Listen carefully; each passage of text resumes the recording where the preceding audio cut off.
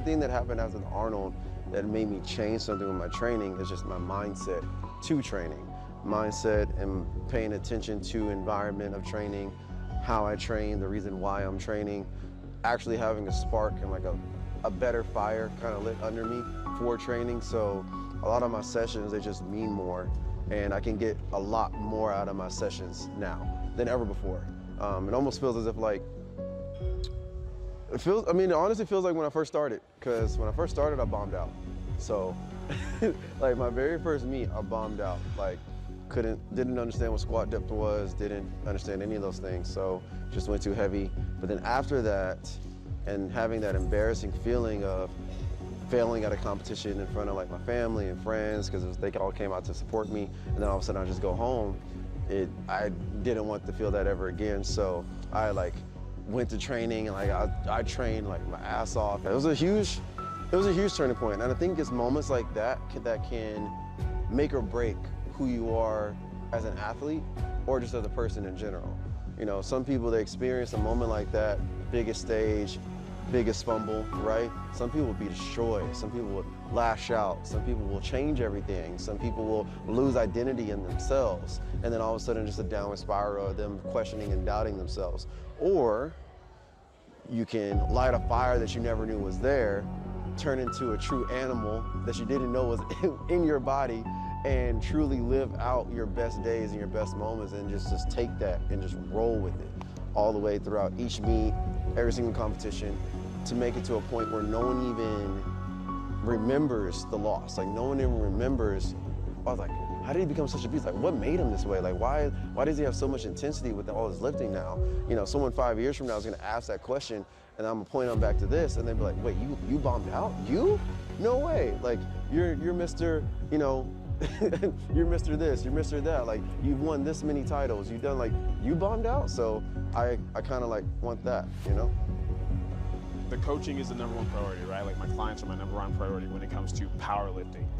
But at the end of the day, when I first started powerlifting, I didn't get involved in powerlifting to be the best coach I could be. I got involved in powerlifting to be the best lifter I could be. So, I mean, like they said, the whole lead from the front thing, that's something that Ashton started saying. He's always like, hey, Marcellus leads from the front. Like, I want to go out there and do my thing to make Coach proud because he's making me proud when he's doing his own thing. So I'm gonna do my thing. I'm gonna talk the way I want to talk. I'm gonna say that I'm gonna win, and I really do believe it. And so if I don't, I look stupid. And it's a lot of fun to go into a meet with people not knowing who you are and coming out of the meet and people being like, what just happened? Who is she?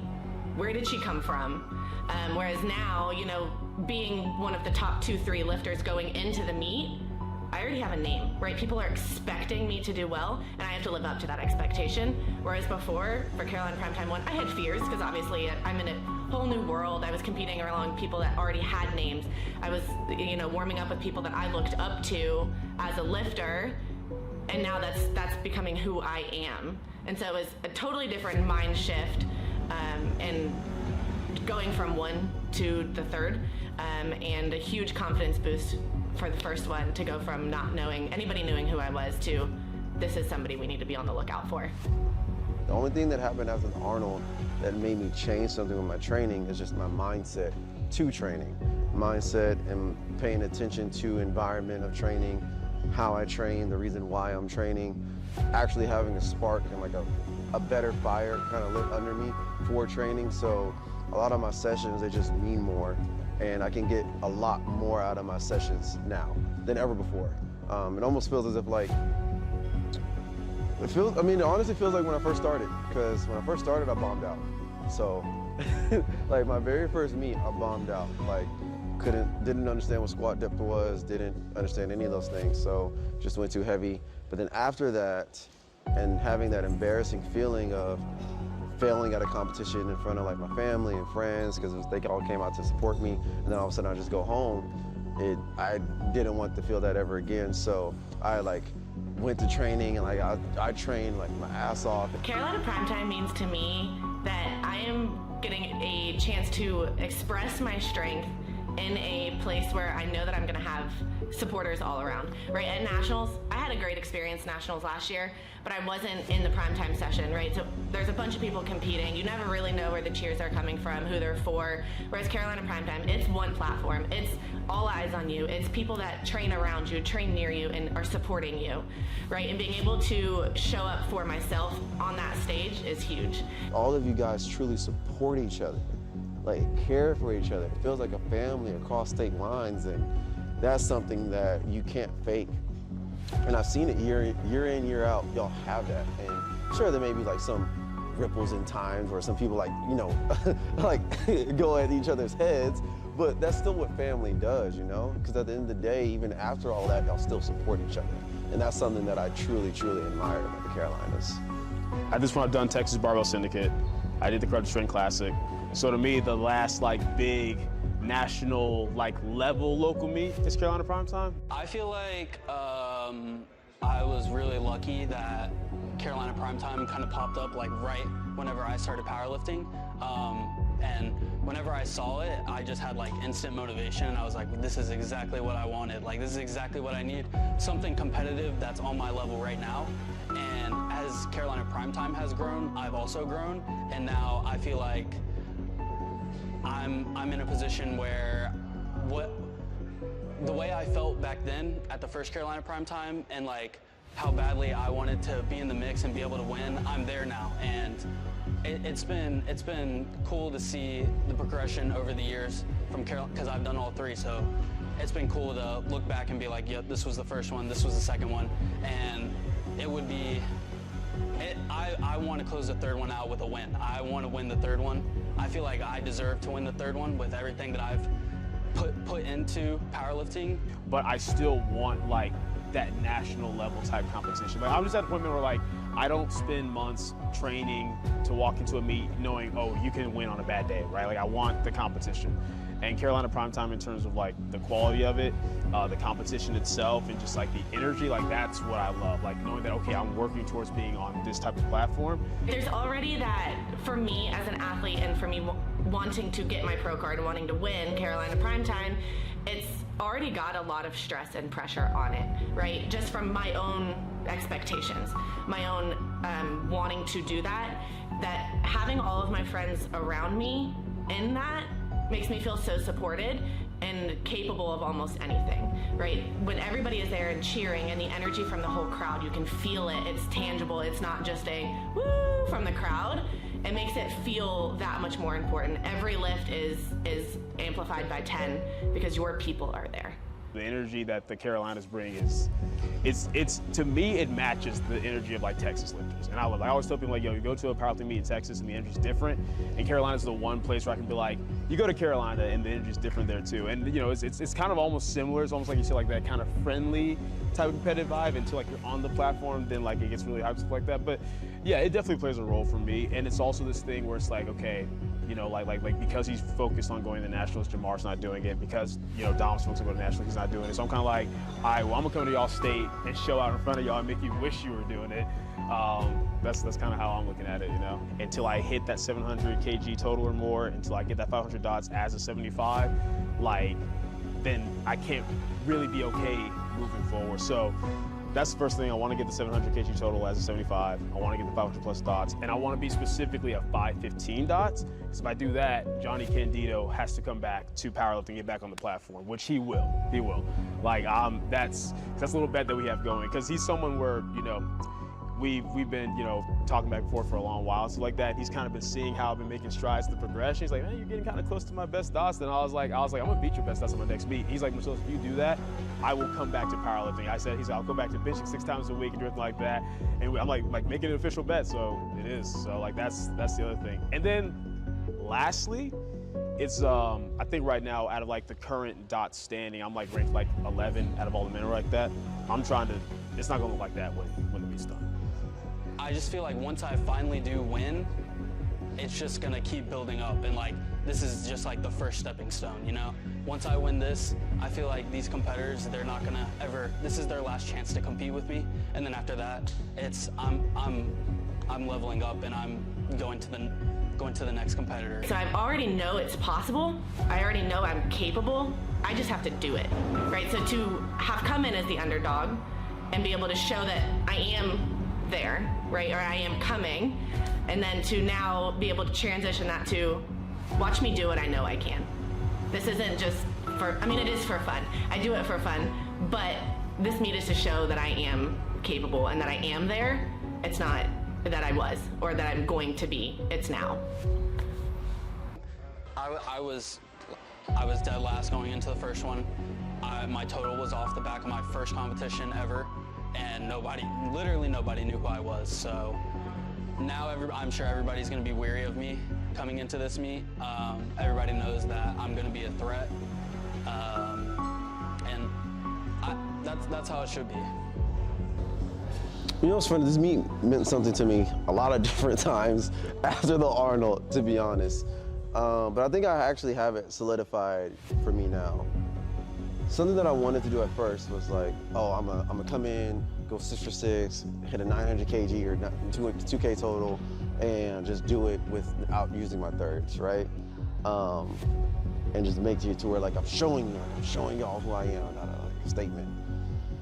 But then I was like, this is the last Carolina Primetime, like possible, right? I'm around people that I truly enjoy, truly love. This is a community that I thrive in, that I like. This is where I truly got my start. That's kind of boring. That's pretty boring. So I decided that I just want to have fun, and I want to be super strong, and I want to do all 3 attempts and all 3 lifts for each thing, and just total whatever I can. I actually want to go all out. I don't want to necessarily be conservative anymore. And people will be like, well, NAS is right around the corner. I'll be 100% honest. I don't care. I have about 1 person that I can honestly see if I have a bad day beating me. And if that happens, I will allow it to happen. So it is what it is. I truly don't care at that point, because my true competition that can compete at a total that I'm posting, I have to wait next year for that. So getting the pro card, or like I said, breaking top 3 and being near that pro card, it's like a pride thing for me. It's to show like, hey, I'm on the same level as the people that I'm handling as well. So that's what it really is for me. Like the pro card would kind of be like the cherry on top. Like if I get the total that I want, if I get the dots, if I beat Johnny's dots, I'm happy. And if I get the pro card as well, then I'm good. I will say this, to the people who are ranked above me, who just, who assume like, oh yeah, the pro card's in the bag, like they can't mess up. Like if you mess up, then I will take that pro card happily. But I'm not the type where I'm like, oh, put on blinders and focus on your goal. I'm like, no, my competition makes me better. Like knowing that I have people who are ranked better than me makes me better. It's why I want to do this meet. Like if it was just about competing, I can go to almost any local Texas meet and know I'll place well. But like knowing that I gotta be like, oh, I gotta beat Andre, I gotta beat JJ. Like I have to execute and beat these people that right now are beating me by 10, 15 dots or whatever. Like I love that. Like I do my best work, in my opinion, as a lifter, when I have either someone to prove wrong or someone to beat or something to overcome, because it keeps me from being passive. Like every rep of every set of every session, I'm more locked in because I'm over here thinking like, okay, they're not messing around right now. Like I know they're not screwing, like they want this pro card. They're gonna do everything they can to make sure they get it. And I wanna make it as hard as possible for them to get that. So absolutely, yeah. I'm glad that I didn't have a better outcome at the Arnold, because I don't think that my training would have changed. I don't think the landscape of powerlifting would have changed. I don't think that there's so much good that did come from it that there's no way that I regret it one bit, because now my whole mission, my whole story, my whole reason for training is gonna last way longer than whatever mission I had beforehand. Because wanting to be the best, trying to put up a stupid total, yada, yada, yada, like, yeah, that's nice, and yeah, that is a goal that I have, but it's not something that like fuels my heart or like wakes me up in the morning. But making it to where that no one can kind of like discredit my name ever again, and to me to never have that experience happen ever again, that's what keeps me going. That's what allows me to like push through the moments that hurt, push through the moments of like me not wanting to do something, me not keep something in check. I always think back to that, and then now I'm just a much better lifter for it. So, and now I can live the rest of my prime years in this mode and this mindset and do something truly stupid in the sport, you know? I think this one is a stepping stone for only one person though. Only one person is gonna be able to take the next step, and I'm doing everything I can to make sure it's me. everybody else is just going to be left behind. Only one person gets a pro card, so. I'm glad that I didn't have a better outcome at the Arnold, because I don't think that my training would have changed. I don't think the landscape of powerlifting would have changed. I don't think that there's so much good that did come from it that there's no way that I regret it one bit, because now my whole mission, my whole story, my whole reason for training is gonna last way longer than whatever mission I had beforehand. Because wanting to be the best, trying to put up a stupid total, yada, yada, yada, like, yeah, that's nice, and yeah, that is a goal that I have, but it's not something that like fuels my heart or like wakes me up in the morning. But making it to where that no one can kind of like discredit my name ever again, and to me, and to never have that experience happen ever again, that's what keeps me going. That's what allows me to like push through the moments that hurt, push through the moments of like me not wanting to do something, me not keep something in check. I always think back to that, and then now I'm just a much better lifter for it. So, and now I can live the rest of my prime years in this mode and this mindset and do something truly stupid in the sport, you know?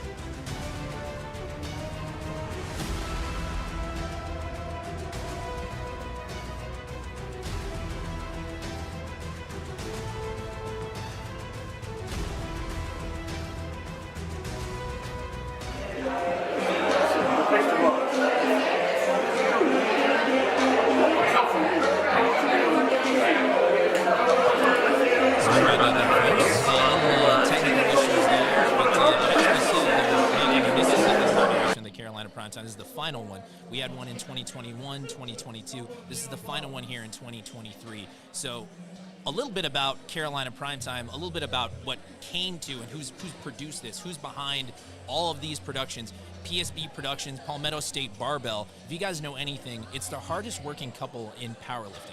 Okay, Megan and Marshall Powell have done so much. This has been a passion project for them to be able to put this on. If you guys see them at national meets, whether it be high school, collegiate nationals, or even if you're a Carolinas lifter, you're lifting it at a lot of meets that are put on by Palmetto State Barbell. I mean, what an unbelievable job that Megan and Marshall have done here in the Carolinas, but also being able to put on these massive productions on a national level too. So I mean, it says so much about who they are as people and who they are in terms of giving back to USA Powerlifting. So it's like, and it's not without its own stressors too. I mean, I'm sure you guys have heard the podcast and everything. It's like they have sacrificed so much to be here. So it's been incredible to be involved, but more than anything, it's been great to be able to work with a Megan and a Marshall Powell. I mean, you've been able to work with them for a while now, and you've worn many hats at a lot of these meets. So it's like you can also probably speak to how awesome they are. They've been amazing. Yeah, absolutely. I mean, I've yet to see two meet directors, especially in, the South and the Carolinas, with as much passion for the sport and with as much passion for growing the sport as the Powells do. I think, when Marshall first opened Palmetto State Barbo, one of the first things he wanted to do was, run meets and bring that national level quality to the local level. And I mean, case in point here today, I mean, I think he's very much satisfied Wow. that requirement. We're in a very fancy hotel. Yeah. The production value for this meet is absolutely through the roof. And so their passion is in the pudding. I mean, we can see all their hard work, all their efforts on pure display today. Absolutely. So let's talk a little bit about the meet format then there, Nick, because this is not your typical kind of body weight sort of head-to-head battle. We're doing a dots-based meet. So can you tell me a little bit, what is dots? For somebody at home who otherwise doesn't know what that means. Sure, yeah. So all dots is it's kind of an equalizing coefficient that we use in powerlifting. So that puts men and women based off of weight, age, and gender in kind of a similar playing field, so we can kind of compare lifters versus lifters and not have to go specifically by weight class. Yeah. So in good meets like this, weight class might not necessarily matter. Yeah. All that matters is the weight that you put on the bar and how well you're able to execute on the platform. And so I think dots is a really good, for me, I think dots is a good way to kind of cut out all the extra noise, and you're just able to lift and just focus on the lifting. Yeah, it's really interesting when you mention it kind of that way. Speaking to some of the lifters outside in the lobby and everything, they're talking about, the big conversation was like, where'd you wake up at? Yep. Like, how much are you weighing? A lot of them did water cuts to make sure to maximize their dot score. So it's like, more specifically, like someone like Marcellus Williams, who's talking about, well, I really want to beat Johnny Candido's total. So it's like the 2K at 90. Exactly. But how to do it, he wants to make sure, like, all right, I'm weighing in at about, if I'm lucky, he told me yesterday, about 160. If I can get 160, and I hit the numbers I need to hit, I can break his 500, or I can break his dots. And that's what he was going for here. It wasn't entirely like, hey man, if the pro card is within reach, Marcel's is going to go for it. He's a swole fester, baby. I mean, that's what he's going to do. Having said that, he has his goal here. Everyone else has their goal here outside of kind of the names that you're probably going to see that are hovering in that 1 to 3 spot that everyone's been talking about. But having said that, this is a little bit of a different kind of meet where it's not just a pro series meet. We do have 3 lifters who are professionals. We have Daniela Mello, Solana Lewis, and of course the big headliner, the one you guys are here to watch, Mr. Brandon Petrie. That's absolutely right. Right. And outside of that, though, we have a pro qualifier. So outside of those 3 names, there's a pro card up here for grabs, Nick. I mean, what does that mean for somebody who's competing here? This is, I think, probably one of the best opportunities to get a pro card at the local level. And I mean, I don't know if you were listening to the Two White Lights podcast. Yes. Shout out Angelo and Steve and Solana. But I don't know if you're listening to the podcast, but a lot, this is one of the first meets at the local level to offer a pro card. The only other qualifiers were, the Arnold and those other big time meets. Yeah. And so for lifters in the Carolinas, and we have a ton of strength here in the Carolinas, for all of our lifters here, this is the best opportunity to do that because the playing field is, thinned out quite a bit. We're only focusing on the Carolinas and those strong lifters in this region. Yeah, and it's exciting too. I mean, we talk about the Pro Series here, Nick, but it's like the Pro Series has been such a fun thing to follow from its inception around 2021 with the Virginia Pro. Seeing where things have been following since. We just had the Pro Series finals at the Arnold this past year, a few months ago only. And to kind of see how things have shaken up and how things have moved along, it's nice to see that the Pro Series now is something that's legitimized powerlifting on a professional level. We got lifters finally getting paid for what they're doing because, to me, these are professional athletes. Absolutely. When you see what they do in the gym, you see their dedication to the game. On top of just the training, it's the nutrition, it's the recovery, it's the coaching, it's giving back. These are professional athletes in my mind, so it's nice that the Pro Series came around to kind of legitimize those efforts. So it's really exciting to kind of be where we are now. So with that said, let's talk a little bit about those lifters. So, Let's do it. Nick, you wanted to talk a little bit about some of these females, so let's hear it. Let's do it. Yeah, so I'm super stoked to watch the battle on the women's side. Obviously, like you said, we've got Solana Lewis and Danny Mello, both with their pro cards already. Danny Mello, obviously the heavy favorite to win overall best lifter at this meet. But we do have, like I said, we do have 4 other ladies that are in the running for a pro card at this event. Oh, yeah. You know her, you love her, Brandis Dye. Let's call it, Dr. man. Lift Heavier Dye. That's right. She is the heavy favorite to win her pro card today. That's right. We've also got Ariel Patra, who has a very interesting story with Carolina Primetime. She was a professional level lifter. She did get her pro card at the very first Virginia Pro. That's right. However, she is the only lady in her flight without a pro card who previously had one. So she's got that extra motivation behind her to try and get that pro card back under her belt. Yeah, no, it's exciting. I mean, but beyond that, we also had, we talked a little bit about Brandis, but Brandis, I mean, what's crazy about her is that she could actually outdots even the pros here. Yeah. Like, Brandis Dye, she's that girl. Like, this is going to be an exhibition for her. So it's obviously we'll get into it later in terms of the predictions, but I think it's going to be really interesting to see her kind of show out here today. And they had her projected dots really high, up in like the 520s. Oh, yeah. Yeah. 520 plus. Yeah. That's going to be ridiculous. If she's able to pull that off, she might. Yeah. I mean, she's definitely going to podium at this event. There's no question now about it. We're talking about raw mats. You know what I mean? Like, now we're talking about the meets after this. Like, absolutely. Oh, she's no doubt she's podiuming at Nats. Yeah. No doubt. Exciting stuff. Yeah, and then who else we have this meet? We've got Lori McCormick. She's going to look for a very strong performance today. Who else we've got? Carmen Hu. I mean, Wiggly Tufts, like, come on. Incredible she stuff. Is sneaky strong. And snappy, too. Sneaky Everything strong. moves so well. I mean, if you guys watch any of her lifts online, then you'll know that it's like, they alluded to it a little bit on Two White Lights, but... all of it will be fast. Yeah, everything will be fast until it's not. And the thing is you want to try to make sure that, like, we're not calling she's like, wow, man, she's got 20 kilos left here. Like, this moves like an opener. But that's the thing is, like, she's such a strong, snappy lifter that it's just kind of like, it's going to look like it's moving on a Smith machine. So really, really excited to see Carmen Hu in person. I saw her actually getting her rack heights earlier, and I'm like, man, she's jacked. So, like, this is super exciting to see some of these lifters up in person. So really excited to see Carmen Hu up there. Absolutely, yeah. Like I said, we're going to see a phenomenal battle all on our women's side. Be looking out for Miss Brandis Dye. She's going to be a heavy favorite for that pro card. And I think Lori McCormick and Carmen and Ariel, for that matter, they will be in a good, strong running to try and take that card from her.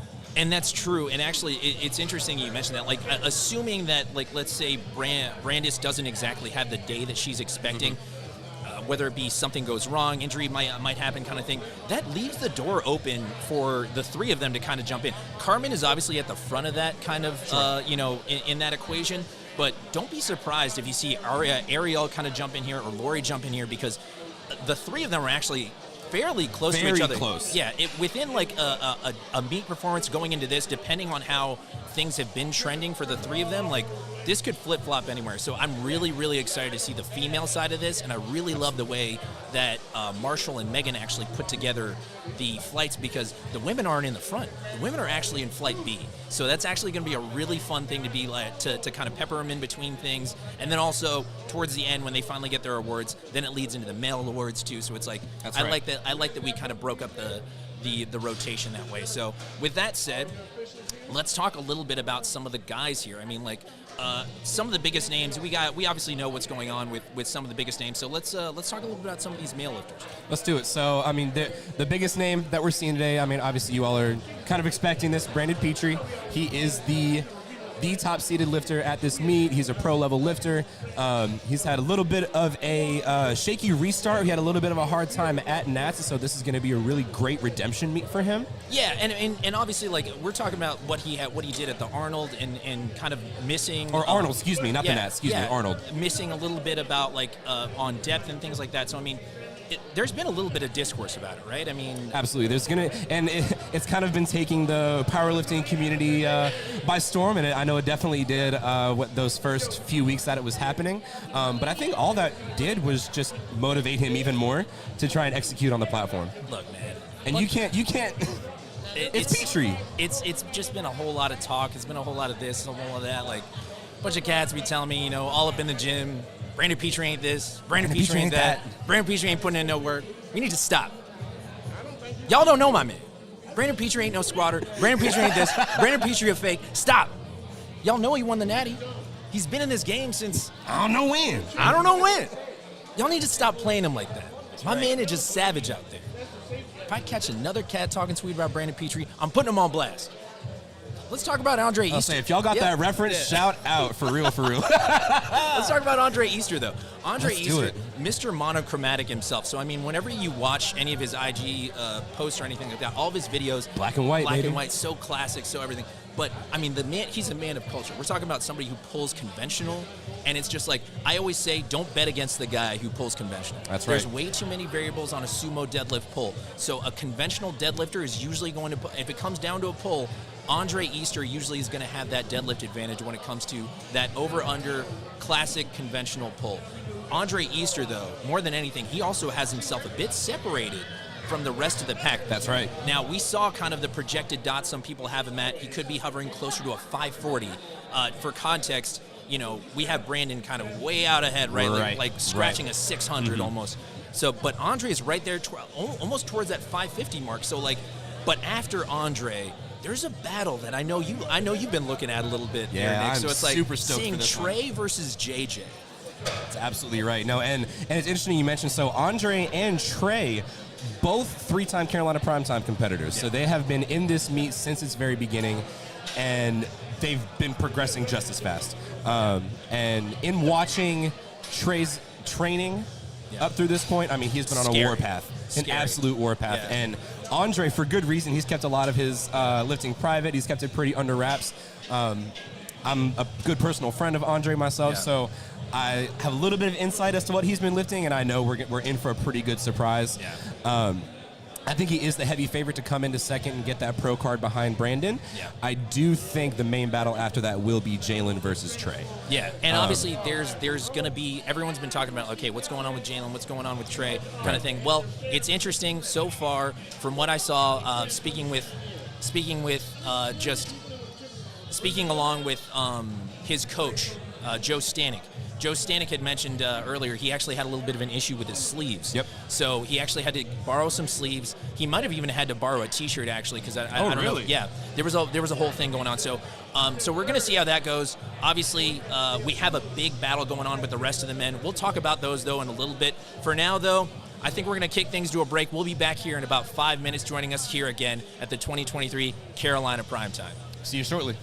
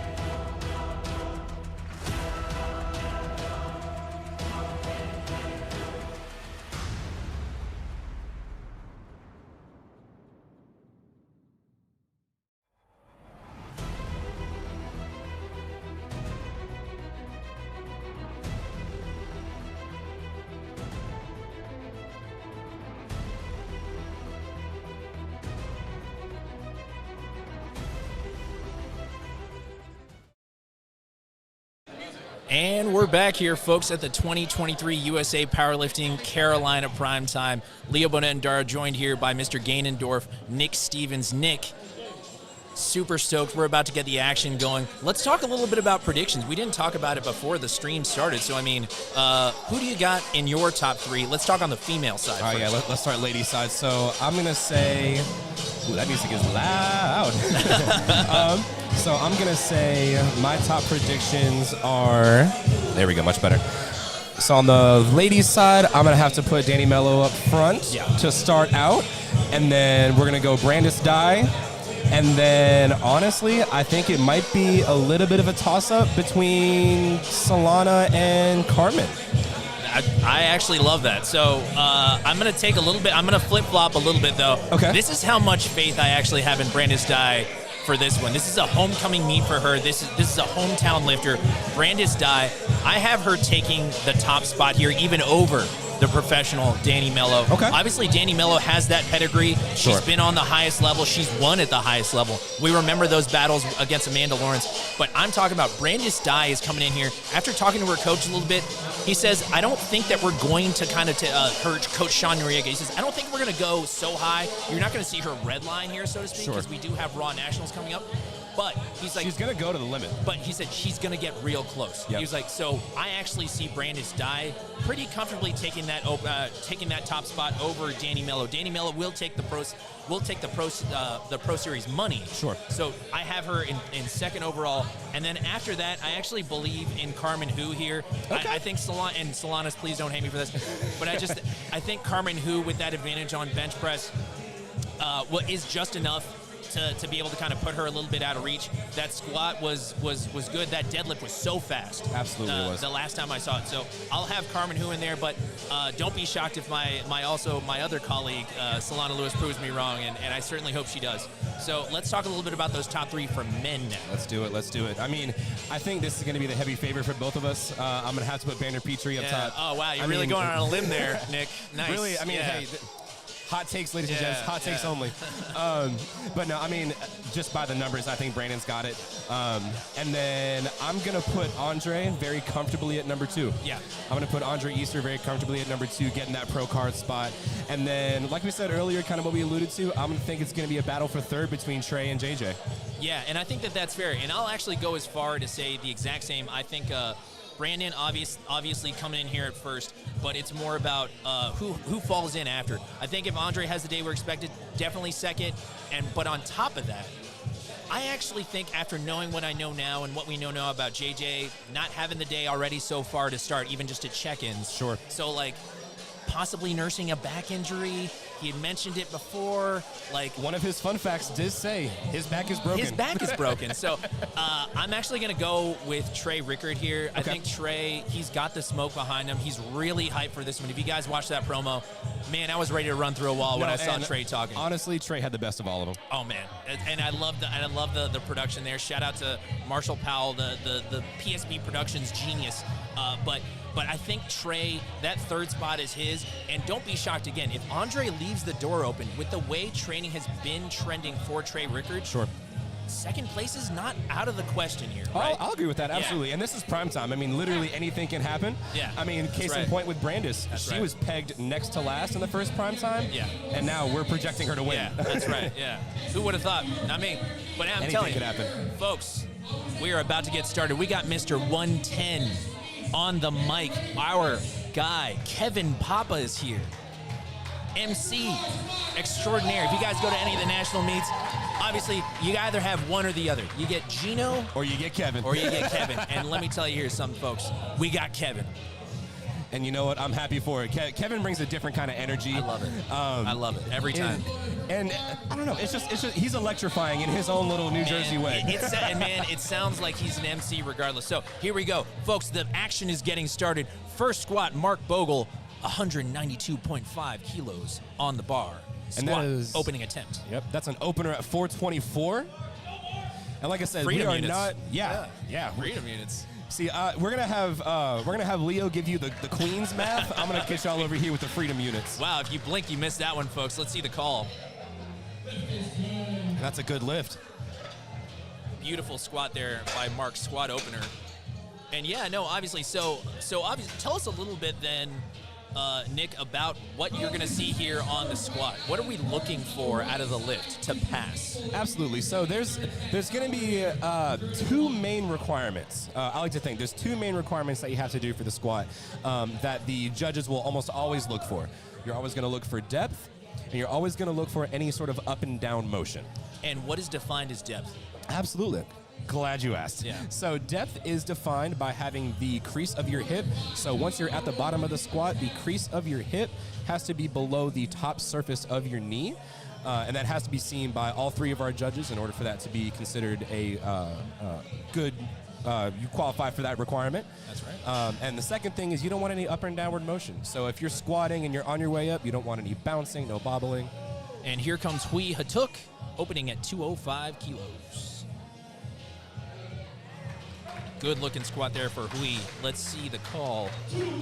2-1. And interestingly enough, how you'd mentioned, we saw a blue card there. That infraction is, and again, this is kind of a guess on our end. I'm a referee, so I can guess that it was probably an up and down motion, a blue card on that one.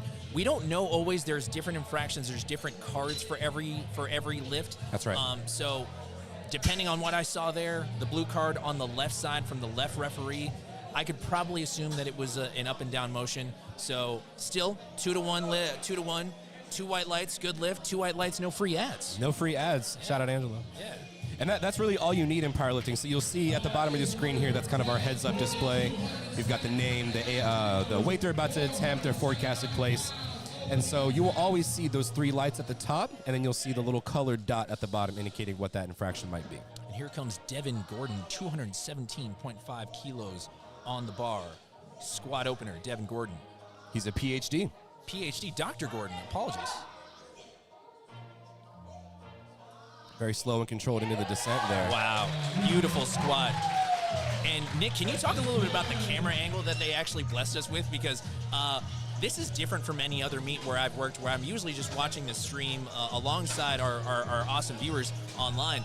We're actually off to the side. We can see this live. We can see I actually feel like I have a everything. better view than some of the side rests, frankly. This is awesome. I mean, we can very clearly see depth. I mean, even through the spotters and loaders. And we have a good instant replay here. We're sitting right next to the jury. We are well into the action. I mean, this is awesome. I mean, obviously, like, you don't usually get this kind of setup at a meet, even at the national and pro level. So a huge shout out to the PSB Productions fam. They've done such a tremendous job here. Here comes Nicholas Gorham, 227.5 keys on the bar for Nicholas. This is a 500-pound opener for a good personal friend of mine. He and I actually lift at Olympus 365 together. Well, how about that? Let's see here. The Nicholas connection. Let's see it. Now, one thing we're going to be really excited for with Nick 3 is white deads. lights. Oh, we're going to be really All excited right. for his deads. All right. Nicholas Gorham, beautiful squat opener there. Moved out, an opener needs to move, right, Nick? So, I mean, you're a coach, Barbell Dream. Shout out Barbell Dream Coaching. Always reach out to Mr. Gainendorf. So, Nick, how would you set up your game day plan in terms of an opener for your athlete? Sure. Yeah. So, ideally, we would want an opener to be something that we've probably already hit before. Right. We want to do a weight that we know we can hit. We want to be sure we're on the board with a solid number, and then have that good basis to build off of. So, generally, an opener should be between about RPE 6, RPE 7, 8. Nothing too difficult, but challenging enough to put you on the board. And here comes Wayne Blakeney, opening at 230 kilos. Let's see the call here. Wayne Blakeney, a long way to travel for that bar, by the way. 3 white lights. I think he's our tallest lifter on the roster. Yeah. Heck of a sport for him to pick, too, by the way. Absolutely. Love to see it. Taller lifter. He really maxed out that Texas Strength Systems rack. He really did. I think, I can't see the number, but I think they're up in the teens on that rack. Yeah, that's incredible. And here comes Quan Myers, 230 kilos on the bar, squat opener. 507 squatting in the forces? Squatting in the forces. Ooh, man of culture. Love to see it. Love to see it. Quan Myers.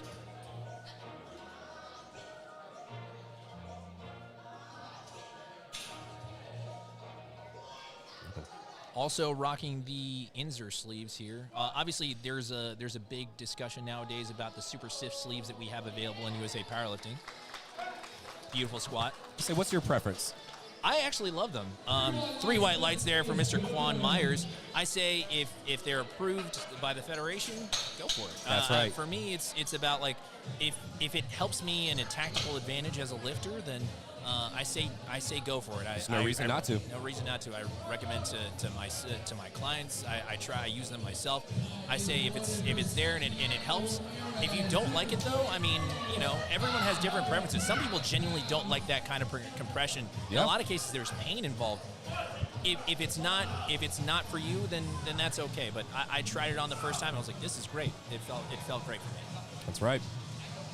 Here comes Santiago Ramirez, 240 kilos on the bar.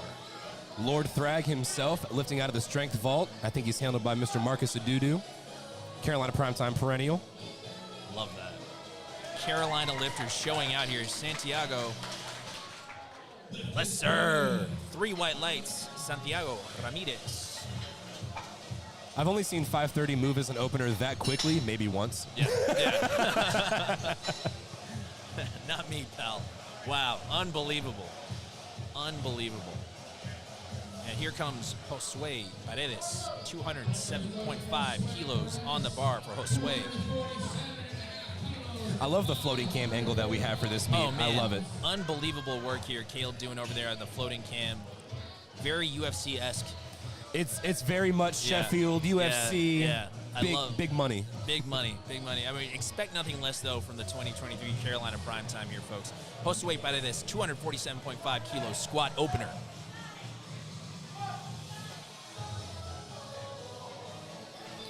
And right out of the hole there. Now let's see the call here for Josue.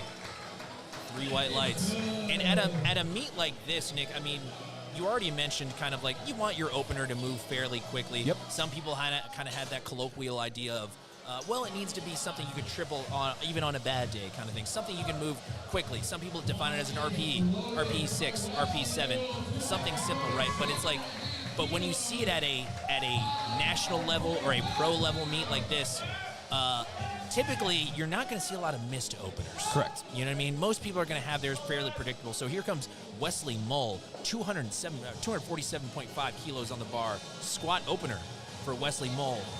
A Nori boy himself. Yes, he is. Noriega's in the corner. That's right. Now let's see the call here. Move real fast. 2-1. 2-1 did look a little close from the front. And interestingly enough, for any of those curious to be referees, you can sit anywhere you want. There's no definition of where you have to be exactly. You do need, if you're off to the left or you're off to the right, you do need to be somewhere off to the left, somewhere off to the right. Where that is, though, is Completely up to you, yeah. Is up to your own discretion.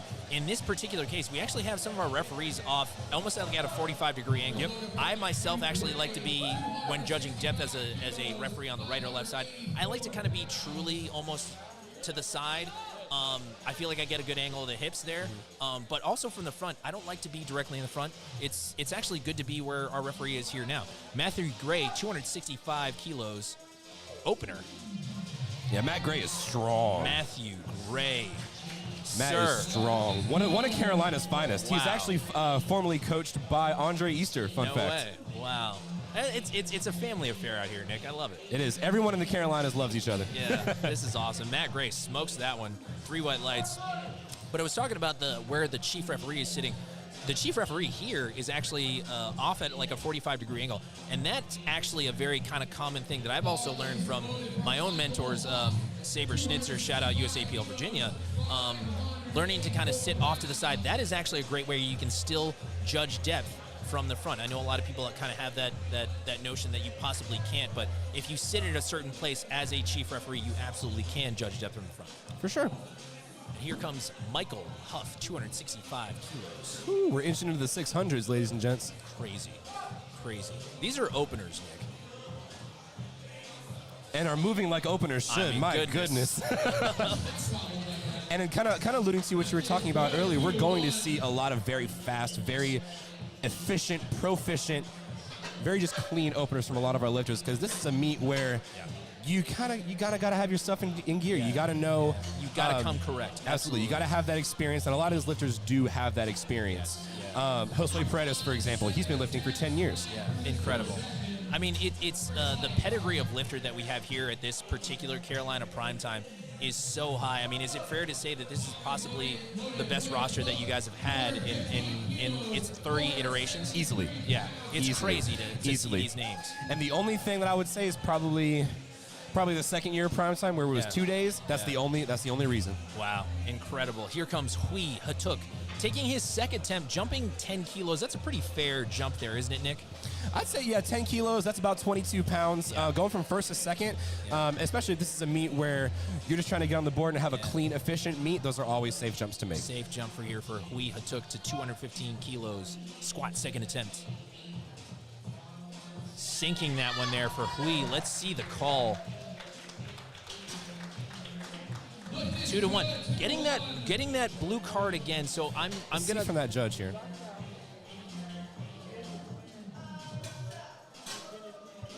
Yeah, it could have been an up and down. Could have been possibly not locking the knee. That's what I would have seen, is the knee unlocking. I mean, again, this is all speculation on our end. So we have an up-and-coming referee here, Mr. Nick Stevens. So we're trying. It's a great way to kind of see this. If anyone's interested in possibly getting involved, this is also a great way to get involved too. Watching these streams and kind of seeing what the infractions are and cross-referencing with your own USA Powerlifting rulebook. And here comes Mark Bogle, also taking 215 kilos for a ride. Right. But this jump, a little bit higher. It looks like 22 and a half keys. Now, I will say Mark's opener did look a little bit faster than Wee's. However, we'll see how he moves this one. Just as easily. Pause.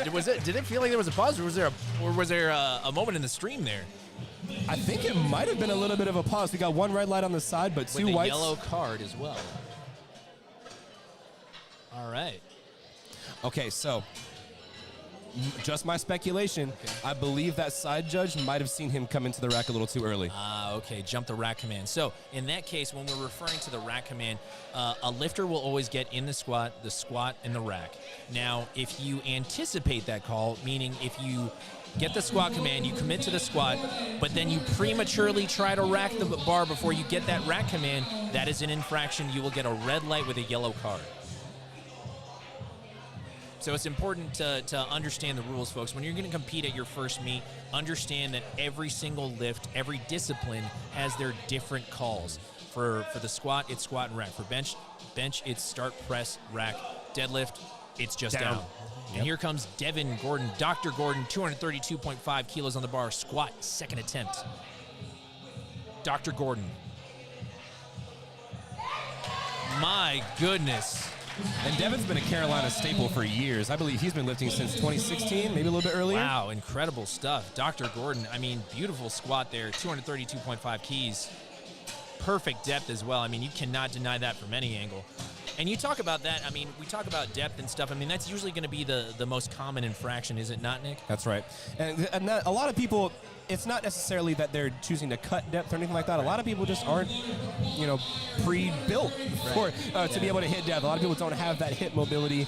A lot of people don't have longer femur lifters. Exactly. Yeah, a lot of, like, some people have to go a lot further down.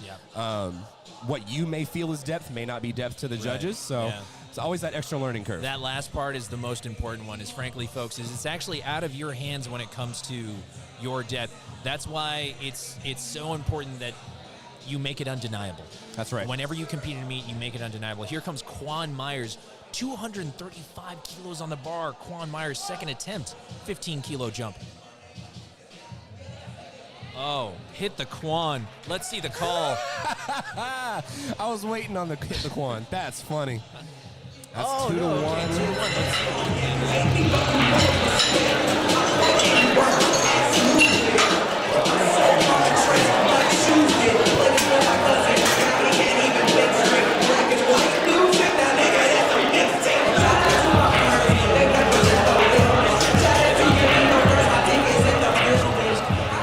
That was a good call by our referees as well. And I know some people might think, like, oh man, that's such a small move. Well, by the letter of the law, that is the call. That's right. And unfortunately, that is kind of like when it comes to refereeing, you have to call it as the rule book states. Absolutely. Yeah. So here comes Nick Gorham, part of the Nick fan club, 242.5 keys on the bar squat, second attempt. Incredible here. This is a 15-kilo jump here, Nick. Mr. Whole Lot of Deads himself, coached by Eric Traeger out of North Carolina. Whole lot of deads. Whole lot of deads. Whole lot of beautiful squat. Let's see the call. Just as easy. My goodness. Undeniable. And kind of like what we were talking about. So as a coach, I always try and start out with my athletes, train to comp standard as soon as you start, because once you train in that mindset and you train to those standards, it's impossible to train out of that, right? And so especially with young lifters, newer lifters getting into the sport, it's always important to train to comp standard. And do you think that it actually helps to, and I know kind of it's a lot of people online, they like to post their videos from the front. That actually doesn't give you the true idea of what your depth is. I actually always recommend recording videos from the side. Diagonal, yeah. I like diagonal angles personally. Yeah. Just because I can see, how their shelving is situated. I can see their depth, knees, all that stuff. Yeah, here comes Mr. Wayne Blakeney, taller lifter, like we talked about, 15-kilo jump to 245 kilos, squat second attempt.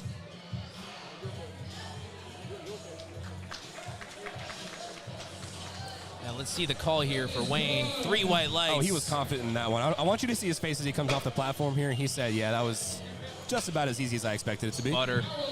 My goodness. And really beautiful position, actually, out of Wayne Blakeney. Like, again, we talk about, like, taller lifters, longer-limbed athletes, people who otherwise, like, if you're a smaller lifter, you tend to have more advantageous leverages. Seeing taller lifters that can find good positioning, especially on the squat, it's so rare, but when you see it done, you're like, it's man, beautiful. It's possible, though. And you know that you can do it. That was such a beautiful squat out of Wayne Blakeney. So here comes Josue Paredes, 255 kilos, squat, second attempt. This is a 7.5 kilo jump, Nick, so not that big of a jump for as big as a squat as he has. And honestly, that kind of makes sense because the more weight you add on, that weight adds up quick. That's right. And here comes Josue, smoking it out of the hole. Let's see the call. 3 white lights. 3 and easy. 562 goes down nice and easy. Yeah. Beautiful squat there for Josue. Also, another one of our Inzer enthusiasts, stiff sleeve enthusiasts. I'm an Inzer fan myself. Yeah. I've got 2 pairs. Yeah. So. Yeah. I also have a pair. I love those.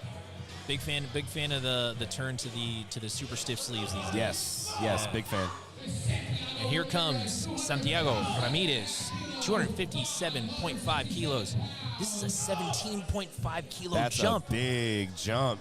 And honestly, it's so interesting to see the different, the amount of jumps or the number of weight that these lifters have in their jumps.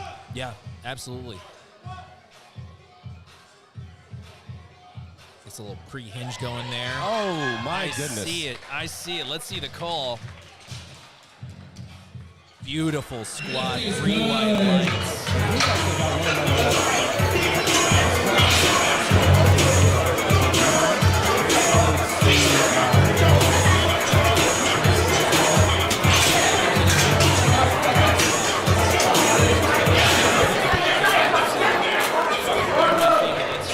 Regardless to follow, I mean, like, it's not even just about the lifting; it's about the food, really, for me. Food and lifting. That's all you need. It's the food for me.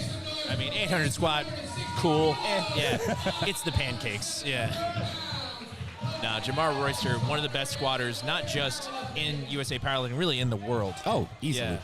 Jamar Royster, incredible stuff. Excited to see his work at Raw Nationals. Here comes Wesley Mull, 260 kilos on the bar, squat, second attempt. And we see Wesley, he's rocking the brand new TKS sleeves, the new Titan knee sleeves. Love it. Titan's own version of the Love stiffies. it. Shout out Titan support. Wesley. Woo!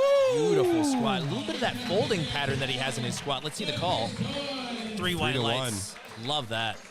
Whatever that judge saw in depth on the first attempt was gone for this one. Yeah. And you can tell he there. sunk it. You can tell there. Has a little bit of that more closer stance, too, with the low bar position. Very interesting. It forces the athlete to stay in kind of that more like hinged position, almost that folding pattern squat. And a lot of people, if they're like a lot more quad dominant, a lot more glute dominant, it works out way better for them. It makes sense, yeah. And if it works, it works. It's one of those things. That's the beauty about powerlifting is we're all built differently, but certain ways to lift will fit just about anybody. You'd be surprised. So it's always interesting to see that, especially at the high level, at the pro level. Absolutely, yeah. And especially at this level, like there is no one-size-fits-all approach. Yeah. I mean, that you hear that with coaching, programming, basically anything. Yeah, it's really fun to watch. Here comes Michael Huff, 277.5 kilos on the bar, 12.5 kilo jump here for Mr. Michael Huff. And we're into the 600s, ladies and gents. We made it. Didn't take too long. Didn't take long at all. Here comes Michael Huff. Oh yes, beautiful squat, Michael Huff. 3 white lights. 3-0, undoubtable for Michael. And we're not, I mean, at this point, Nick, we'd already kind of mentioned it, but if anyone is following along, possibly at home, pull up the liftingcast, liftingcast.com, go to the Carolina Primetime tab and follow along if you'd like. I mean, I'm looking at the screen now. There's a whole lot of green on there, isn't there? Oh yeah, I mean, we would at least see at least 2 or 3 by now. Yeah. At most locals, even some regionals or nationals, but we've seen maybe 1 missed lift thus far.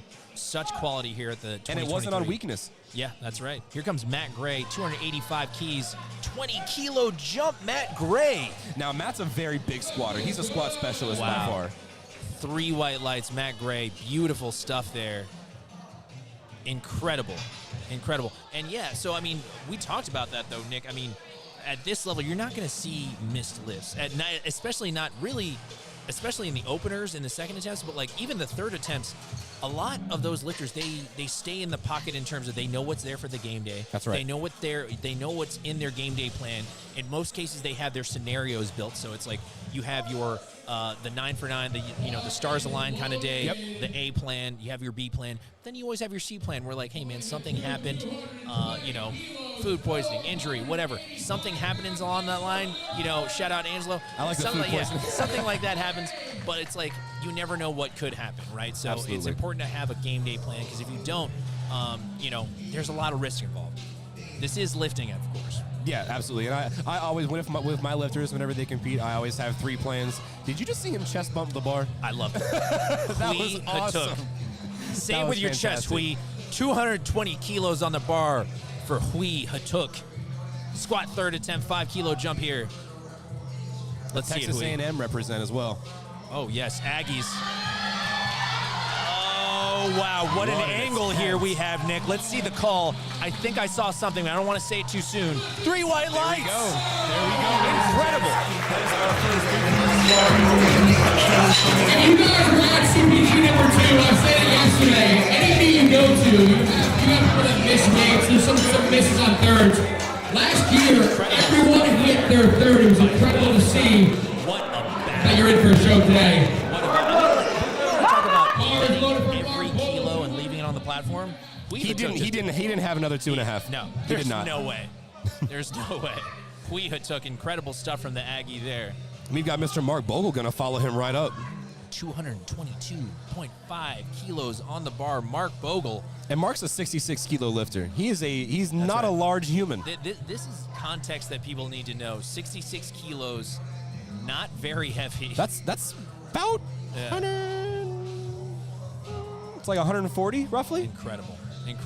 And And this he's is a about to put near up 500. A near 500 squat here. Wow. Mark Bogle, let's see it. Squat third attempt, 222.5 kilos on the bar. Mark Bogle. Oh, Mark. Great catch there by our spotters and loaders. And in referring to that, great job. Nick, you've worked as a spotter and loader even here at Carolina Primetime. That's right. Can you talk a little bit about what spotters and loaders mean to a meet? They are the meat. Yes. Spotters and loaders are the meat. The meat does not happen without the spotters and loaders. Yeah. They are the ones putting the weights on, changing the racks. They're the ones keeping you safe. Handing off the bar on bench press. Absolutely. I mean, the speed with which the spotters and loaders change the weights, the efficiency with which they protect the lifters whenever they fail a squat or a bench, they make the meet. And so it's super important to have a good team of spotters, super important to have a good team of spotters that are cohesive, they know each other, they know the meet. Yeah. and they know how to spot and load. You got to have that experience. You can't say it enough. I mean, anytime we do these, we always have to shout out all the volunteers. It's not just the referees. They do such a great job. They're the lifeblood, but also the spotters and loaders are also the lifeblood of a meet. It's so important. You can't have one without the other. It really is a synergistic relationship. Here comes Quan Myers retaking 235 kilos for his squat third attempt. Missed that second. Fighting back here. See the call. Give it to me. That's a solid squat. I'm going to have to give it to him. Pins and needles. The anticipation. Good. The lift is good. Two white lights. Two white lights. So, a dead cut from the front.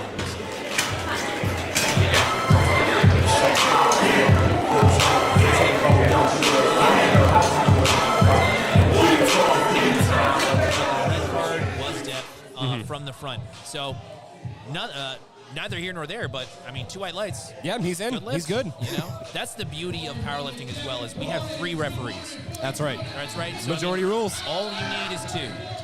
You want to get 3. Right. But all you need is 2. And it's always important. You'll see sometimes the coaches asking the referees after the calls, like, hey, what was that? Even if it was the third attempt, just to know, hey, something to fix in the future. Right. So here comes Dr. Devin Gordon, 242.5 kilos on the bar. This is a 10-kilo jump for Dr. Gordon. I think it's there. That's a good game plan that he chose to. So a bigger jump from first to second, but then taking it more controlled from second to third. Dr. Gordon. It worked out perfectly well, I'd say. Dr. Gordon, let's see the call. Talk that talk, Dr. Gordon. Let's go, baby. My man was fired up right there. Shot out of a cannon out of that platform. Wow. Wow. Incredible stuff, Dr. Gordon. Beautiful. Beautiful squat attempt there. How your third wants to move. Honestly, how your second wants to move. And just a little bit of specification there, he is a polymer scientist. Yeah. Big time science doctor. Yeah, yes, absolutely. I'm nodding my head, Nick, as if I know exactly what that is. Very smart. All right, here comes Nick Gorham. He wanted me to say this on stream, so you're welcome. He is a casual One Piece enthusiast. All my One Piece enjoyers out there. 250 kilos on the bar. Squat third attempt, Nick Gorham. 7.5 kilo jump here to his third attempt. Love the song choice. Absolutely. Oh my goodness. Nick Gorham, hype. Let's see the call. I'm happy for him. So in watching his training all the way up here, he had a little bit of a hip bobble a couple weeks ago. Yeah. So he was really nursing his squat, trying to make sure he had a solid day, and it looked like he panned out very, very well. I mean, could have done a lot worse than that, I tell you. Oh, yeah. Unbelievable. And his fun fact number 5 for Nick, he doesn't like squatting. Wow. So he does it well. Yeah, well, it could have fooled me, frankly.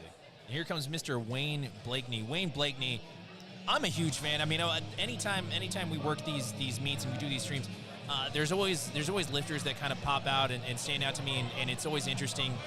And Wayne Blakeney is I'm early becoming a fan. I mean, for how tall he is to squat as pretty as he does, I mean, Wayne Blakeney fan club, folks. And he competed at the very first Carolina Primetime, and so I had the wonderful pleasure of trying to spot him. Yeah. How do you do that? You just put your arms in the air? You just have to hope he doesn't drop it. Yeah.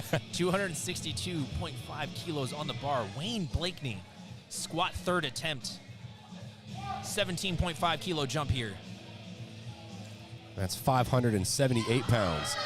All right. Now let's see the call. I thought I saw something. 3 white lights. 3 white lights. Wayne Blakeney. Love that shot. Beautiful photo. Hit him with the flex. Wayne Blakeney, squat third attempt. Beautiful. Now that's a great one. Clip that one off for the promos. I was going to say. Now, it's interesting to see the kind of lifters that there are. Some people are super energetic, super emphatic about their lifts, big celebrations. Yeah.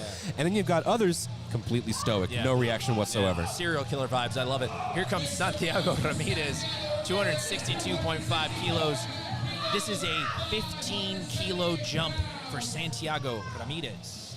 That's right. He's a mechanical engineer and sushi expert, Santiago is.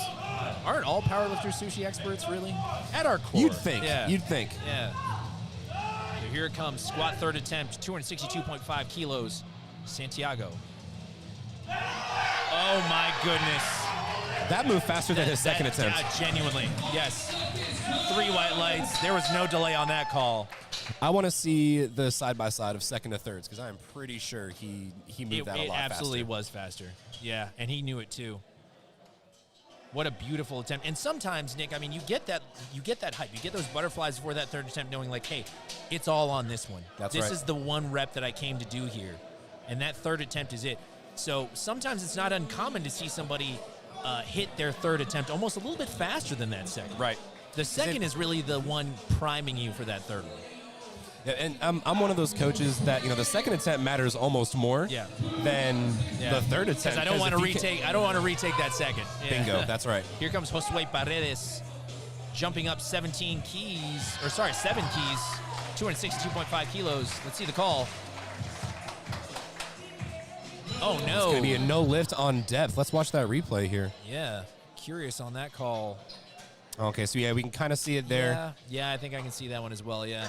And that's all right. Josue, he'll go back in his training. He'll fix that. Not a big deal. I'm gonna say that's still none of our lifters so far have missed more than 2 lifts. Yeah, and it's only 1 missed lift. We're talking about again the quality of the lifters here. It's just been so high. The quality of the lifting has been so high. So this is such a credit to all of our lifters here. The squats have been moving incredibly, and more than anything, a credit to the game day handlers, the coaches. I mean, the attempt selection has been just chef's kiss, incredible. Absolutely, and that's another side of powerlifting that a lot of people don't think about. It's the handling, the coaching side, the number calling. Attempt selection, yeah. Here comes Wesley Moult, 267.5 kilos, coached by Sean Noriega. 267.5 kilos for Wesley Moult. Squat third attempt, getting in position in the tightened sleeves. We got handler Sean Noriega in the corner. All the cues. All the cues. Oh my goodness. Let's see the call. Oh no. A little bit That's of depth. Unfortunately going to be a no lift for Wes. A depth call on there. And see the replay, and yep. Yeah, I think that's about right, honestly. So I think he might have cut it just a little bit too high. And that's common though, Nick. I mean, as the weights get heavier, we just all subconsciously as lifters tend to cut a little bit higher. You get a little nervous. You approach the hole in the squat, and sometimes you just naturally just cut it a little bit higher. You just hope that it was enough to satisfy what we require for depth. But wasn't found there. It's okay. Wesley Moult has a great coach in Sean, so they'll go back into the lab and start to work on things. So expect a lot more out of Wesley here at his next one. And again, that's only 1 missed lift. He's still 2 for 3 on squat. That's right. Still a chance to have a great day. Here comes Michael Huff, 282.5 kilos, squat third attempt, 5 kilo jump. I'm loving these third attempt song selections. These are great. Yeah, it's very telling of the lifters. It's exciting, isn't it? Yeah. Here comes Michael Huff. That wasn't a third attempt. No, it wasn't. Can we get a 4? No? All right. Yeah. Michael Huff. If it was an American record, maybe. Yeah. Michael Huff, beautiful stuff there for that squat third attempt. And here comes our boy. Mr. Matt Gray himself. Matt Gray, finishing out the flight. I mean, who else? 292.5 kilos. This is just pure ignorance.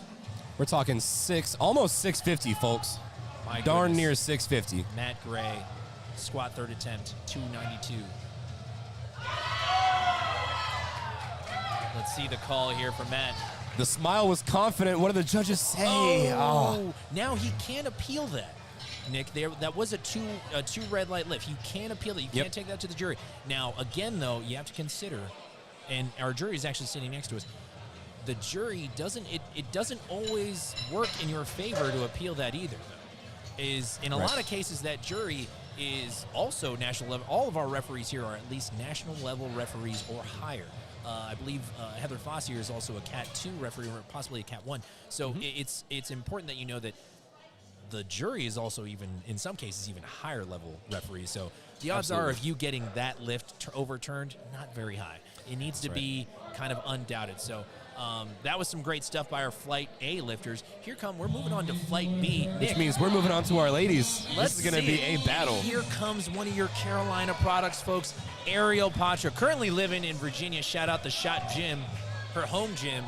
But her heart is always going to be in the Carolinas. Absolutely. This is her third go around at Carolina Primetime. I believe she had a perfect meet day at the last Carolina Primetime, 9 for 9. So we're looking to maintain that energy for her performance today. And love the hype out of Ariel Patra. I've trained with her before. See her at every meet we have in Virginia and the D.C., Maryland area. Such a fun lifter, such a fun person to be around. Great coach. See the Shop Gym headband on there. 132.5 kilos on the bar there for Ariel. Oh, my goodness. Beautiful squat. Let's see the call. All right. Clean and efficient. As expected, Cloud9 performance. And Ariel, one of those lifters that just loves to give back to the sport. Yes. As well. She's a meet MC, coach, volunteer. She does commentary. She does everything. I mean, you want to talk about, I always talk about doing the business, how Marshall and Megan do the business of powerlifting. Well, Ariel Patra is also another example, just like yourself, doing the business of powerlifting. So it really, really fun to see her also not just do the business off the platform, but it's so fun to watch her do it on the platform too. Absolutely, it is. So here comes Haley Devers, 135 kilos on the bar here for Haley, squat opener. Wow, the color coordination. I'm going to say this is some of the best color coordination I've seen on the platform. So far. Yeah. So far, I'll say. Yeah. I don't want to speak too soon, but Haley Devers kind of killing it right now. Can't really tell from the camera, but her heels are red, so that That's matches. Right. Yeah. She's best dressed so far. Best dressed so far, easily. And the A7 sleeves, one of our title sponsors. Shout out A7 International. Demand greatness. All right, let's see the call there. Squat opener. Nice and easy. 2 to 1. 2 white lights. Yep, and ladies and gentlemen, you saw that red light on the side. There was a red dot underneath, so that will be a depth call from our. That's right. Is that the right judge? I look like the left referee. Yeah, look like the left referee. And here comes my buddy, Solana Lewis, one of my other colleagues on air. Solana Lewis, a renaissance woman of the game. I mean, you want to talk about not just a USA powerlifting pro, but also a coach, also a state referee. That's right. Also one of the best commentators in the game, also a personality on Two White Lights and her own podcast, The Power in Lifting. I mean, she does it all. Solana Lewis, not just one of my favorite lifters in powerlifting, but genuinely one of my favorite people, period. Coached by the great Brad Couliard, Integrated Strength Systems. So cool. I was very grateful to get to meet her yesterday. She seems like such a phenomenal energy. One of the best people I've met in powerlifting, bar none. 162.5 kilos on the bar, squat opener for Solana Lewis. Yeah, this is 358 pounds for her opener. Space buns in full effect. Now, if you guys know anything about Solana Lewis, this is the lift to watch. Yeah, she's a squatter. Oh my goodness. Oh my goodness. And the smile and all, walking back to Brad like, guys, we need to load this up a little bit more. She was water cutting a little bit leading into this, just to kind of make sure those dots came in. And I think we're sitting in a good place so far, especially the way that opener moves. So shout out Solana Lewis. Here comes Lori McCormick. I mean, not to be outdone, 172.5 kilo squat opener. It's a decent bit of a jump. That's a little bit of a jump there, Nick. It's about 20 pounds. Yeah, it's not a big deal, you know. Just a slight jump here. 172.5 kilos on the bar. We're near 3 red territory, Nick. These are squat openers. You want to talk about quads? Lori McCormick. Absolutely. A 6th place finisher at last year's Raw Nationals. Beautiful squat as well, Lori McCormick. Wheels, 3 white lights. Beautiful squat there out of Lori McCormick. And here comes Dr. Dye. The Brandis Dye. The one we were talking about before this. The one we had in that top spot. I mean, so excited. I mean, you want to talk about the person who could walk away here as a new USA Powerlifting Pro, Brandis Dye. This is her house. Now, we want to make an important distinction here. She is already a pro bencher. That's right. She already has her pro bench card, so this will just be another card to add to the wallet. That's right. I mean, she does it all. Folks, Brandis Dye, this is her lift. This is her house. Carolina Primetime. Brandis Dye, 172.5 kilos on the bar, squat opener. Yes, ma'am. My goodness. Clean as a whistle. That Talk to me 380, nice. come on. 3 white lights. Brandis Dye shaking her head knowing, oh, we're about to put on a show? True, okay. You know, just slap on another red. Slap on another red here, folks. Brandis Dye. Incredible stuff. Now, here comes Miss Wiggly Tufts herself, Carmen, who we talked about like, hey, man, we're near 3 red territory. We're there. Well, guess what, folks? We just made it. We're here. That was fast. Yeah. It took 4 lifters. Didn't take too long there, Nick. Carmen, who 175 kilos on the bar. That's right. Incredible stuff here, Carmen, who. And now Carmen, not a huge national face. She's only going to her first national competition this year. So excited to This see is going to be her a do big this. debut for her. Yeah, so excited to see her do this too. In the pink slippers too, killing it. Let's go. Love to see those. Her and I actually have similar meet get-ups, the black and white SBD with the Inzer. Can't go wrong. Cannot go wrong. Very classy, beautiful fit. Carmen who, squat opener. Whoa! Oh, yeah. If Whoa, you blink, whoa! you missed it. Let's see the call. Beautiful squat, 3 white lights. That was fast. Oh my goodness. That bar oscillated a little bit, Nick. Did it not? It looked like it Just oscillated a little wee bit. Just a wee bit. By the way, that is a full-on power bar. So when we talk about a power bar, 28 millimeters in diameter, they're supposed to be 20 kilos. So it's like about 44-ish pounds in freedom units. But like those things are stiff as stiff gets. The knurling is super aggressive. That's hard steel, baby. That's hard steel. She made that thing whip a little bit. And that's just from her squat, not from the weight itself. Yeah, oh my goodness. And we want to talk about somebody who's done it all, somebody who's won at the highest level, somebody who's been a brand name in this game. It's Danny Mello. She is here at the 2023 Carolina Primetime. Danny Mello, it would take us an entire stream to be able to talk about her accomplishments. So let's just look at the squat opener, 180 kilos on the bar. I'll say she's got a resume pages long. That's right.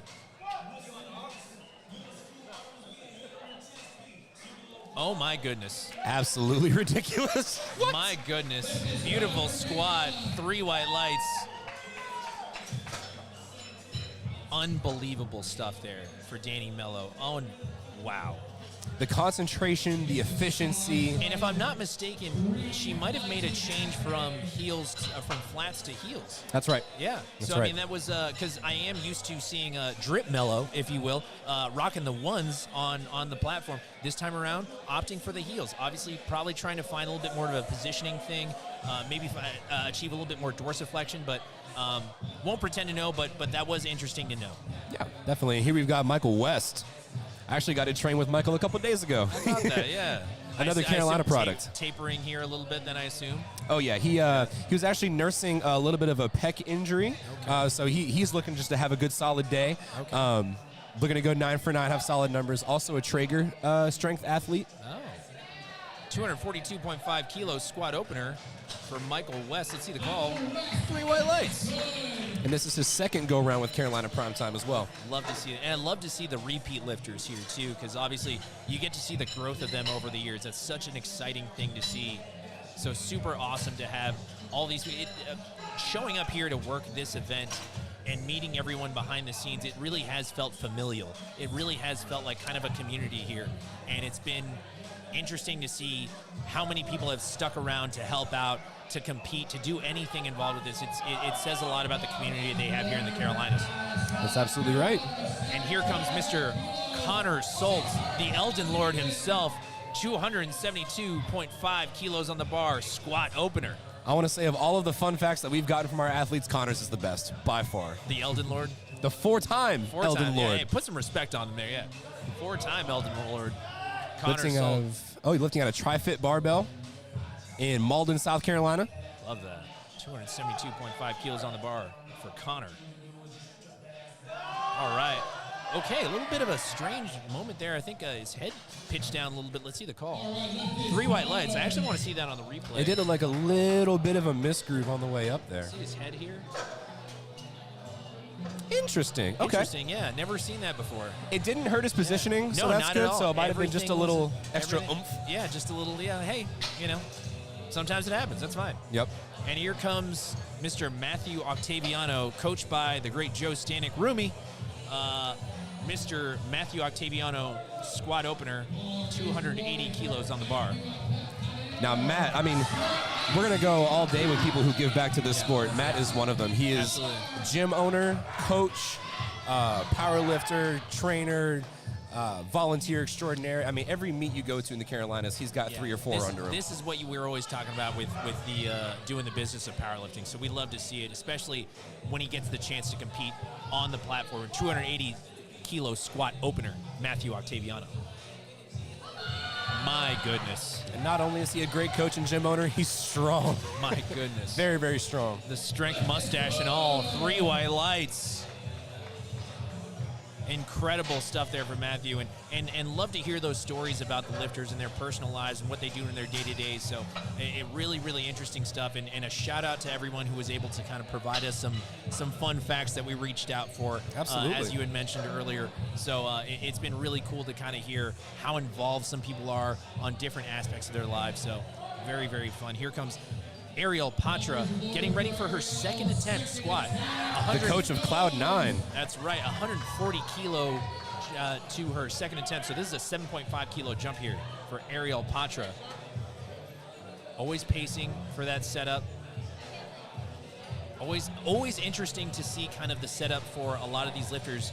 Nick, it's important because you want to make sure that's repeatable, right? You want to make sure that it stays consistent. Oh, the groove right? has to be maintained. Yes, every single time. Because one little thing can take you out of that rhythm, and your whole mindset towards the lift is gone. That's right. Ariel Patra, squat second attempt, 7.5 kilo jump to 140 kilos on the bar. And she's currently ranked 3rd in the country in 52.5 kilo weight class. That expression never changed. Let's see the call. It's 3 white Oh, lights. yeah, always looking for it. Always looking for that call. Love it. Beautiful position. Good squat attempt there for that 3rd. Now here comes Haley Devers, taking the same thing for a ride. 145 kilos on the bar there for Haley. Or sorry, 145 kilos, so that's a 5 kilo jump here from our last attempt. This is a 10 kilo jump here from her opener to her second attempt for Haley Devers. And if you're watching your Freedom units, folks, this is over 3 plates. That's This right. is 319 pounds. Yes, exactly. If you were in a commercial gym with standard plates and you saw Haley setting up and she had 3 wheels, she doesn't need a spot, by the way. I promise you she doesn't. Yeah, If anything, yeah. she'll spot you. Yeah, she'll spot you. Yeah, if you need it. But Haley Devers, 145 kilos on the bar. Squat second attempt. And you see she's chose to bring the arms of the rack in Yes. a little bit. So she's Yeah. choosing to have a little bit of a wider, Yeah. either a wider hand grip or just give herself a little bit more room to walk that bar out. Let's see the call. Haley Devers. That's 2 2 to 1. 2 to 1. 2 to 1. Good lift. Yeah, but that's going to be a depth call from our left judge there. Yep, that's right. I think it's the right. I think it's from the I can never. the audience. I think it's the one from the audience. So so that was our right. Okay, yeah, I can never orient myself to the I judges. also, yeah. My default nowadays is wherever the camera and wherever the audience is facing is likely what they're trying to go for. There we go. Because otherwise, like, as a coach or as a lifter, sometimes you walk over to the wrong one, you're like, oh, what was the call? And they're like, oh, it was the other Wasn't guy. me. Yeah. It's like, that was good.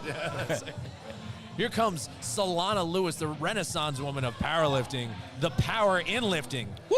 Solana Lewis getting hype. 175 kilos on the bar. It's the intensity for me. Oh, it's really everything for me. Strength Solutions. Some awesome t-shirts she had with the gold foil. Is that her Yeah, her that's lifting right. team? That's awesome. Right. 175 kilos on the bar for Solana Lewis. Squat second attempt. Oh, come on now. Now let's see the call. Knowing her, we'll see how she felt about that one out of the hole. 3 white lights. Now, you've been around Salon a little bit more, so is she generally more of a quicker squatter, or is she able to grind it out? She's able to grind it out. But knowing how she does squat, I wouldn't be surprised if they try to go for something today. Oh, I would hope so. This is the meet to do it. This is the meet to do it, right? Now, I'm pretty sure since they do have raw nets around the corner, knowing Brad and how Solana work, I would guess that they're going to take a safer attempt than we might even think. So Sure. We'll see. Lori McCormick here's 182.5 kilos. This is a 10-kilo jump here. As expected, I mean, Lori's a really strong lifter, a really strong squatter, so it's not uncommon to see that 10-kilo jump here for that from that opener to her second attempt. And right now, Lori's projected first, just off squat. And I see a little smile there out of Lori McCormick. Yes! 3 white lights. Lori McCormick, beautiful positioning too on that squat. And that was 400 pounds, ladies and gents. 402 pounds. We've got Carmen Hugh coming right behind, going to take the same weight. That's right, Carmen Hu. She set up really well on that squat opener, and how fast. We were talking about how that bar oscillated a little bit, so I wouldn't expect anything less here out of Carmen Hu.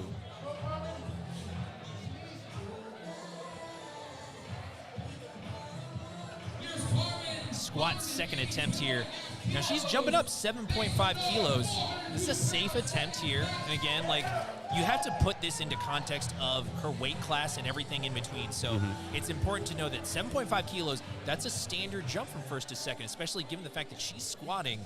This is near 400 pounds. This is over 400 pounds. Sorry, yeah, this is 402, if I'm not mistaken, correct? Yep. And you've got to think about, energy conservation throughout the rest of the meet. You got to think about how you want to shake the placings out for squat. That's right. A lot of things to consider. Let's see the call here for Carmen. That moved real well. 3 white lights there. Carmen Hu. There it is. And she's only been lifting for 5 years. You can't make this like stuff up. only in competition for 5 years. Stuff up, Nick. You can't make it up. Imagine being strong. I can't. I can't. never me, baby. Couldn't be me. Couldn't be me. Beautiful squat there. Carmen Hu. Now here comes our girl. You know who it is, Miss Brandis Dye. She's going to go 185, folks. Unbelievable. 407 pounds. Now, if you guys follow her on IG, you should know how this one's going to move. Oh, we all saw it. I know how it's going to move. Yeah, we all saw it. If anyone follows Dr. Dye here on Instagram, and you saw how 185 moved in the gym, let's take a look and see how 185 moves with meat I'm height. tuned in. I'm tuned in. With meat height behind her. Let's see it here, folks. Brandis Dye, 185 kilos on the bar, squat second attempt. And she's one of the most intense lifters I've ever seen. Like, there's no one, very few people with a bigger passion for this sport than Brandis. I love it. Oh my goodness. I'm sorry. I just looked over at one of our jury members, and he looked at me like, what? Wow. That was insane. Wow. So I said that moved a little bit easier. That's all right. Yeah, you can throw a little bit more on there, Sean. Yeah, just do a little bit. And that might be what they might be trying to play squat a little bit early, get the gains they can get, because she's a big bencher. Yes. Yeah. She has got a massive bench to wait for. Yeah. I always talk about the two sides of the meet, right? You always talk about the squat and the deadlift, because in the career of yourself as a power lifter, you can only put on so many kilos on the bench press, even if you are a strong bench presser. But it is important that, like, if nothing else, your squat and your deadlift stay in a fairly linear progression. Absolutely. Those are going to be the lifts that carry you the furthest, especially in this game. Speaking of, Danny Mello, 192.5 kilos. That's a 12.5 kilo jump. Squat second attempt. Wow. Let's see it. This is 424.39 biscuits. Oh my goodness. Just very lightly dip into depth. Yeah, on the way up. Pretty cash. Not a big deal. Might mess around, put 200 keys on the bar. Who knows? Goodness me. Yeah. Dare I say, I think she's got maybe like 440 or I think 220 is up 402, there. 220 is up there. 220, 205 could be up there. I wouldn't be shocked. I'm curious to see what she does on that one. Ooh, Michael West taking a big jump on squat. Okay, bud, I see you. I see you, Michael. Yeah, Michael West here, 17.5 kilo jump here for Mr. West. And that puts him to 573 for his second attempt. And he's a strong squatter as well. He squats well into the 600s. Yeah. He's part of the white shoe, white sock enthusiast. As myself, I also love that. I love the coordination of it. I think it looks neat on the platform. Here comes Michael West, 260 keys on the bar. Squat second attempt. Oh, yes. Beautiful, Michael. Oh, yes. Good position. Let's see the call. 3 white lights. And Michael's someone who I've known him for a couple years, and he's someone who I think has really found his squat stance. He used to be a lot closer in, a little bit more narrow, but now that he's moved himself out, his squats have really been soaring. Incredible stuff here. And here comes Mr. Connor Solt. Really, we just need to start peppering in some of his fun facts really in between. Do it. All right, hold on. Connor Solt, where are we at? 4-time, let's see. The Elden Lord himself, 285 kilos on the bar, squat second attempt for Connor Solt, South Carolina product. One of his fun facts is the largest animal to ever exist is the blue whale. That is a fun fact, Nick. That is a fun fact. It's fun. It's a fun. fact. It is fun, and it is a fact. Connor Solt. Now Squat second attempt. You see who's over there handling Mr. Solt. I don't know who that is. Yeah, I've never recognized her. What is the Machine? The Machine? Is that what they like call that? her? The Celine the Machine? That's right. Here comes the squat, second attempt. Okay, see a little bit of that head movement. I'm curious to see what the call is here for Connor's second attempt. So, the call was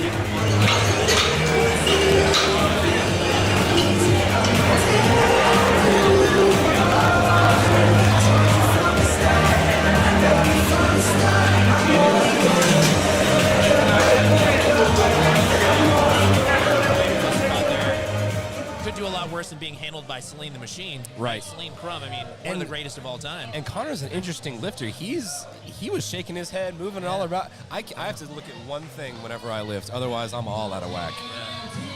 And very Good on him to have that awareness. Great thing, yeah. Here comes Matthew Octaviano, 290 kilos.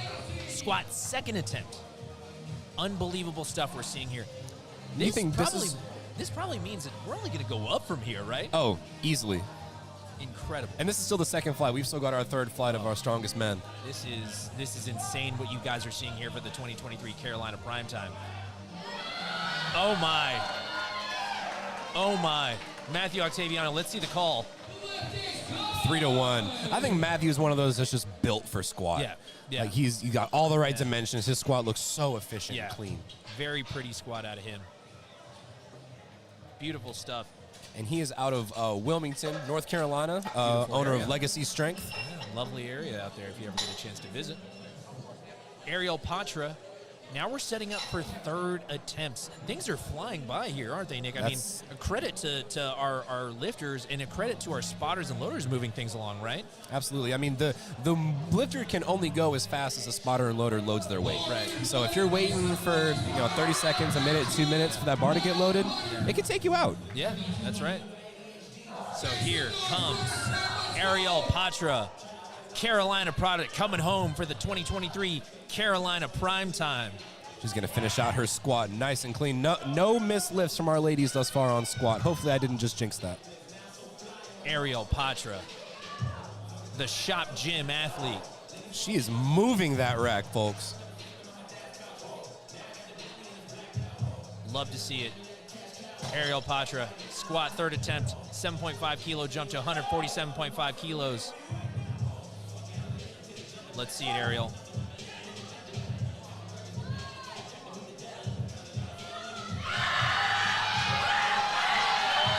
What a finish. What a if fight. she's able to fit what? All right, let's see it. She's hoping for That's it. 2-1. That is a good lift, Let's ladies go. and gentlemen. Ariel Patra, what a performance. I'll be honest, there was like 3 separate times I was like, I don't know.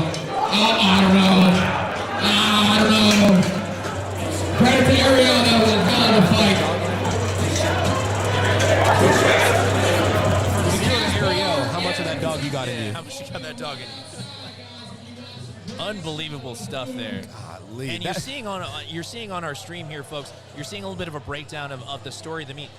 Lori McCormick going into this third attempt squat, taking a hold of things. Now again, that's not telling the whole story, but Lori McCormick here shaping things up. Yeah, and these are just forecasted dots. So Again.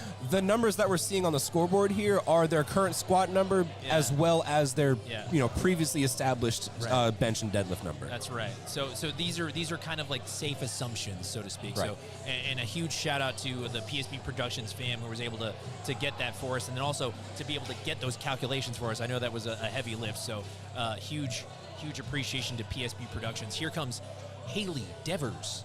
147.5 kilos on the bar here for Haley Devers. This is a 2.5 kilo jump. It's a very safe jump. In some cases, some people don't even take that jump if it's so small. But Haley Devers here, this is the 2023 Carolina Primetime. Let's see it. You got to get as much as you can. All right, and good catch there, spotters and loaders. I think that might have been the call for her to take. I think that second attempt might have moved a little bit too slow for her liking, and trying to go up any more than that 2.5. And clearly we saw she just lost the gas. And that's kind of why you mentioned the possibility of, like, if it's 2.5, sometimes you might even just scratch it, especially if you're someone who has a better bench and a better deadlift, like save some of those bullets, so to speak, for later in the meet kind of thing. But again, we do talk about it. This is a big meet. This is, for some of these lifters, this is a super high level meet they've never done before. So if this is the case, you kind of want to go for it. Absolutely. You kind of want to go for it if you get the chance. So you're healthy enough to be here. We always say, hey man, if it's there, go for it. So we'll see how she bounces back for bench press. Now here comes your girl, the Power and Lifting Strength Solutions, Solana Lewis. She's jumping up. She's got Rihanna playing. Kilos. 10 kilo jump, squat third attempt. Our girl, Solana Lewis. Come on, here we go. I'm here for that intensity. That gets me fired up every time she does it. Every single time. Every time. I'm ready to run through a wall. Solana Lewis. One of the best squatters in the game. This is her lift. 185 kilos.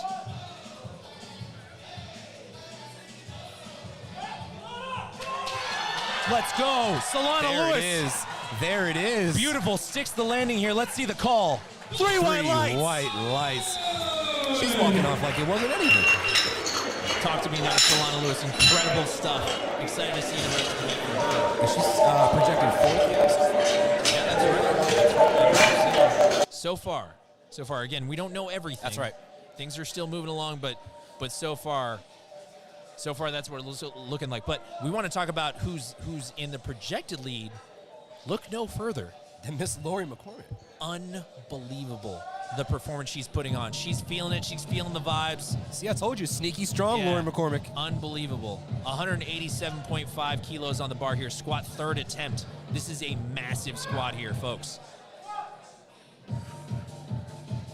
Oh, the beat drop right on time. Oh, she knew it too. Talk to me. Let's see the call. Three white lights. There it is for Miss Lori McCormick. Unbelievable. Wow. Smoked that one.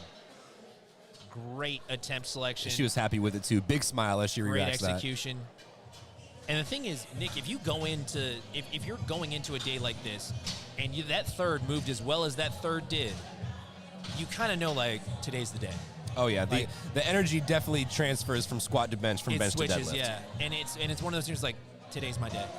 This is like the limit does not exist, right? Like, it's one of those things. Absolutely. It's just like, you can feel it. You have the juice today. Because if you're able to move a number that you thought was going to move difficult, easy, your confidence shoots way up. Yeah. Bench and deadlift have no chance. Now here comes Carmen, who 190 kilos on the bar. This is a massive squat, folks. 418 pounds, ladies and gents. My goodness. Love the music selection here. A little Carrie Underwood coming at you here, folks. Oh my. Oh my goodness. 190. Three white lights. Carmen, who? So remember how we said all of our lifts were going to move fast? Yeah. I think that's pretty much held true. That's pretty much how it went. That pretty much held true. Really excited to see Carmen Hu then on the national scene at Raw Nats. Cannot wait. That will be so awesome to watch. So stoked. Some incredible performance we've seen so far, Nick. And now I'm not sure if this is the meet Carmen's doing to qualify for Nats, or if she already has that QT. Either way, she's going. Either way, I mean, if you're at Primetime, you're a national qualifier. that's right, yeah. And if you want to talk about somebody who's probably going to be in Primetime, Who's probably going to win and probably going to win at Primetime, nationals. Brandis Dye, 192.5 kilos, not to be outdone. A Nori girl herself. That's a 7.5 kilo jump. Wow. Very sizable.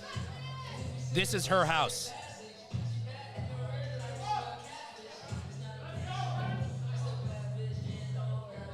There it is. Brandis Dye.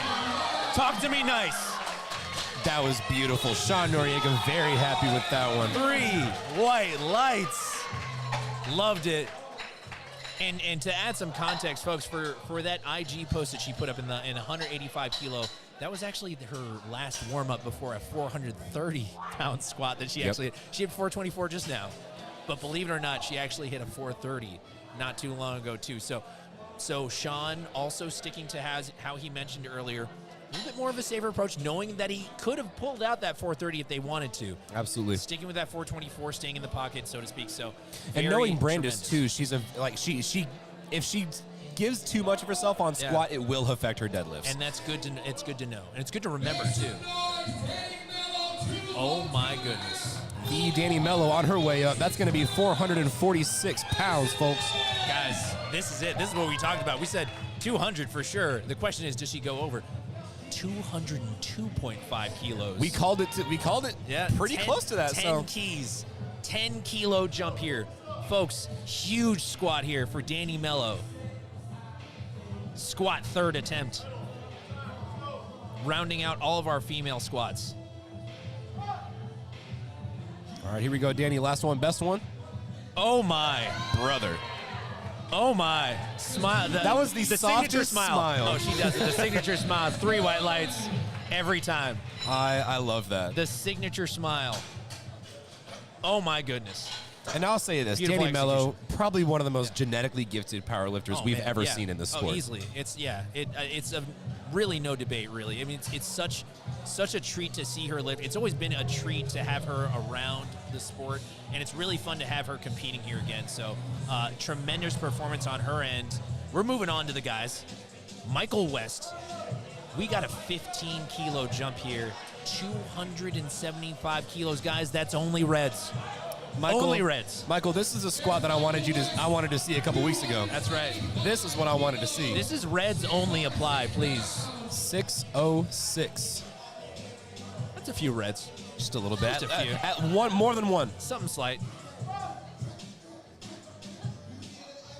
Very slow, condensed. Oh, squat. yes. Stay in position. Oh. Just ran out of gas a little bit there. Great catch by our spotters and loaders. Yep, he didn't necessarily lose position either. He just didn't. lost He gas. didn't. Yeah, and the thing is Nick, you know as a coach, is if you're going to miss on anything, miss on strength. Don't miss Absolutely. on technique. Don't miss on a technicality. If you're going to miss on anything in powerlifting, miss on strength, and we saw it there. He had nothing left. No, and that was it. And Michael's a massive deadlifter as Yeah. well. Yeah. And a pretty solid bench, well into the mid threes, Yeah. heavy threes. So he's going to be a force to be reckoned with to finish out his meet. That last squat, he's probably not going to sweat it. Beautiful stuff. Here comes Mr. Connor Salt. Actually, he's being handled by his wife. His wife? Fiance. Yeah, his wife. Yeah, his wife, Celine Crum. So very, very exciting stuff here to see Connor Salt squat third attempt, 290 kilos. 640 pounds, folks. Now again, we saw some head movement. We saw some infractions last time. Let's see what happens on his squat third. Just ran out of gas there. No big deal. Folks, great catch there by our spotters and loaders again. This is really when they start earning their stripes here. Absolutely. Don't they, Nick? Yeah, these heavy squats, once you get over 4 reds on the bar, spotting and loading becomes way more difficult. Becomes a little bit more of a life and death situation, frankly. But it's one of those things that, like, as things move up, especially at a high level meet like this, these guys really are your bread and butter. These are the guys who are going to save you from a lot of these attempts, especially if something goes wrong. So that's why we have that policy of any squat over 500 pounds, AK, any squat over 227.5 kilos in USA powerlifting, we require 5 spotters. That's right. Now, folks, I know you're looking at the bottom of the screen here. There's 300 at the bottom there. That wasn't a typo. That's 660 pounds for Mr. Matthew Octaviano out of Wilmington, North Carolina. That is not a typo, Nick. Matthew Octaviano, coached here by Joe Stanek. Even 10-kilo jumps across the board. Oh, my goodness. 300-kilo squat, 3rd attempt, Matthew Octaviano. Let's see it. Carolina product. There it is. My Matt. goodness. Give me that height.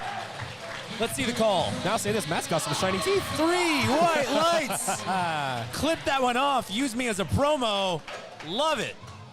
Matthew Octaviano. Beautiful stuff. That was snappy. And he's a fast lifter as well. Oh, yeah. Like, he's got a lot of power behind him, a lot of explosion. So once he gets in that motion, he's not getting out of it. Beautiful stuff. And now, Nick, we are moving on to our flight C. I mean, I don't know about you, but things have been truly moving so fast. Absolutely. What time is it? It's 2 o'clock? 2 o'clock. It's only been an hour? We're going to get dinner after this, buddy. It's going to be great. It's going to be great. I'm going to have a whole lunch break and everything. You want to talk about one of the biggest names in powerlifting? He's right here. It's the Swole Fester. Mr. Marcellus Williams, squat opener, 2023 Carolina Primetime, 215 kilos on the bar. He is the coach's coach, ladies and gentlemen. He is the coach's coach. He's your coach's favorite coach. He is your coach's favorite. He's my coach's favorite coach. He's my coach's favorite coach. Yeah.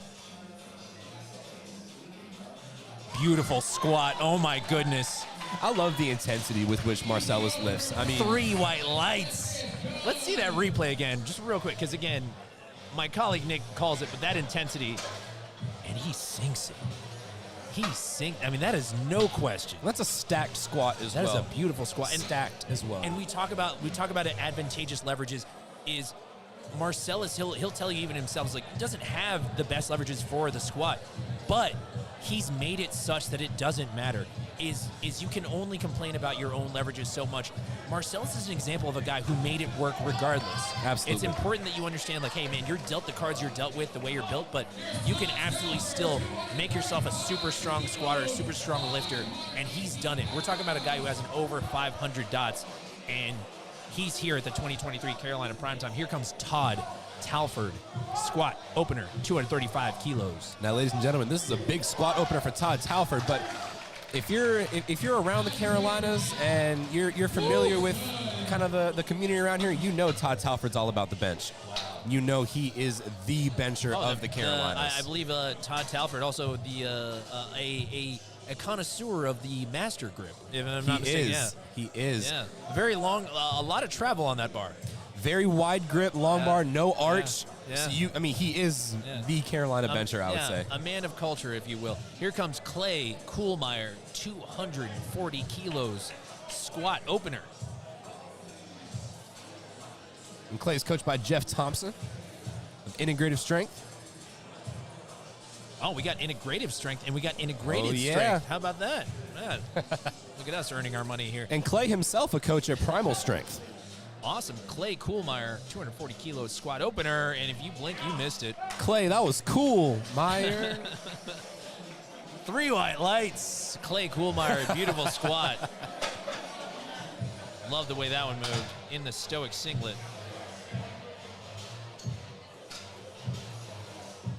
Another white shoe, white sock enthusiast. Love to see it. Love the color coordination. Here comes Khalil Zaki.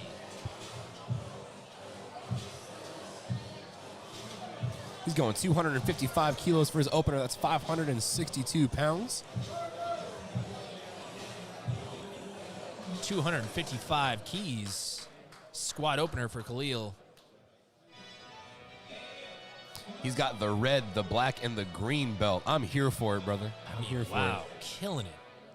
We're going to talk about coordination. With dreads that might... With the dreads that, honestly, I mean... rest in peace, Rick James, putting him to shame. Is that gold on his belt?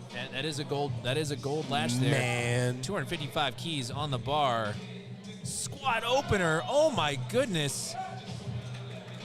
Let's see the call. Khalil with dreads that could rival Mr. Andre Easters himself. Oh my goodness, 3 white lights. Nick, I mean, this is powerlifting. That means that the number is only going to go up from here. That's right. I mean, that's kind of how it goes. Once you put a weight on, you have to go up. You don't really have a choice. You don't have a choice. There is no going back in powerlifting. You can only retake the same number or go up. And ladies and gents, we're moving on to one of my top favorites for the podium, for number 3 on the podium, Jalen Falk. JJ. Big opener at 573. And I got to talking to JJ earlier today with his coach, Joe. He ran into some small issues with his equipment. These actually are not his sleeves.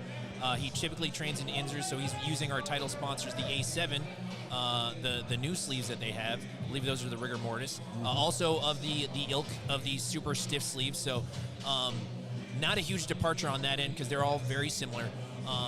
He had to change his shirt. That's actually his coach's t-shirt, fun fact. So a few issues and hiccups on the equipment check. So let's see how this one moves. 260 keys on the bar. This opener is going to be very telling. And Was that bar loaded? it was very telling of how much everything before the meet didn't affect him. Yeah. That bar genuinely looked like it was not loaded. Wow. Okay. And Jalen's one of those lifters where if it's fast, it's going to move. But once it gets to like a certain point, once that speed drops, then that's where we're going to start to see a little bit of bit. confidence. And you actually see that a lot out of our teen and younger lifters because sometimes they almost haven't had that kind of that struggle yet. Like they don't know how to grind. Yeah, they don't know how to grind just yet. So it's like he's 19 years old. I'll say that again, folks. Jalen is 19 years old, so it's important that people understand that like he's a younger athlete. He's a Team 3 lifter. Yeah, it's pretty crazy. So here comes Lars Hinson, 265 kilos on the bar there for Lars. Squat opener. And Lars, fun fact, he's active duty Air Force. That's right. That's right. Very, very strong lifter, Lars Hinson. Oh my. Lars Hinson. Beautiful squat. Let's see the call. It's going to be 3 whites. I mean, I would expect nothing less. Very high pedigree lifter, Lars Hinson. Beautiful stuff there on that end. We're moving on to some of our other lifters now. Now, this is a lifter, Daniel Morris. This is a lifter who I think could come out of the woodwork and take the podium from some people. Really? He weighed in a little bit lighter today, and he is putting up some insane numbers. So his projected dots might just be behind Jalen and Trey's. All right, let's see it. Daniel Morris, 265 kilos on the bar there for Daniel. Squat opener. Now let's see.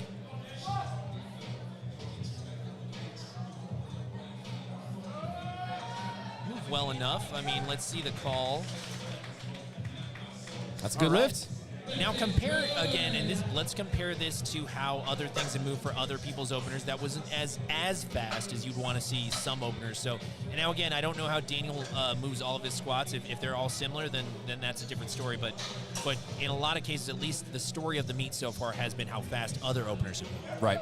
And Daniel's one of those, he's kind of like a mid-speed squatter, so he's very controlled, and his strength is in that control. So even though he might not be the fastest, I think that was still probably an RPE 7 or 8 opener for him. So I think he's still on good track. Yeah, and here comes one of our favorite lifters, at least if you guys watched the promo before in the pre-show, Trey Rickard. I mean, this is a kid who's looking for the smoke. He wants it here. He wants to be here. He doesn't just want a podium. He wants to win. He's here to compete. He's here to compete. 280 kilos squat opener, Trey Rickard. Very exciting stuff here. 617-pound opener from the Flex Training Systems Oh product. my. Trey Rickard, beautiful squat. 3 white lights, as expected. Undaunted, ready for the smoke.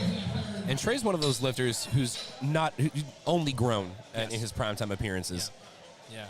No, very, very excited to see his stuff here. I mean, obviously, the promos and everything were very exciting, but actually getting to see him on the platform, I mean, he's a way bigger lifter than I actually would have thought if you follow him on Instagram. So he's a large fella. Yeah, absolutely. So very, very exciting stuff. The way that moved, I think we're in for a show here, folks. So here comes one of our guys, Mr. Andre Easter, Mr. Monochromatic himself. The dark horse of powerlifting. Andre Easter, very excited to see him here because, I mean, I didn't get a chance to see him before competed a meet. So this is actually going to be really fun to watch. Andre's such a composed lifter. Yeah. He, like I said, competed the last 2 Carolina Primetimes. Did not have the meet he wanted at the last one, so he's looking to use this one as a tune-up before we decide to go to Nats. Yeah. A fun story that actually our producer told us was Marshall Powell had competed his first meet, and his first meet was actually alongside Andre. Andre forgot his singlet. Yep. And Marshall's brother had to go drive and pick up a singlet for Andre to compete. Fun fact, 282.5 kilos squat opener. Oh my. 622 is absolutely buried. Oh my, Andre Easter. Yep, that sounds about right. That moved like a guy who's probably gonna podium. Yeah, and that was opener of 622. I think he's gonna make a good shot for high 6s, Yeah. maybe even into the 7s. I think that's safe. Unbelievable stuff there out of Andre Easter. And ladies and gents, we can see the scoreboard at the top there, how we're starting to shake out after these opening squats. Brandon Petrie, the heavy favorite, Yeah, can we 14 points. By the way, he hasn't even lifted yet. Yeah. He hasn't even touched the bar. I just And realized and we're talking about a guy who's already projected to just run away. So just to give you an idea of the headline name here at the Carolina Primetime. Camden Wilson, 290 kilos on the bar. Nick, we are seeing some massive squats here to open us up here on Flight C. And I was talking to Camden yesterday. I actually helped him do a little bit of a pre-weigh-in last night. We couldn't find a scale that worked. No.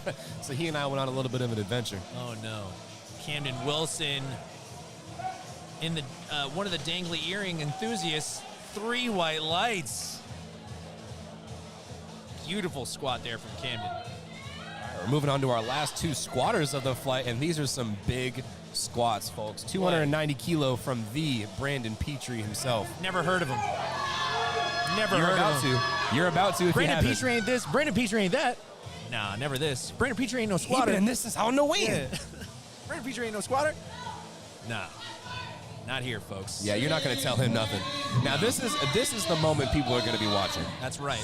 Brandon Petrie. This is a squat opener, 290 kilos.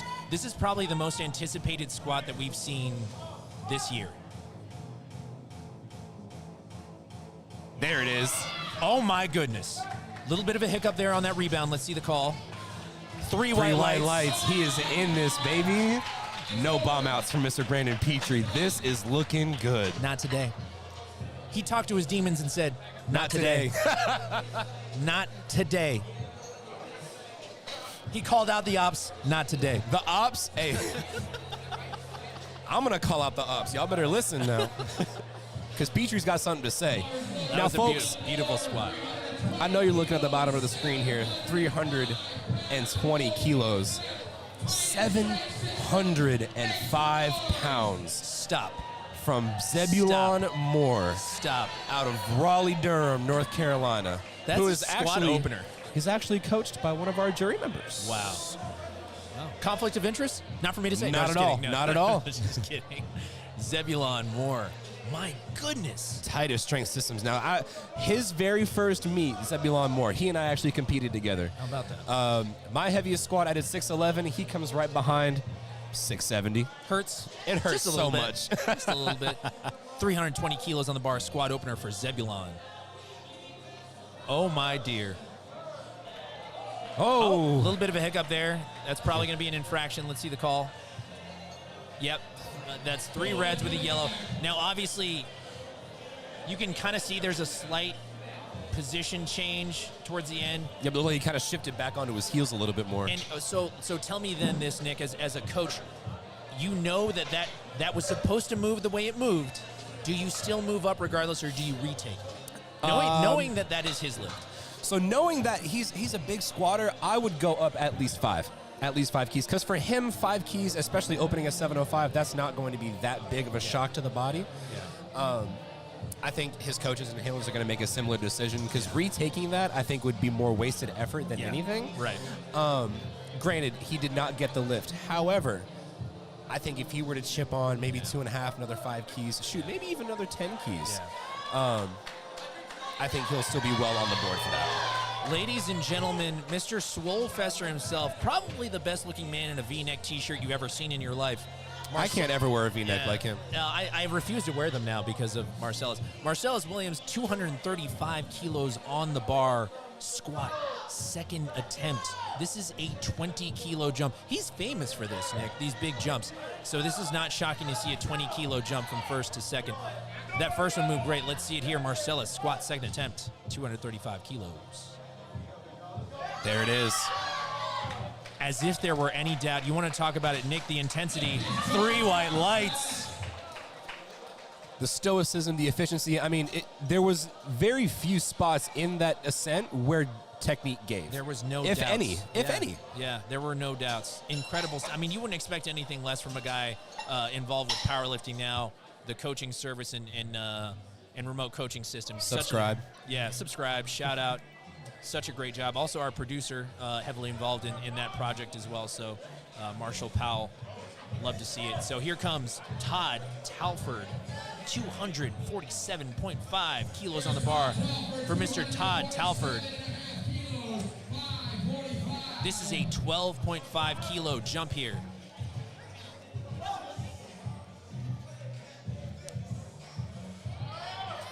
And Todd's just a strong lifter. Goodness. And he's not, I don't want to say he's not technically proficient because he has phenomenal technique in all 3 of his lifts, but he is just strong, like just born strong. Such a beautiful squat. Now, I'll tell you where he's playing it close. There is a rule where your sleeve cannot touch your singlet or your socks. I was just about to mention that. My man is playing like, how close are you to losing it, Leo? That close. This close. Yeah. Unbelievable. Here comes Clay Kuhlmeyer, 252.5 kilos. This is a 12.5 kilo jump here for Clay. Now, one thing that I noticed called at the second prime time that I'm not seeing a lot for this one is wrist wraps. There is a certain length that the wrist wrap can take up on your forearm. Yes. I don't know the exact number. You feel free to correct me, but a lot of times referees won't catch that until after the fact. Yeah. And if you do it before, you have to reset your wraps before you hit the lift. That's right. And you're on a time constraint already. That's right. Squat second attempt, 252.5 keys. Let's see the call. 3 white lights. Clay Kuhlmeyer having a good day so far. 2 for 2. And that's right, Nick. So I mean, and as a national referee myself, is sometimes when you're working as the technical controller, aka the referee that's outside of the platform, but you're kind of the bouncer for people before they come out to the platform. Right. Your role is not only to make sure that the right lifters are getting ready to come out to the platform, but your role is also to look the lifters up and down and make sure that they're wearing the proper equipment in the proper way. So sometimes it slips. Usually at this point now, personally, I try to just look up and down at their arms and hands and their sleeves and everything. I'm like, okay, this is within accordance. Very seldom do you actually see that infraction too much. So interesting whenever it does happen, though. Or at least when you're called for it, kind of thing. Khalil Zaki, 270 kilos, squat second attempt. And it's good that you mentioned, technical controller, the different kinds of jobs and different roles that referees and volunteers can have at that meet or have in meets. Yeah. I think it's important to note too, they're never trying to give you an infraction. No. Oh no. Ever, ever, ever, ever. Khalil Zaki, a little bit of a fight on this second here. Let's see the call. 3 white lights. Now, I'm curious what he jumps to, because after this one, that was a 15-key jump for that last one. I wouldn't be shocked if you see something 5 or less for that third.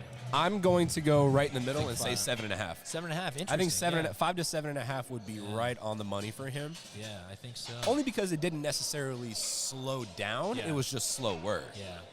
Yeah. I was going off of the facial expression. To me, facial expression does mean a lot, but there's so many lifters though that otherwise they'll have a very emotive face, whereas some other lifters are very stoic, and those are the lifters that we obviously love to watch online. There was just wow, they're moving so much weight, but it's just absent emotionally, right?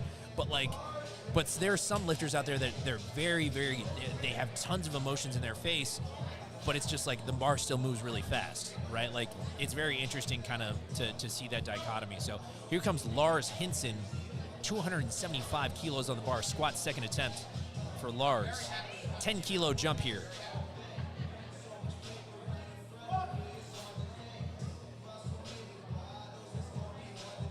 Oh, yes. Krispy Kreme, crispy clean. Krispy Kreme, crispy. Speaking of donuts. Let's go. 3 white lights.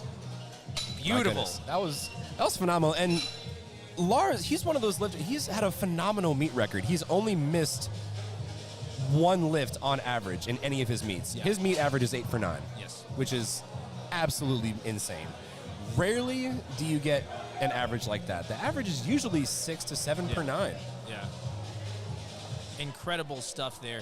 Now we're moving on to Daniel Morris, squat second attempt. Again, we are moving right along here, folks. It's only 2:30. We have been moving very quickly here at the 2023 Carolina Primetime. It'll be over before you know it, unfortunately. I'm just saying, like, Yeah. You get another flight in here? can I lift? Yeah, 270. We just got to lighten it up like 4 reds. 277.5 kilos. Oh, there we go. There we go, Daniel. So I think we mentioned this last time. There's a little bit of a fight on that. That opener did move a little bit slower than you probably wanted. That second attempt, still 3 white lights, great lift. It begs the question of where do we go on that third? So for him, like I said, he is a little bit of kind of a mid-speed, kind of inching towards the Maybe slower. a 5 would be a safer. Between 2.5 to 5. Yeah. Just for him, and interesting to note, during the offseason, he was nursing an adductor injury. Okay. And so that he A little compensation there, possibly. Yeah, I want to say he was dealing with that probably 8 to 10 weeks out. So a lot of time to heal between them, but obviously still something to watch out for and keep a monitor on. So here comes our boy JJ, Jalen Falk, 280 kilos. This is a 20-kilo jump. I mean, we talked about how essentially the bar really didn't feel like it was loaded at all for that opener. So this sounds about, honestly, right, 20-kilo jump here for him. Let's see how this one moves. Squat second attempt, 280 kilos. One of the strongest 19-year-olds in the country. In the world, genuinely. Wow. Yeah, that's right. Yeah, 3 white lights, of course. Now Wouldn't the expect only anything less. The only thing, personal pet peeve of mine, I don't like the chain in the mouth. But that's just me. That's just me. Hey, That's just me. Hey, just me. Yeah, that's That's fine. just me. Not a big deal. He can squat more than me. Yeah, I'm not yeah. going to say anything else. That's right. So JJ Falk smokes that one, and wouldn't expect anything less in terms of attempt selection out of Joe Stanek and the Game Day Barbell team. So, I mean, if your company is literally named after Game Day, you know, hopefully your attempt selection's all right. And I think he does okay. So JJ Falk, let's see what they put in for that third. So very interesting to see, especially since that moves so well. Going to be interesting to see now that, because I think, I actually had JJ outside of the top there. I had him in fourth. Assuming that Trey is going to have the day that he's going to have and with the injuries that he's had through. But, man, that 19-year-old, he is unbelievable so far. So, And right now, if y'all just saw the scoreboard, Lars Henson and Daniel Morris, exact same dots. wow. The exact same dots. So they are both at tied for third at the moment. Wow. This has been a crazy one so far, Nick. Andre Easter, 292.5 kilos squat, second attempt.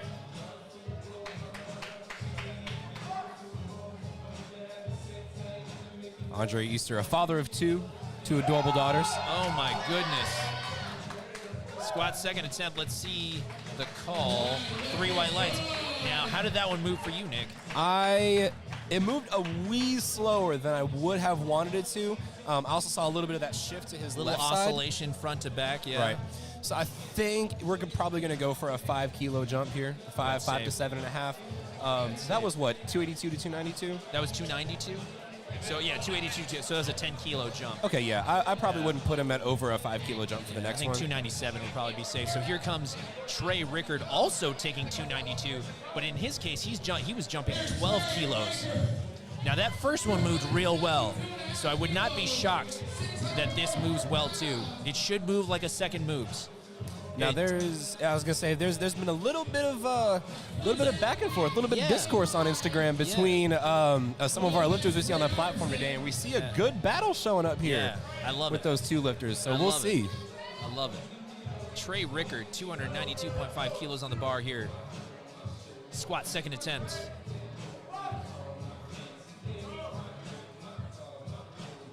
Oh my! Oh my! Oh no! Let's go! Talk that. Let's go! Oh my goodness, Trey Rickard. He doesn't need an MC. Kevin, just hand him the mic. We're good, baby. Quote unquote, you do not want this.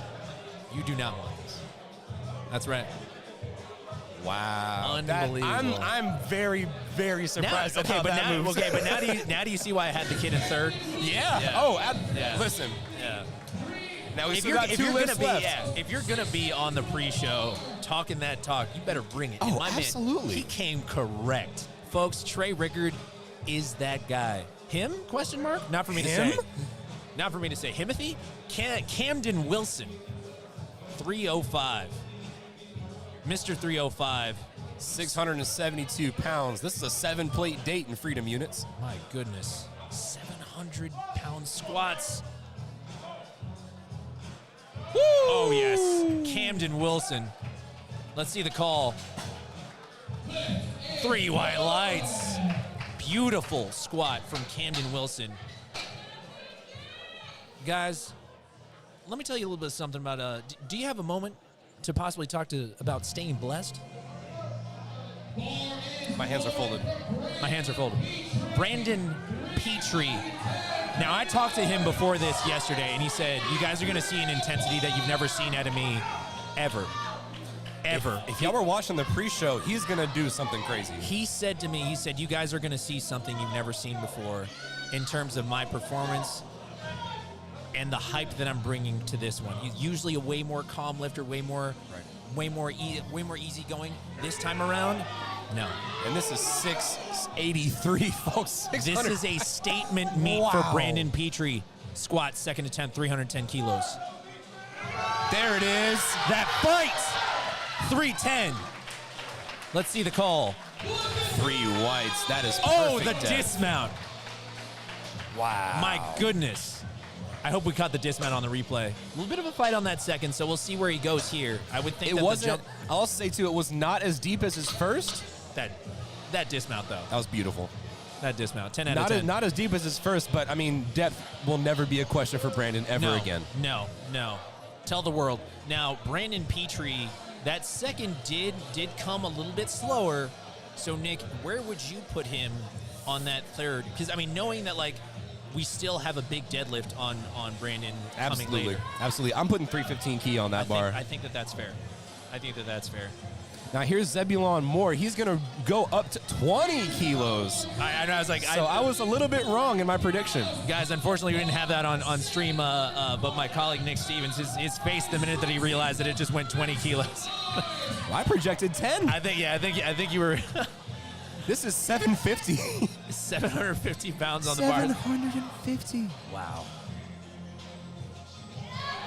Oh, my goodness. Oh, not out of position there. Let's see the call. That's a good clean squat. 2 Two white lights. That's a good lift. 2 white lights. Wow. My goodness. Look at that. Someone- Oh, my gosh. My goodness. Someone played the intro. Wow. Incredible stuff. Zebulon Moore. That second attempt. I mean, That's a way to come back. That's a comeback, that's for definitely sure. a way to come back there. So now we're moving on. This is our final attempts for the day on squat. Guys, this is third attempt squats, Flight C 2023 Carolina Primetime. The music you're going to hear was selected by the lifters. All of these third attempt selections, shout out to our production team. These are song choices picked by our lifters. That's right. Swole Fester himself, Marcellus Williams, coming for that dots. Johnny This crowd- Candido, I hope you're watching, sir. This crowd is electric, yo. This is Craftsmanship HQ. This really, though. 247.5 kilos on the bar. I don't know. Candido might be scared. This is a big squat for him. 545. This is a 12.5 kilo jump for This Marcellus. is the squat he would need to get That's to right. that total. That's right. He has the wife and daughter here in the audience. Let's see it. There it is. See the fight! Marcellus Williams! Swole Fester! Give me the What call! a 3 fight, white ladies lights! and gentlemen. Give me that hype! Talk that talk! Ladies and gentlemen. Talk that talk! Marcellus Williams! I don't know what it is about this meet, but they're about it today. They are about it. Can someone tag Candido Training HQ, please? You're on watch. Wow. Unbelievable. That's We talked about. I'm scared to see grind know, of the day. yeah. Like there's so many beautiful grinds. Yeah, unbelievable. That was incredible. Wow. I'm speechless. All I can say is wow. Marshall, can we clip that one off for the next promo? I was say for Raw Nats. Clip it and stick it. Yeah, clip it and stick it. We need that one. Todd Talford, squat, not to be outdone, squat third attempt at 260 kilos. This would be a decently good PR for him. Life PR. All-time PR attempt here. Todd My Talford. goodness. With some in the tank.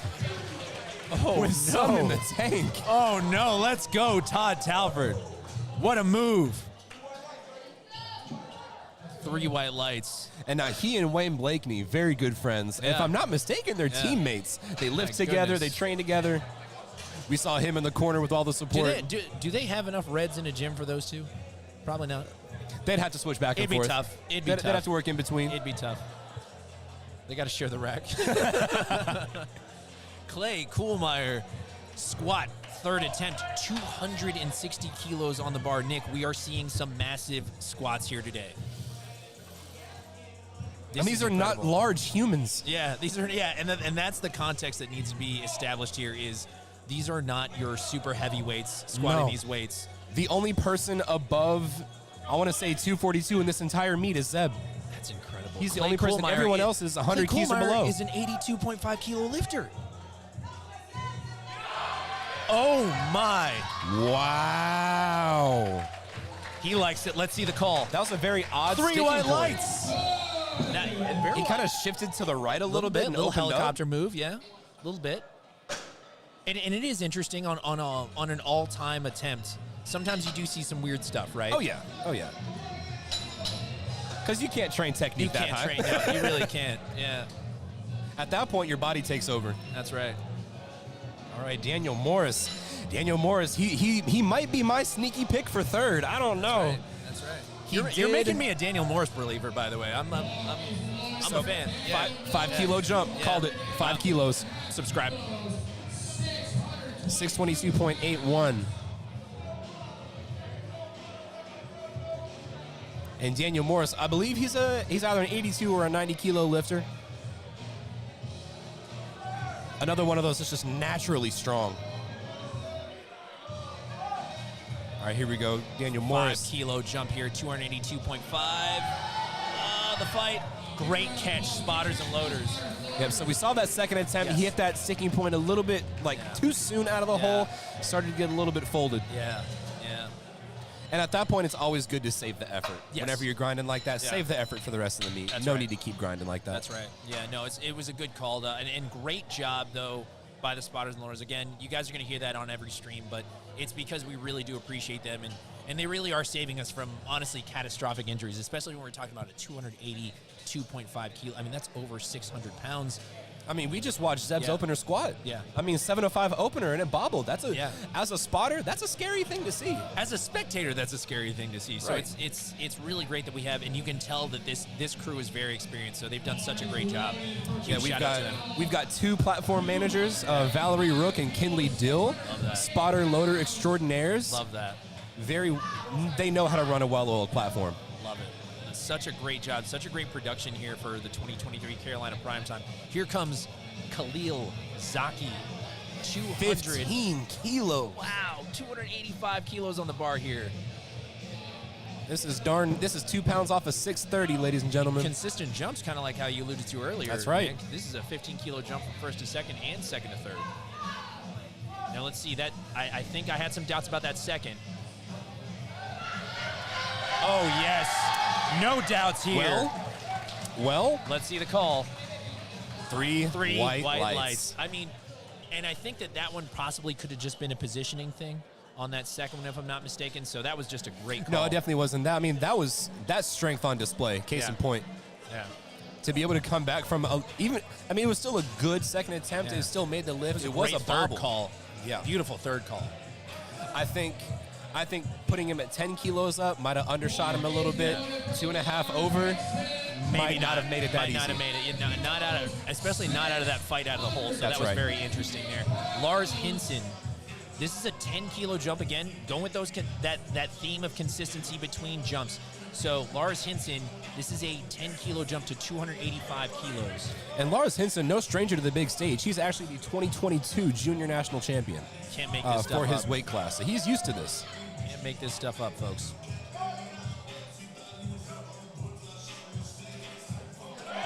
Oh, yes.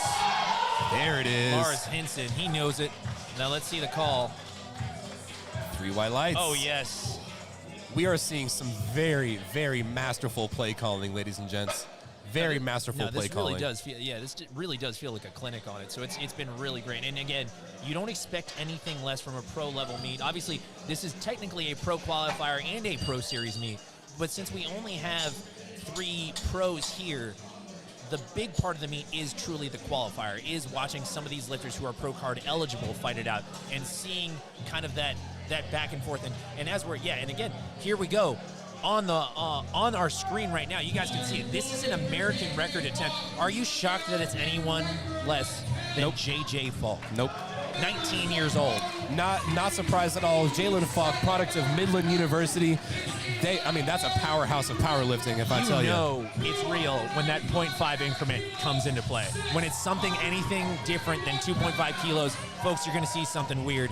And thankfully, that's a new rule we just added. You can now chip American records. That's right. Shout out JJ Falk, American record attempt, squat third attempt, 295.5 kilos. 2 different forces? Brother. Talk to me. Oh, no. And you know what? Just ran out of gas a little bit there. Position was still good. So that's exactly what I was saying. He's generally a very fast, very speedy, explosive lifter. And so at that second where it got caught. It's that grind. And we kind of alluded to it before. It's just like, and that's not an issue. It's more of a time under the bar thing. Yep. Is that like when you have that kind of success, when you're at this high level as such a young lifter, sometimes it's tough to kind of start to realize like, hey man, like sometimes the bar is going to feel like it's stapled to the ground. Yep. Sometimes it feels like it's stuck to your chest. Sometimes it feels like out of the hole, it's not going to move.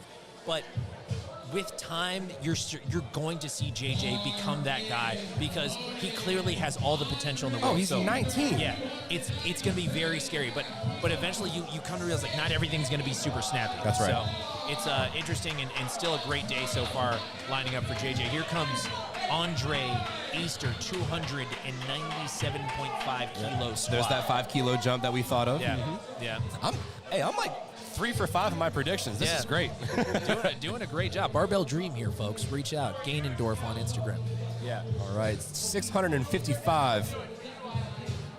This would be a big squat for Andre. Now, he's a big bencher as well. Yeah. So we're going to watch out for that. This definitely helps him on the subtotal. Let's see the call on Andre Easter's squat third attempt. Oh. There it is. Oh. There it is. Let's see it. As if there's a question. That was Two white very, lights. very masterful Now call. I want to see there was a blue card from the front.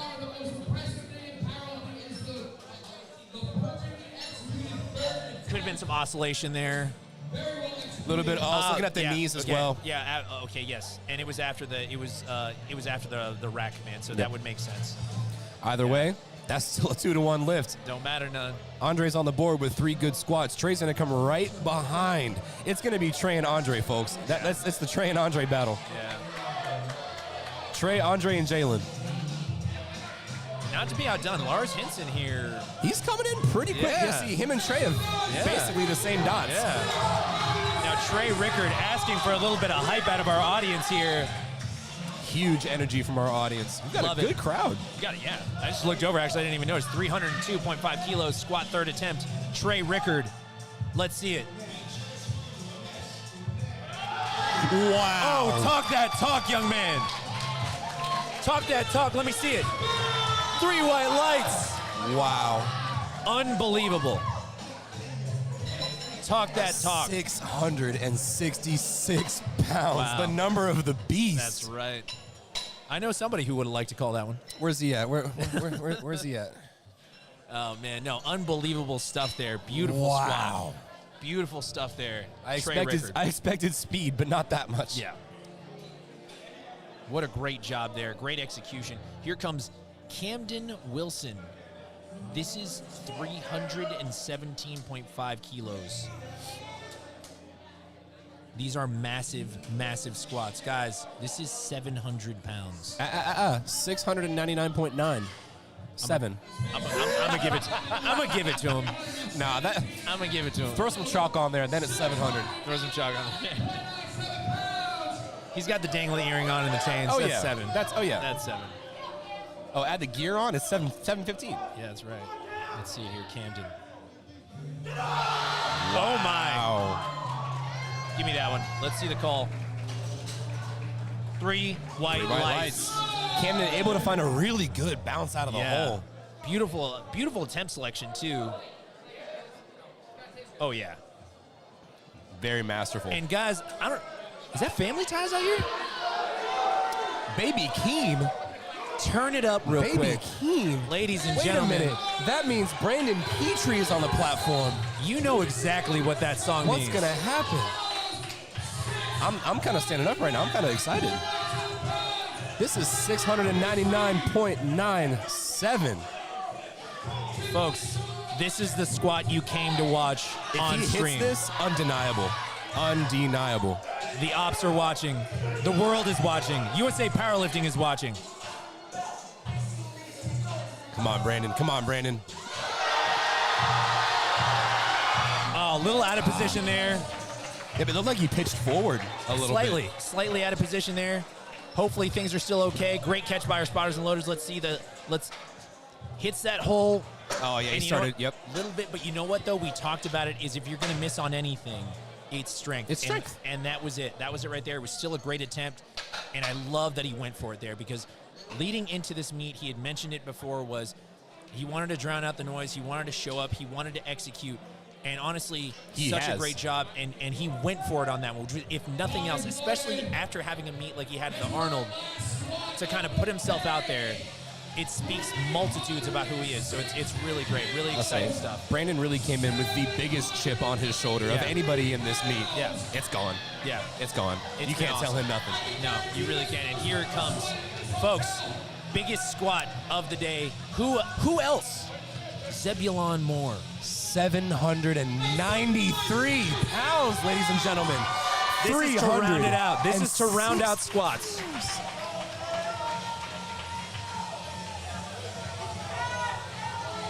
I'm standing up for this. I'm going to get a good bird's eye view here. That's right. Oh, my.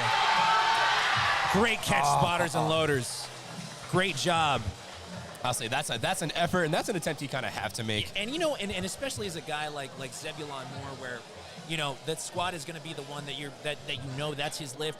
You're going to go for it. And we keep talking about, like, this is the meet you're going to go for. So, So with that said, folks, that is wrapping up our squats for the day. We're moving right along here at the 2023 Carolina Primetime. Let's take a look at our standings as they're breaking down right now. As projected, again, this is projected. So far, we got Brandon, Andre, Trey, and Lars rounding out our top 4. And obviously, you're starting to see things start to tell the story. We said, what's the story of the meet? Well, so far, Trey, Lars, Clay, Daniel Morris, Khalil Zaki, even Hui Hatuk. We're talking about like a separation of not even 10 dots points. I mean, this is getting so close on the men's side. Nick, who stood out to you? I want to say, at least on the men's side, in terms of effort, I gotta give it to Trey. Yeah. I gotta give it to Trey. Of all of the discourse that's been going on, all of the background behind this meet for Trey, I mean, he really shut everyone up. Yeah, absolutely. He told the ops, you better listen to me. I am here. This is my place on the platform. Yeah, and now talking about our women a little bit. So, I mean, we have the women's graphic up here. Lori McCormick, Brandis Dye, Carmen Hu, Solana Lewis. So, I mean, we're talking about a little bit of a separation when it comes to Lori and Brandis, but Carmen Hu right behind it, and then Solana right there. So, that battle for number 1 is truly a battle. It's a battle. 3-1. So, I mean, the separation is not even 3 dots points. So, seeing where things are going to trend on the women's side is going to be really exciting. Folks, that is going to wrap things up here for the squat here at the 2023 Carolina Primetime. My name is Leo Bonendara. I'm joined here by Nick Stevens, as always. We'll see you guys in 10 minutes after our break, leading into bench press. Don't go nowhere.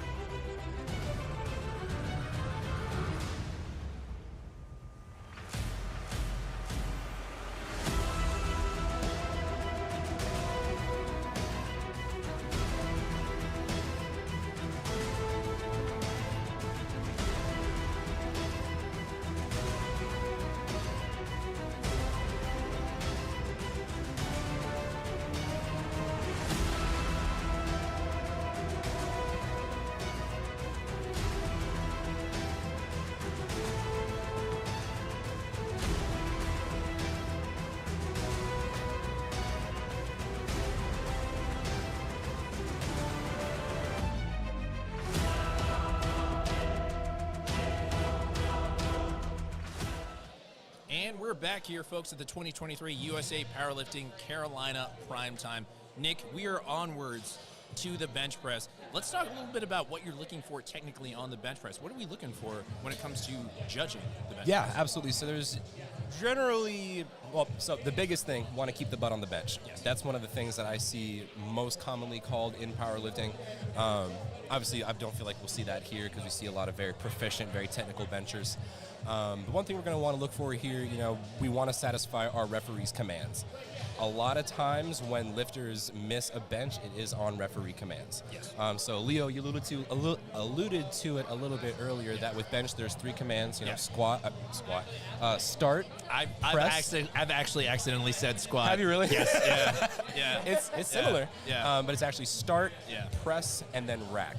And so there's a lot of things that can happen with the press specifically. You can have some up and downward motion of the elbows. You can have sinking of the bar or heaving.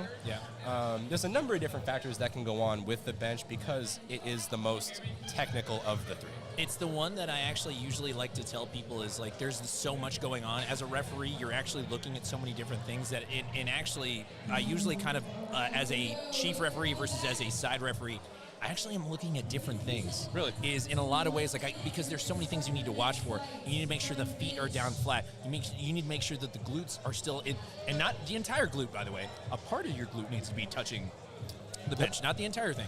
And then on top of it, making sure that the elbows are fully locked out, and making sure, and now this is a new rule in USA Powerlifting, the head doesn't have to touch the bench anymore. So there's a lot of different things that now that you're looking for on the bench press that in a lot of ways, you're actually looking for different things depending on where you're oriented around the platform. So it's interesting to watch. So here we have our opening attempt, our opening bench press for Flight A. Mark Bogle taking 130 kilos for a ride.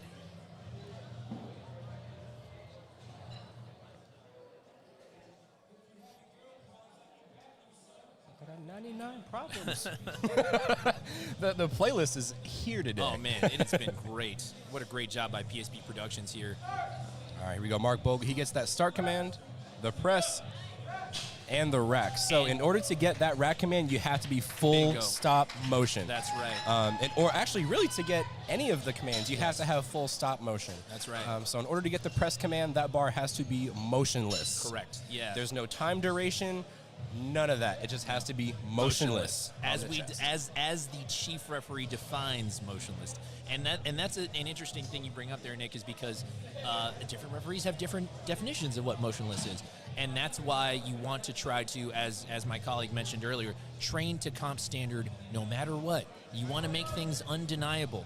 And guys, if you're going to listen to anyone, listen to your USAPL club coaches. You want to make sure that you're following things according to the standard of USA Powerlifting.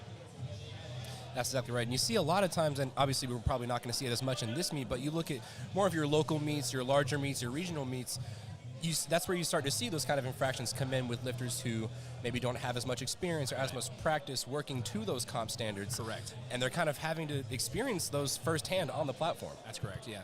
USA Powerlifting, I mean, it has every different level. You have your local level meets, state level meets, regional level, national level, and then pro level. And international now. That's right. And we are international. We are international. Shout out USA Powerlifting.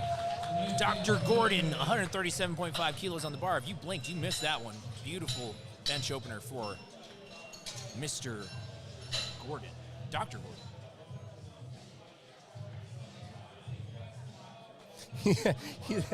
One of his fun facts, Dr. Gordon, he wants to be known that he is team close grip bench.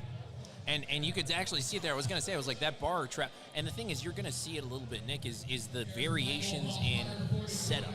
The variations in grip width, the variations in foot stance, the variation in arch level. So, I mean, when we talk about arch level is how much the scapula is retracted and depressed. So you're going to see some people with a very high touch point. You're going to see some people like Mr. Talford with a very low touch point. So interesting to watch when that happens. Michael Huff, 142.5 kilos on the bar. We're already approaching that 3-plate date. That's a big explosive bench there for Michael Huff. Very strong off the chest there. Yeah. Incredible.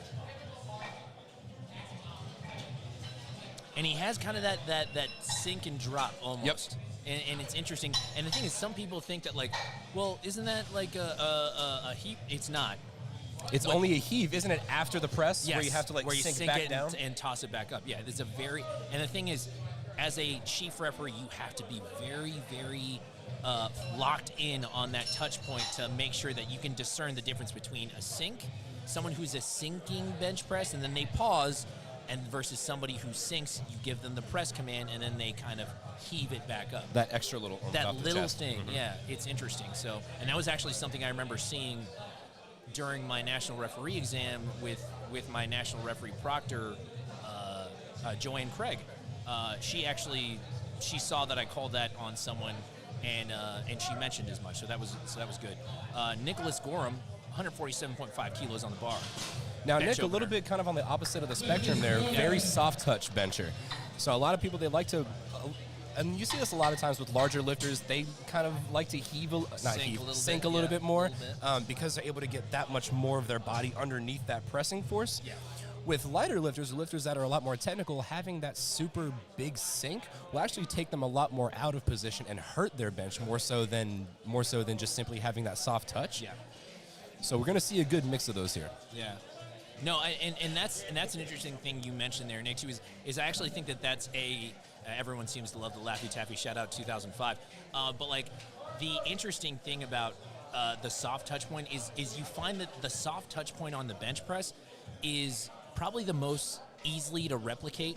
And at the end of the day, when it comes to your training, you want to make sure that you can replicate it. It's akin to how Tiger Woods would talk about his swing, where sometimes, like, somebody could have a better swing than him on one day, but if they train or if they play together for the course of a week, he'll always have the better day. That's right. And that's why you want to make sure that, like, your training is you can make it replicable, and you can continue to repeat those motions every time, because that eliminates variables. Absolutely. Powerlifting is all about consistency. If nothing else, it's all about consistency. Eliminating variables. I always say that all the time. Here comes Hui Hatuk, 150 kilos on the bar. Hui Hatuk, a little bit of that higher touch point we talked about. Oh, my goodness. Beautiful opener. Pretty. Hui That was just an Hatuk. objectively pretty Yes. looking bench. Very, very pretty looking bench. No worries about bench depth on that one. That was beautiful. Hui Hatuk. And that was 330, folks. We're well over 3 plates in your normal commercial gym. Oh, yes. Love that one.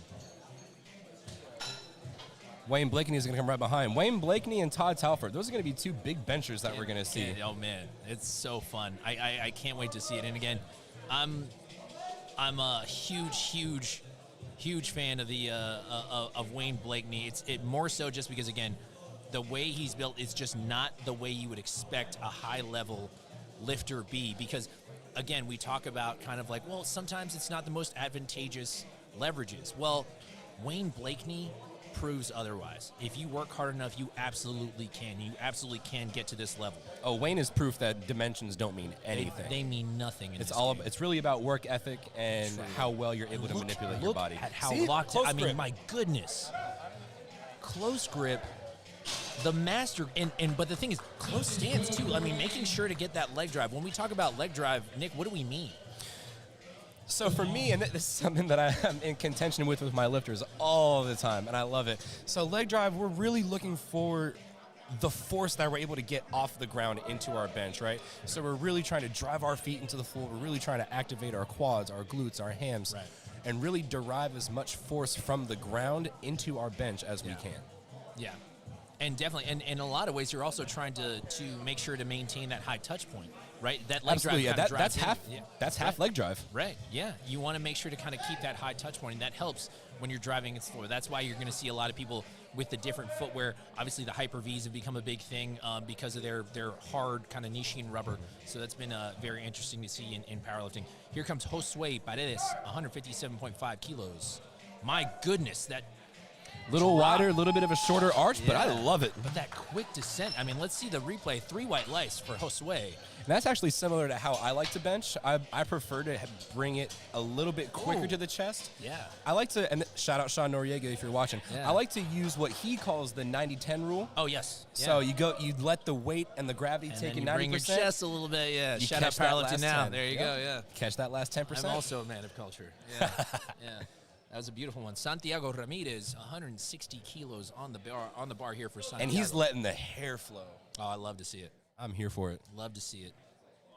You also, as a longer-haired athlete, so it's like you also kind of understand that struggle. Oh, I can respect. Yeah, I had a man bun last year that I actually had to also cut once we got closer to the wedding. But that's something, man. Was that your choice or hers? That was mine. It's just something we were on. Yeah, there goes Santiago Ramirez, 2-1. Lord Thrag himself. Lord Thrag. No. But, I mean, that's something. It's a variable, though, on bench press because you all understand, like, once you do set up, your hair does become a little bit of a factor when it's pressing hard against that bench. I mean, obviously, absolutely. We all came up in a time when the rule was keep your head on the bench press. I would assume that you probably didn't deviate since because it's just you've been doing it for a long time. I couldn't, yeah. Yeah, I don't know how I could lift my head up off the bench press now. So it's just I've tried it. Yeah. Not fun. It's tough. Yeah, I would think that if anything, again, we talk about those variables and eliminating them. That's just a variable now. It adds more. That's right. It adds more. So here comes Matt Gray, 165 kilos on the bench press opener. Matt Gray, he of a massive squat today. I say Matt Gray finished out at 285 kilos. Just missed out at that 292 and a half, but still goodness a great me if day. he's Wide grip bench press. Beautiful execution. And I want to make a correction. I want to say Matt Gray and Zeb are both lifters that are kind of over our 100, 110 classes. Yes. But I believe those are our only two. Yeah. Everyone else is 100 key or below. Think about that. I mean, it's so crazy because some of these numbers, I feel like sometimes we get a little numb to how big some of these numbers are as modern day lifters in 2023. But it's like the context needs to be brought back to the body weights that we're seeing relative to this. It's insane. That's why Absolutely. This is a dot space meet, and you're seeing some crazy numbers being put by some lighter lifters. It's crazy. Quan Myers, 170 kilos on the bar here. We are near 3 red territory, and we're just opening. Already? Already. Yeah, that's 374. That's 3 reds without a collar. Yeah, that's right. That's right. I only know that because I don't use a collar in my training. I was going to say, you're one of those guys. You're part of the problem. Hey, I'm the problem. It's me. The problem, it's me. Megan would love that, actually, right now. Quan Myers, 3 white lights. Beautiful attempt. Great execution for Quan on that bench opener. Quan having himself a pretty good day as well, only missing one of his squat attempts. So far, doing really well. And that's something I hope we don't get lost in as we say, as the story of this meet is some of these lifters that may not be close to the podium, so to speak, but like still having a great day, still executing, still having that 9 for 9 day, that 8 for 9 day. Still important to kind of give them their shine. Quan Myers right there, so doing a great job. Here comes Wesley Mull, 172.5 kilos on the bar here for Wesley. Bench press opener for the Nori boy himself, rocking the slack pull socks. And this Shout is out 380. Peter Soberg. Oh, that sink. Oh, my goodness. Beautiful. Now, Wes did his sink a little bit differently. It was kind of a mix between the soft touch and the sink. Yeah, a little bit. He kind of, look, I just want to see. yeah. He sinks it just a little bit. Oh, I love But it. I very, love that one. like, not as much recoil coming Yeah. off the chest, which is generally how you can tell how much Yeah. sink they have. Almost a David Wilson-esque Yes. execution. That's- And another bench press that I actually like. So That's exactly what I was going to say. Yeah, very pretty. Very pretty. I like that one. All right, that was, we're back at the top of the order now. Mark Bogle. Wow, moving right along here and bench press does tend to move that way, doesn't it? It does, Nick? yeah. I mean, like when you talk about how fast a meet goes, is once you get past squat, bench press and deadlift almost feel like, man, they just fly snappy. by. Snappy, yeah. Every time, you know. And squat almost always takes longer just because it's a lot more of an A lot of involved things lift. moving involved. The weight's literally on your back. You've got spotters and loaders to worry about. And so with bench, a lot of those, there's a lot more restraints with it. So there's a little bit more of a safety factor. Right. And generally, you're using less muscle groups, less motion, so it's not going to go as fast. That's right. Mark Bogle, 137.5 kilos on the bar. Is he setting up Larson? Oh. I was gonna say, I was like, hold on a second. He didn't. He's He's got got a a Larson wait a minute. president. He was like, also that's illegal, but no. 7.5 kilo jump here from Mark.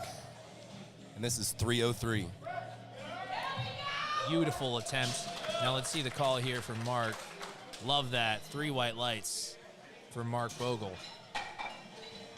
And again, same thing. We talk about some of our other lifters like Quan. I mean, Mark Bogle also, like, Having a good day. I mean, like, only missed that third squat attempt and still showing up, doing well on bench press. So things are trending upwards here.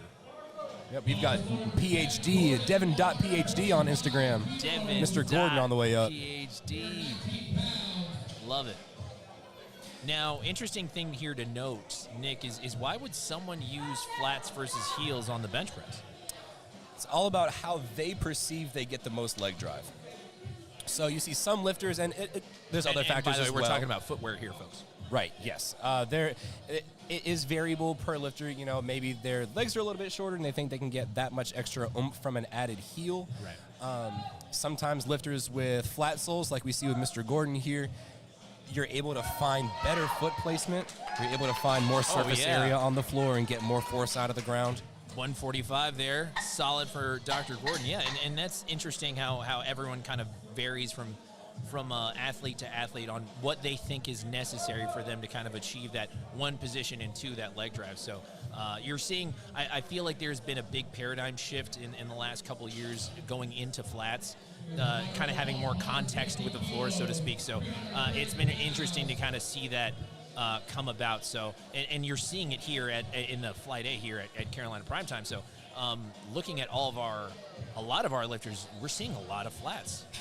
We are, yeah. And that was something that I'd noticed, you know, kind of going into it. Here goes Michael Huff with 330. And that's something that I've noticed, especially incoming, because I started powerlifting back in 2015, 2016, and a lot of people were using heels for their bench. Now, ladies and gents, that is a good lift. That's a good lift. You want to know why? It wasn't an uneven lockout. That's right. It? Yes. But also, but more specific, like, so watch how the bar never goes down, and you can lock out one arm before the other. Fun fact.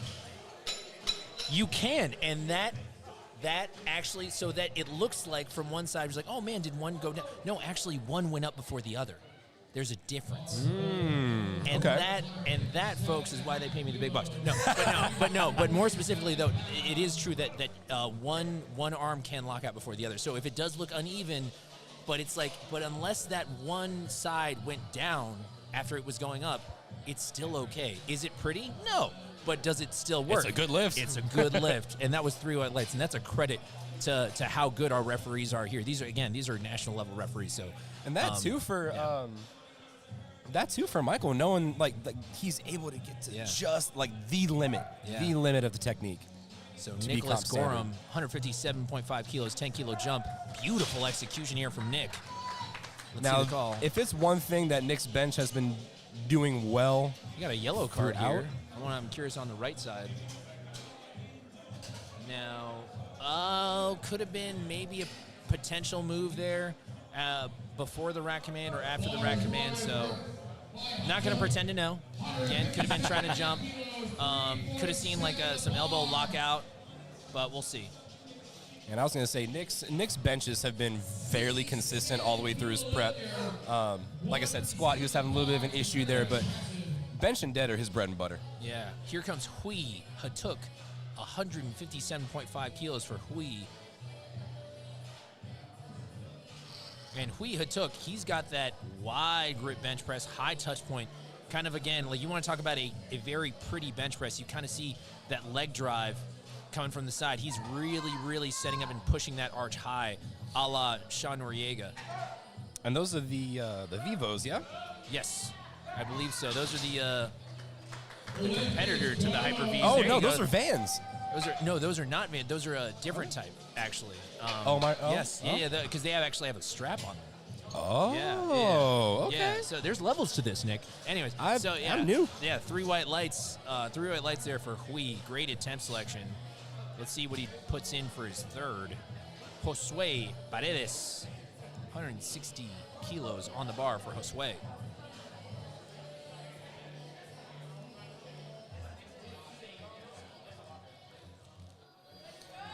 And Josue, he wanted to really make it a point during his fun facts and all that stuff. He really, really wants to make it a point to shout out his family and friends and all the support that he's given throughout his years in powerlifting.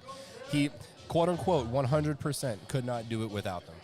I love that. And it's always important to shout out your family unit here. So powerlifting takes a support system, for sure. Does take a village. Here we go. Beautiful attempt. Let's see the call. 3 white lights for Josue.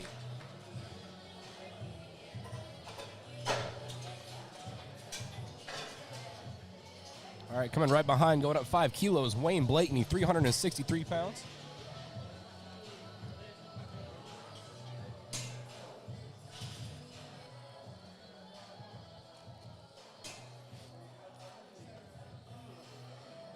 All right, they're getting that bar loaded up for Wayne Blakeney. He's going to go up to 363 pounds.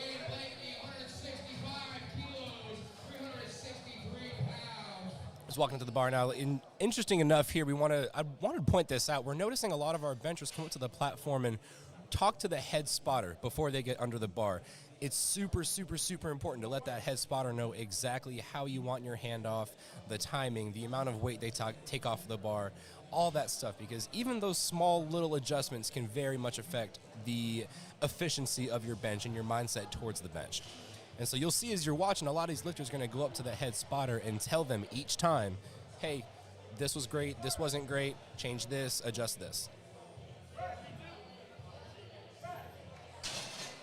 We see it working very well for Wayne Blakeney here, 363. That's 2-1.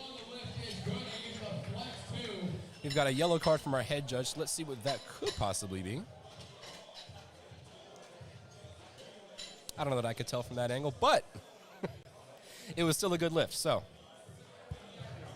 Yeah, so actually that one by Wayne Blakeney, it could have honestly been a rack command, and also it could have possibly been his glute could have came off. Again, That's true. We're not sure. All we can do is surmise off of looking at what was possible, looking at the yellow card infraction, and then you just kind of go from there. That's why you're not really going to hear Nick or I make too much of an assumption. We're just going to go off of what we know and what it could have been. Right. That's one thing I like to do whenever I commentate and I have my normal co-host. We always try to give our best calls and best predictions, and half the time we're wrong. But that's why we're just backseat judges. That's right. Backseat judges. Yeah, backseat judges. Here we go.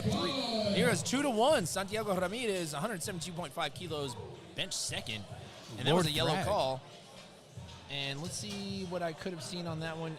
If anything, again, could have been the rack command on that one because it looked otherwise fairly clean.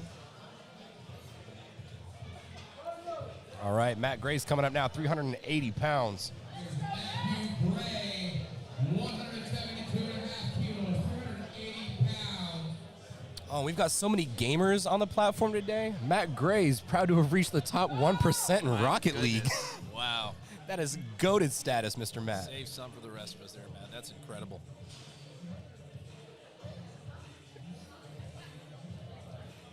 This is a 7.5 kilo jump here for Matt Gray. Oh my goodness.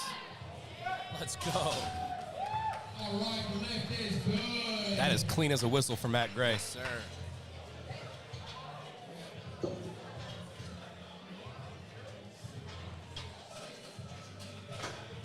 Moving on to Mr. Quan Myers, 177.5 kilos. This is a 7.5 kilo jump. Nick, you're seeing some pretty consistent 5 to 7.5 kilo jumps on these first to second attempts. Would you say that that's a common thing to do in the bench press?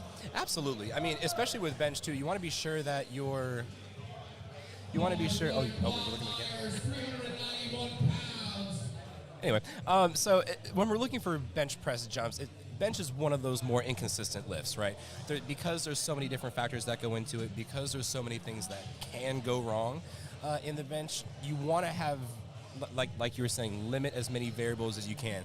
And so if you're able to have consistent jumps throughout all of your attempts and maintain all the rest of your variables outside of that, then that's what we would want. We generally don't want any big jumps on bench because, we're using less muscle groups. The potential for us to give more muscle strength behind that is less. Right. So we always want to have more consistent jumps. So let's see the call here. Saw a little bit of movement on this one. I'm curious. 3 white lights. There you go. Let's see the replay on this one. So you see kind of the shoulders start to deviate a little bit. You saw a little bit of movement. I was curious if there was going to be a call on that one, and it looks like it was clean. So 3 white lights there for Quan. Yep, he continues on. Everyone's having clean benches. Very clean benches. I don't want to jinx it. I think we're doing pretty well. Don't you say it. We are moving on very, very well so far on these bench press second attempts. And this is our very first 400-pound bench of the 2023 Carolina Primetime. 402 pounds for Wesley Moe. Starts off slow, goes quick into that descent. 0 to 60 real quick. 3 white lights. Yeah, you know when you have lifters that are, Nori boys and Nori gals, and you've got Sean in your corner, you know all of your lifts are going to be proficient. You know your play calling is going to be top-notch. He's not going to put a weight on the bar. He knows you're not going to hit. It's the godfather of technique, truly.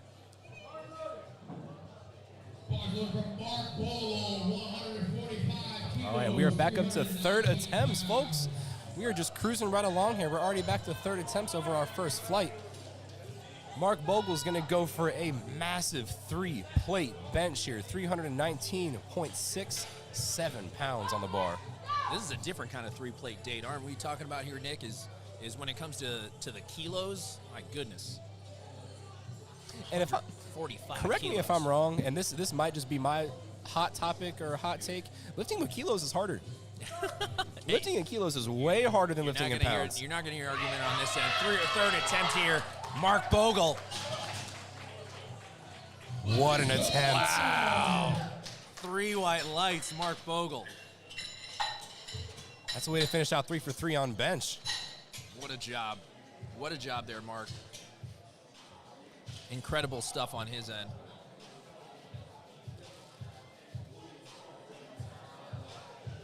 I don't know who curated this playlist today, but I am vibing. I'm here for it.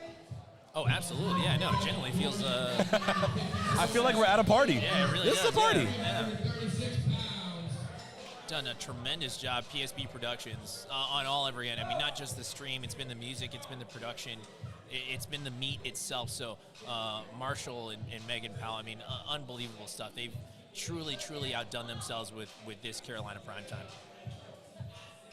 Dr. Gordon, 152.5 kilos, 7.5 kilo jump there for Dr. Gordon. This is 336 pounds, looking to tack on to his already great day.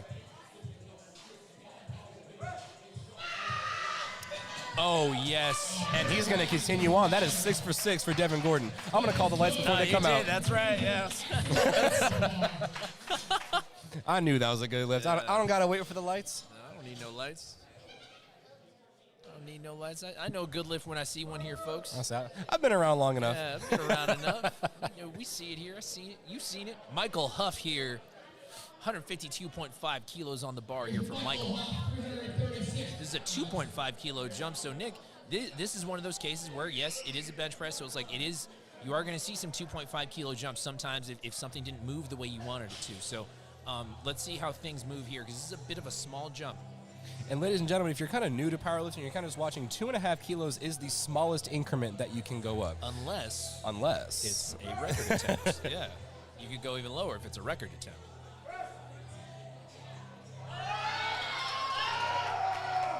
Okay, so I might have seen a little bit of up and down. We still see kind of that a little bit uneven lockout. Yeah, 2 to 1, yeah. And that makes sense. Now, but because it was a 2 red light lift, he can take it to the jury. His coach can take it to the jury. Now, that would inherently mean that, again, we mentioned it earlier, if you guys heard, because we did have a 2 red light lift earlier, is it does not mean that the jury's going to be any easier on you. If anything, in my own experience, they're actually harder. So, absolutely. So in a lot of cases, but it costs you nothing to do it. So you should at least go. I didn't see their coach go to the jury, so possibly a missed opportunity on that one. But they continue on. And that's the thing too. Like, oftentimes you might not even need to go to the jury. Yeah. Oftentimes, that was a bad lift. I went up and down. I can kind of feel it. We'll move on to the next one. Yeah. Yeah. Here comes Hui Hatuk, 160 kilos on the bar. Talking again about that 2.5 kilo jump. This one looks like it could be a safe attempt here for him. That last one, that second attempt, seemed to move fairly well. And important to note here for Wee, I don't think we've mentioned he is the 67.5 kilo champion. Shout out. For collegiate USA powerlifting. Shout out. Collegiate Nats. That high touch point, let's see it. Very wide grip. Oh my, oh yes. If that's, let's see the call. That's gonna red be light 2-1. now. I'm curious if someone's going to go to the jury. Again, this costs you nothing. This costs you nothing to at least ask, to try. No movements on that. Yep. No, there is movement. Oh, we do have a jury call. Here we go. Here we go. Yeah. This is our first one of the day, actually. First one of the day, yeah. It's first one of the day. I actually know Alex. That's Alex Cano, head coach of Challenge Strength and Conditioning. And again, that is one. Again, it costs you nothing. If I was the coach, I would have done that last one as well. Absolutely. It's worth asking. It costs you nothing. If anything, you could get it overturned. In my experience, it usually doesn't, but it is worth trying because they do happen. Here comes Nick Gorham, 162.5 kilos on the bar, 5 kilo jump here for Nick. A whole lot of deads, about to be a whole lot of benches. Yes, we are watching you, and we will clown you in the group chat if you miss this.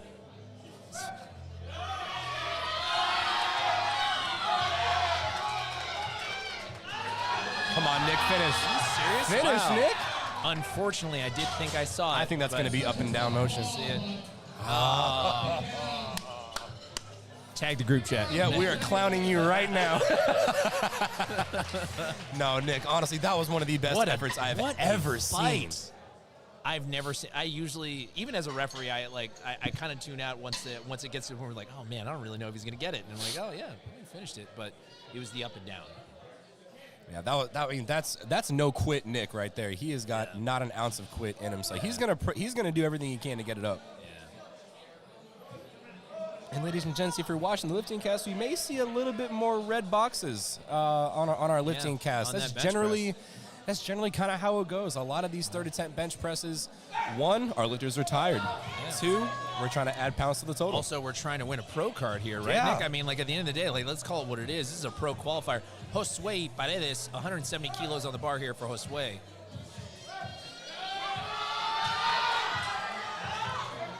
Good catch there by our spotters and loaders.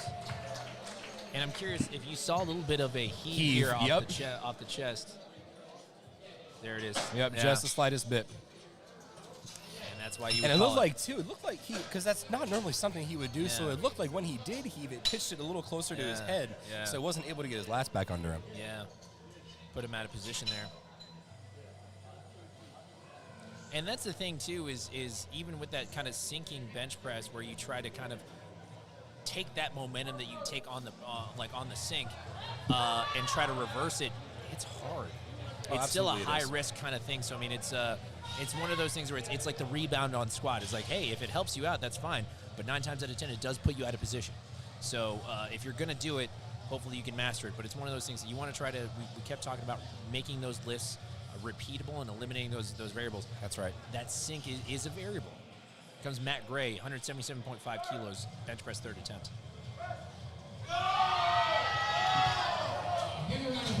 Good catch there, spotters and loaders.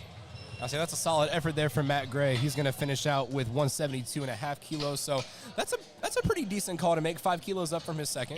I think it was a smart call. And the thing is, again, if you're going to miss, let it be on strength. It seemed like everything was still there. You started to kind of see the glutes pop up. You started to see the legs kind of shake a little bit. So sometimes that will happen on a really high attempt. So here comes Santiago Ramirez, hyped. Got a lot of people behind him here. 180 kilos, bench press third attempt. 7.5 kilo jump here for Santiago.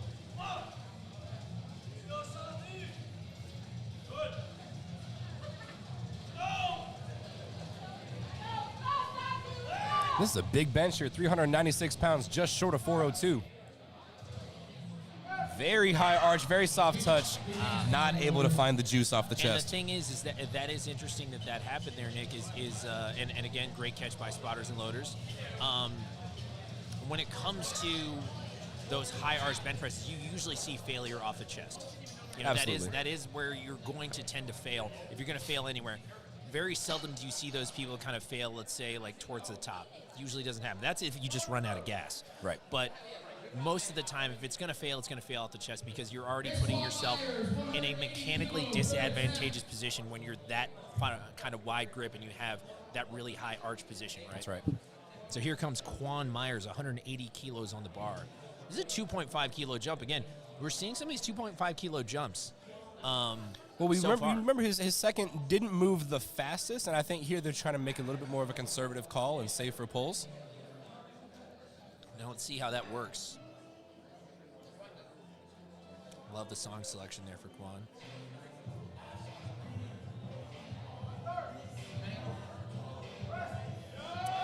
That's going to be a little bit of a heave motion, but unfortunately not able to lock it out there. And sometimes in infractions like that, Nick, as a referee, sometimes you actually do want to throw every infraction that you see. If there's multiple, like if there's a blue card infraction, if there's a yellow card infraction, even if like they don't ask, but there's a possibility that they ask after they fail, like, okay, what was that? What was the other infraction? You want to tell them every single thing that you saw to help them in the future, hopefully. So Absolutely. Here comes Mr. Wayne Blakeney. The Wayne Blakeney fan club out there. Shout out, 182.5 kilos on the bar. That's a big old jump. Oh, my goodness. Is that right? That's 17. Yeah, 17. 17.5 kilos. Your eyes do not deceive you, my friend. And that's from a that's a 7.5 to 17.5. Did I make that math right? Yes. Yeah, wow. What a jump for Wayne Blakeney here. This will be 402, so big milestone bench for him. No. Oh, man. You know what? Honestly, off the chest, that It misgrooved a little bit off the chest. And that would make sense with the closer grip is as we talked about, if you're going to fail at the chest on a wide grip, on a closer grip, you're actually going to fail at the sticking point, the classic sticking point, which is usually in that mid-range. Generally a little bit higher because once you get to that point, it's all triceps. It's how you think about the conventional versus the sumo deadlift, which we'll talk about later. But it's interesting how that sticking point and typically where you fail, they're going to be a little bit different. Right. It doesn't mean they're easier. And I think that's something that needs to be established, is they're not easier. Not one is better than the other. Sumo is cheating. Yeah. It's just one is different, and they're inherently the difficult parts are always going to be changing depending on how you orient yourself. So right. They require different things. That's right. Here comes Wesley Mull, 190 kilos on the bar here from Wesley. And Wesley's going to finish out our flight here of first flight of benches here at Carolina Primetime.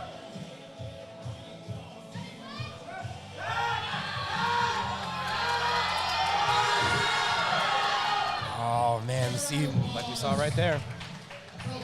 There's that sticking point right in the middle there. And for Wesley, he's a little bit of a shorter human, but that grip is actually decently close for him. And so I want to say right as he got flared, his lats came out from under him, not able to get his triceps completely through.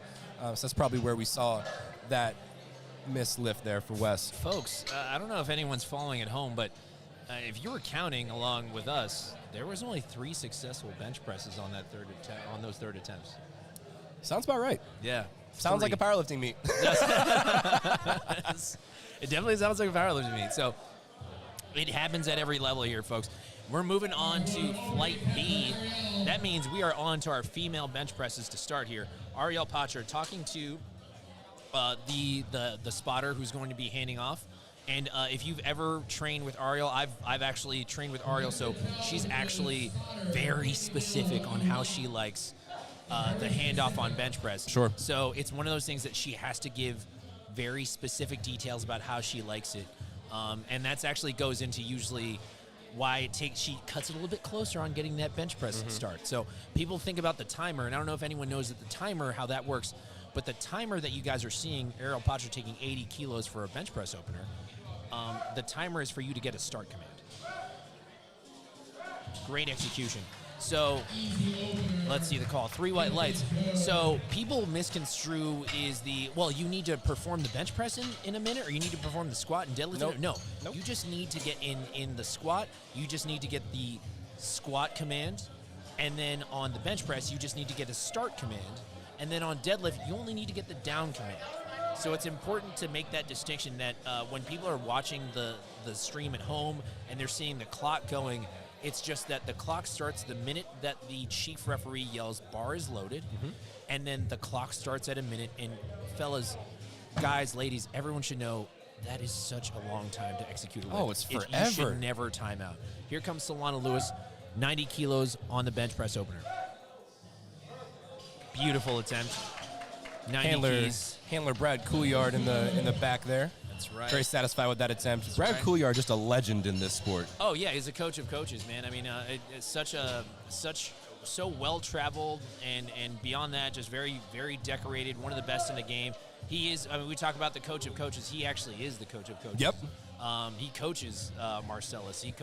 He's coached a lot of other successful coaches. So, great guy, and also a Lewis barbecue enthusiast. Yes, sir.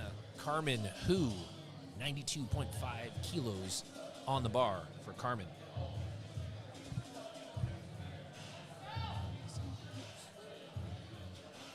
All right, Carmen gets that lift off here. Very wide grip here. We're going to see a lot of wide grip benches. Yeah. Especially from our ladies' side. Yeah. And oftentimes they're the more high arch benchers, and a lot of times they're going to have a lot longer of a way to go to get to the chest, so we're going to see them maximizing as much of that bar as we can. As they should, and honestly, that's why, I mean, it's called powerlifting for a reason. We're not talking about it's not supposed to be pretty, it's not supposed to be this or that. It's supposed to be, we need to get the bar from A to B in the most efficient manner possible For you. That's right, for you within the guidelines. So it's important that you understand that, because how you get there is different from person to person. That's absolutely right. And we got Miss Haley Devers walking onto the platform, letting head spotter Kinley Dill know exactly how she wants that lift off. Also want to give a quick shout out to the Smiley Face gang. Smiley Face on the singlet. Gotta love it. Gotta respect it. That's super cool. I do that with every single one of my lifters. I do it with myself as well. I'm a Smiley Face lifter. All of my lifters, whenever they hop on, ... smile. Haley Devers, 105 kilos on the bar. We are talking about, in freedom units, this is a 2-plate bench. Oh, well over 231. Yeah, that's right. This is a 2-plate bench. Great bench press opener. And again, folks, if you're at a commercial gym and you see Haley Devers benching 2 plates, She's good. she's fine. She's good. She don't need no help. You don't need no help. She might ask if you need some help. She's fine. It's interesting. I almost didn't recognize that was Haley because she didn't have the American flag knee sleeves or the belt this time around. Yeah, that's right. Yeah, that's right. Yeah, bench press doesn't really require as much kind of garb as the others. So here comes Lori McCormick. Had a great day on squat, looking to continue it here on the Right bench now, press. she's projected first. That's right. That's right. And again, we talk about the story of the meet here, and so far to me, on the female side, Lori McCormick is the story. 115 kilos on the bar. Absolutely. We've got Lori McCormick might give Miss Dye her best fight against this here pro card. That's right. That's right. She wants that respect too. Oh, if only we can give out 2 pro cards. That's right. If only. If only. No, just one, folks. If only. 3 white lights. Beautiful execution there, Lori McCormick. All right, here comes Miss Brandis Dye. Dr. Lift Heavier Dye, the powerlifting doc.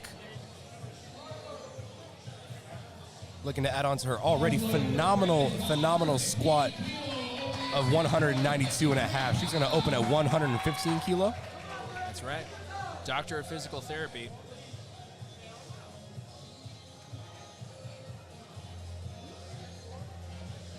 $115 kilos on the bar. That's a red and a blue, folks. Big bench press here. Brandis Dye, bench press opener. I remember when it was a milestone for me to be able to hit 250 on bench. Oh, man.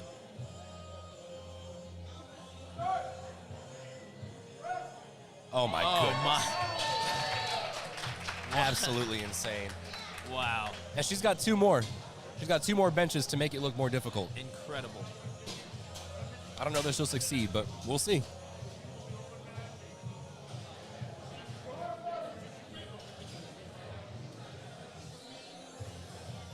And here comes Danny Mello.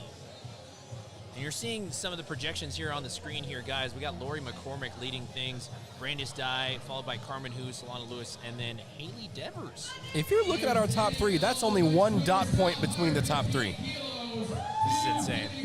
You guys are seeing some crazy stuff on our female side here. This might be the best competition on the ladies' side. Hold up. Someone stop the entire meet for the ones. Oh, Drip Mello's Drip back. Mello is back. Drip Mellow Here is we back. go. Peep the ones. The pink ones. Oh, my goodness. Y'all can't tell her nothing. Stop. Give her an extra white light for that, please. Oh, my. So tough. Incredible stuff there from Drip Mellow. 115 kilos. Smokes that one. That's what a few years in the sport looks like. Yeah. Yeah. Must be nice.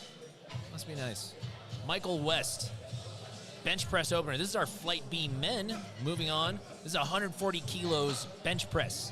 Second attempt there from Michael West.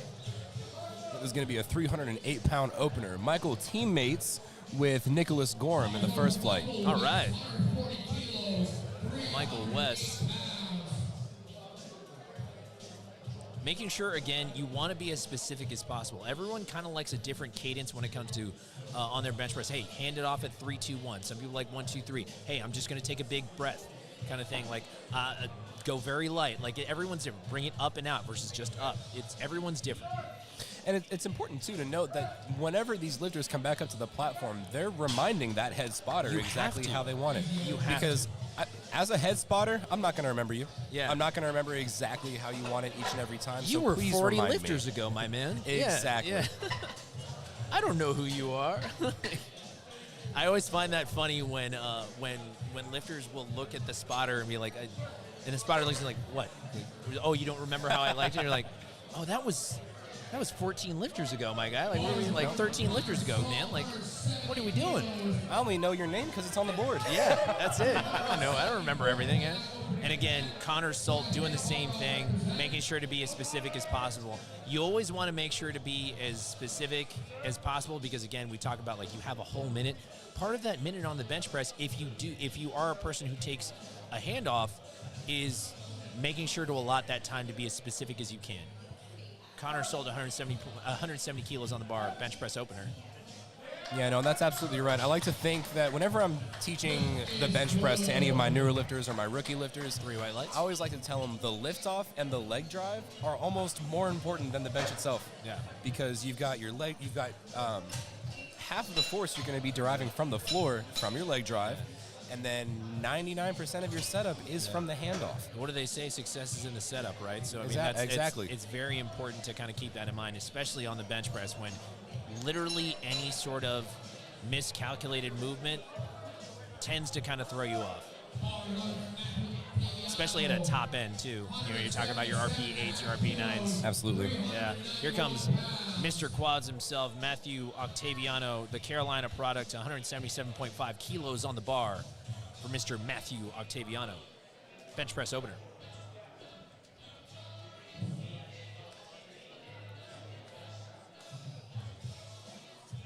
They got Notorious B.I.G. on the track. Oh, it's been killer. I think it was Megan who made this playlist. Hats off to her. Hats off to the Powells in general, man. Yeah. We love them here. This is a meet for the ages. Yeah. We love them here. Woo! Oh, yes. Oh, yes. Nice easy opener from Matt. 3 white lights.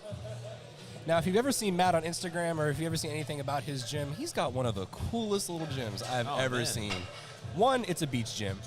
Two, Oh, really? No way. How about that? He's got Captain America's shield and Stormbreaker on the wall. No way. That's awesome. So whenever anyone gets PRs, you got to take a pic with Stormbreaker. That's awesome. And looking again, there are our graphics showing kind of how things are shaping up so far. Lori McCormick, followed by Brandis Dye, Carmen Hu, Solana Lewis, and then Haley Devers. Here comes bench press second attempts on our female side, Ariel Patra. Now, if you're looking at our top 3 placers for our ladies, none of them are pros. Yeah. Again, Solana's coming up in 4th, and so if we do have right. one missed lift, she could very well sneak into that 3rd spot. That's right. And the context is important to note there is some of these lifters absolutely deserve to be pros, even the ones who won't get a pro card today. Honest opinion, I think all of these ladies deserve a pro card. Truly. Ariel Patra, a former pro as well, we're talking about it. 85 kilos on the bar, bench press second attempt. See the call. 3 white lights. 3 white lights, ladies and gentlemen. That's a good lift. Great job. We're seeing some even 5-kilo jumps from both Ariel and Solana. Ariel went 80 to 85, Solana 90 to 95. little fun fact about Ariel, actually. She actually has a cat named Alico. Yeah, I'm looking at that right now. Yeah, how about that? She's also a barista and can make pretty much any coffee drink you want. So how about that? Can I have a cold brew cafe au lait? Yeah, Americana. I appreciate that. Here comes Solana Lewis, making sure to again, make those instructions as specific as possible to the person handing off. So here she is, moving on to 95 kilos on the bench press. She's got the Hyper V's on. Want to make sure that she's locked in on her feet. She's also a cat mom. That's right. That's right, cat mom. Big cat mom energy here. Oh, yes. Great execution. Easy peasy. Dare I say she probably could have even gone for a 7.5 kilo jump and been just as well. And that is actually just under what she hit. She hit at 211, I believe, recently. Really? So, okay. I don't want to say it. I want to see. I'm watching the lifting cast to see what she puts in for her third here. I'd be shocked if you see 97. Let's give it a little refresh. Yeah. They're at the table now, so it might not be updated yet. Yeah. 97.5. You are right on the dot. We're going to see a match of that attempt. It's going to be great. I know Solana.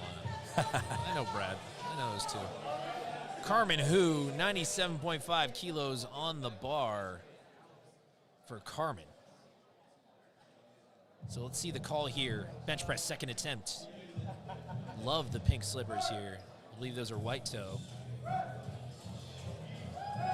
Oh, yes. Beautiful. I'm so glad that powerlifting's gotten to a point now where we have slippers for that kind of thing. Because we used to just have to rely on Vans and Converse. Oh, yeah. Yeah. Now we've got Notorious. We've got the 100s. Yes, absolutely. Yeah. White Toe Lifting Co. Everyone's coming out with their different iterations of shoes. Yeah, I forgot about White Toe. Yeah, there's other ones. There's some other kind of like lower profile ones out there. Yeah. So very cool to kind of see the different options and all the representation here at USA Powerlifting. All right, we've got Miss Haley Devers. This is going to be a state record attempt. Oh, my goodness. Haley Devers, and also having a great day. We're talking about Haley Devers. I mean, she's projected in that top 5. And this is a 242-pound second attempt for Haley. And as you said, Nick, this is a state record attempt for Haley Devers. Getting herself set up here, going to have that high arch position. Making sure that her feet are flat, opting to go for the classic Chuck Taylors. Yep, this will be a Pennsylvania state record. And it looks good to me. Let's see the call. 3 white lights, Haley Devers. So, ladies and gents, if you're, Pennsylvania. I'm saying if you notice that was a state record attempt on the second attempt, Oh yeah. you only know what the third attempt has to be. we know what's coming here. Yeah, come on. Haley Devers, incredible stuff here today. Lori McCormick, not to be outdone, 120 kilos on the bar here. Bench press, second attempt. Ooh, and with that bench that Carmen Hu just completed, she just put herself over Lori McCormick by 0.4 of a dot point, ladies and gents. 0.4 of a dot point. Brandis Dye coming right behind, only a few tenths behind that. And here comes Lori McCormick. Boiler up, Purdue alum. Oh, Purdue, there we go. Boiler up. 120 kilos on the bar. Bench press, second attempt.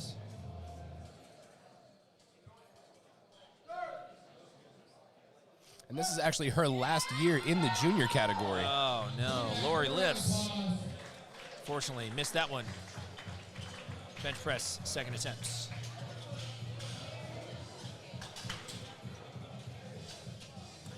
And that's interesting there, Nick. That could shake up the standings a little bit. That make things a little interesting there. Curious to see what happens on the next call for her. Okay, so if you're looking at the screen here, if Brandis were to make this attempt, that would then put her ahead of Lori McCormick by 4 dots points, which is actually a pretty sizable margin. This is the fun part here, Nick. This is when things start to get a little weird. Getting kind of saucy. This is when powerlifting gets a little weird here, folks. Hope you're strapped in. Brandis Dye, 120 kilos on the bar, bench press, second attempt. 264 in the freedom units. Oh, my. And that'll put Brandis solidly projected second overall for our ladies. My goodness, the dismount and all the sassiness. Give it to me. Oh, let's go, please. That was a perfect second attempt. Minimum 5. Oh no, throw 7.5. Throw 7.5. Minimum 5. If Sean's her handler, throw 7.5. Look who just jumped up in the projections. Shocker. Wow. Shocker. Wow. So, ladies and gents, I was wrong. Brandis is now at the top of the order. 491 dots loaded We're up. seeing a little bit of a fight here. This is nice. I'm here for it. That's what I'm here for. Not to be outdone, Drip Mello in the pink ones. Shout out 120 kilos on the bar in the 85s. Those look like mids. But the lifting The ain't. bench itself was not. Yeah, the bench was not, baby. Let me tell you something. Yeah. My goodness. Grip, wide, forces, mid, Forces, bench, not. Bench not. Yeah. Incredible stuff. All right, we are coming down to our last few lifters over on the second flight. Michael West is going to take 155. Ooh, and Carmen Hu and Lori McCormick still tied together by about 0.4 of a dot point. And then Haley Divers right behind, only 6 dot points behind, maybe less. Michael West. Bench press second attempt for our men. Let's see it. Let's see it here, Michael West. This is a 15 kilo jump. Which is pretty sizable on bench. Huge. You generally don't take more than 7.5, 10 if you're feeling 10 really good. I mean, 10 if you're like a Matt Cronin type. You know what I mean? It's crazy. Who is, built different. Yeah. But Yeah. 155 kilos on the bar.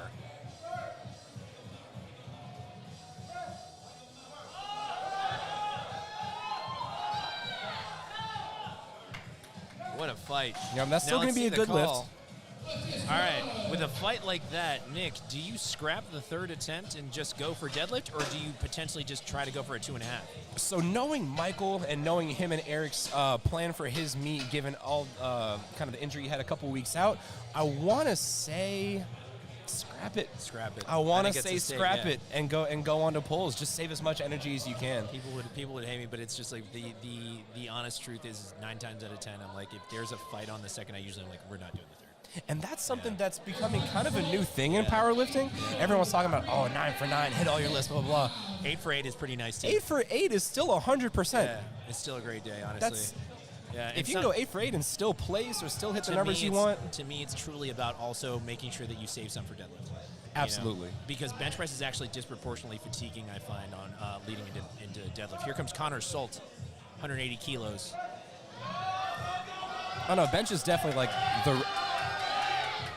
Oh, that's a good finish there for Connor. Had me worried for a second. Now we're talking about it now. Again, we're seeing it there. 3 white lights there for Connor.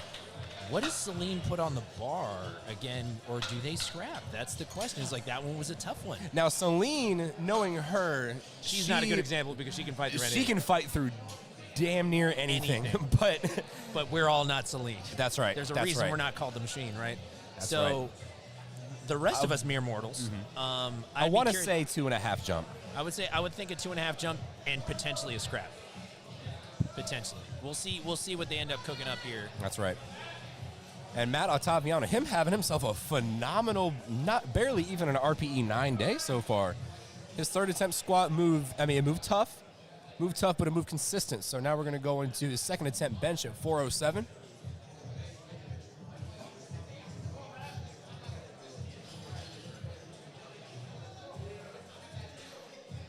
Very short and quick liftoff. Very wide grip, using as much of the bar. Oh goodness. No. Hopefully he's okay. Seems. He pointed to his pec. His pec. Okay. Looks like something happened there. So hopefully things are okay. Now let's check again. Nick, can you confirm for me? He already has a registered at bench press? Yes. Yeah, he's on the board. Mm-hmm. He's on the board. Okay, so we're not losing anything here. Hopefully everything's okay. Hoping the best there for Matthew. No, he's definitely on the board. He opened up with 177.5, and it moved fairly easy. So good. Yeah, you'd rather take what you got, because again, we say it all the time, but it's like you want to lift another day, kind of thing. You want to live to lift another day. So, sometimes it's like, hey, if we got deadlift still coming, that you don't need too much of your pec anyway. So right. You'll be fine on that one. So hoping that Matthew is all right. Here comes bench press, third attempts on flight B. We're flying by here, guys. Ariel Patra, Bench press third attempt, 87.5 kilos on the bar. For I believe, Ariel. will this be an all-time PR for her? Are you aware, do you know? We can check. We can do the, yeah. Let me pull up the lifting date. Oh, you've got open powerlifting up? Let's go. Yeah. So her best bench press is 187. So this will be a big PR for her.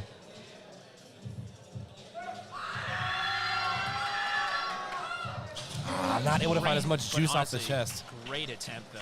Oh, Great absolutely. attempt. And she says as much as like, hey, did my best. And the thing is, we keep saying it, but it's true. If you're gonna miss on strength. They're doing a great job here and showing out truly. Absolutely. I'm going to quote one of my good coaching friends here, Evan Wimbish, BHAEW, the Beltless Hero. Shout out my boy. But one of the things he says is, we want to stack our small wins, and we want to take what's there. And so if we're able to stack our small wins and we're able to, shoot for what we can, that's another thing he says, shoot or shoot. And so this is a meet where you kind of have to shoot. Shout You out have Steph to go Curry. for those numbers. Shout out Steph Curry. But so, yeah, I mean, nothing else expected of for that attempt there for Ariel. No, absolutely. And here comes Solana Lewis, the Power and Lifting Strength Solutions herself. Bench press third attempt, 97.5 kilos for Solana Lewis.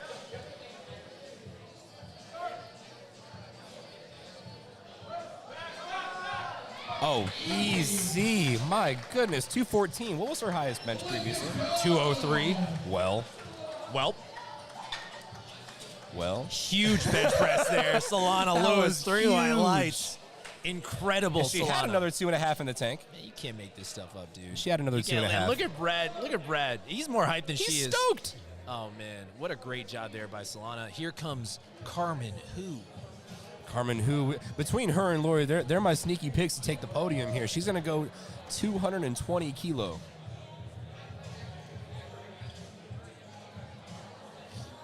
Carmen Hu. So her PR is actually 215 keys.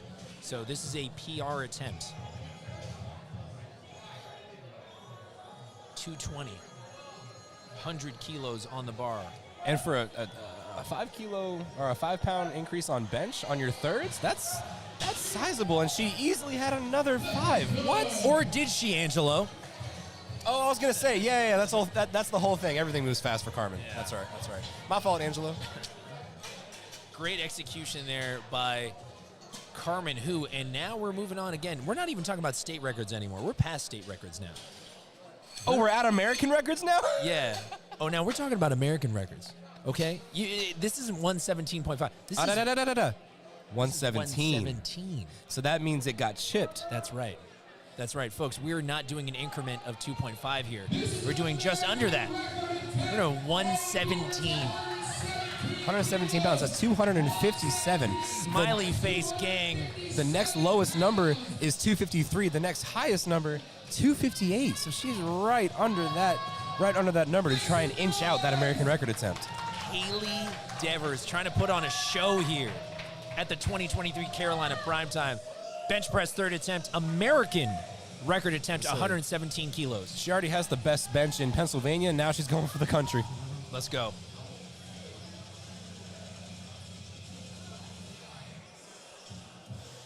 Let's see it, Haley. I love these third attempt songs. I'm just as hype as they are. Oh, just off the chest. You know what, though? We call that house money because after she already set that state record, That's extra credit. go for it. Yeah. Hey, man, we're here. You got to do it. And especially if you're going for that pro card, you have to go for it. So great job here so far by Haley Devers. It looked like her Amazing foot execution. slipped a little bit out from under her Little as bit, well. Little bit. And again, that kind of calls into the whole thing about making sure that you maximize everything in terms of grip, especially if you depend really heavily on finding context with the floor. That's So right. that was really interesting. And yeah, Haley Devers, still a great job so far. Here comes Lori McCormick. Lori McCormick fighting to kind of come back into that number one conversation because after that missed second attempt, she's retaking it here at 120 keys. You know, we want to see. I think at this point we're kind of solidifying Brandis Dye, Carmen Hu is number 1 and number 2, but we've got a very good battle with Lori and Haley.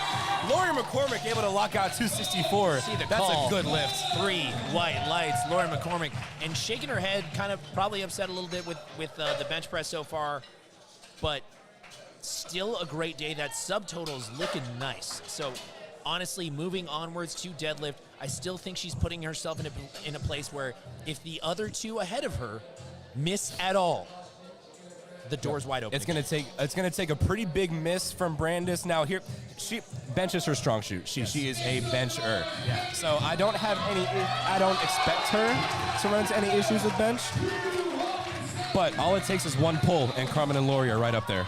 This is a home gym lifter. This is the host gym lifter, Palmetto State Barbell product.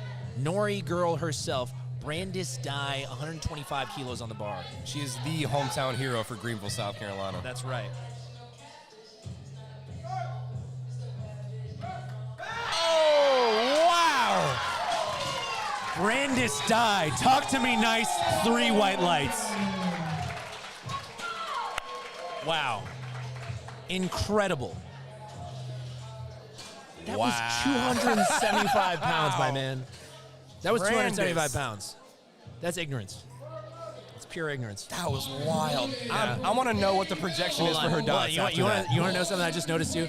Is one of our favorites, Drip Mello. She was smiling at that reaction there. She actually loved that. So really cool to see competition supporting each other. So that was really neat. Now, but again, not to be outdone, she's also taking 275 for a ride, 125 kilos for that bench press. Imagine. Yeah. Imagine. Love that. Love that. Let's see it, Drip Mello. I'll say her and Brandis taking the same weight. Let's see who moves it better. Well, it was about the same. It was about the same. Yeah, they're both pretty amazing, frankly. So, wow. Danny Mello, 3 white lights, beautiful execution, awesome stuff rounding out our female bench presses. Now we're moving on to our men on Flight B, bench press 3rd attempt. Michael West, 157.5 kilos on the bar. So there we go. There we see that 2.5 kilo jump there from Michael. He had quite a bit of a time going into his second attempt, a little bit of more of a struggle than he would have imagined. So now we're going up to 2.5 kilos for him. Very small jump going into this third. This is 347 pounds. That's right.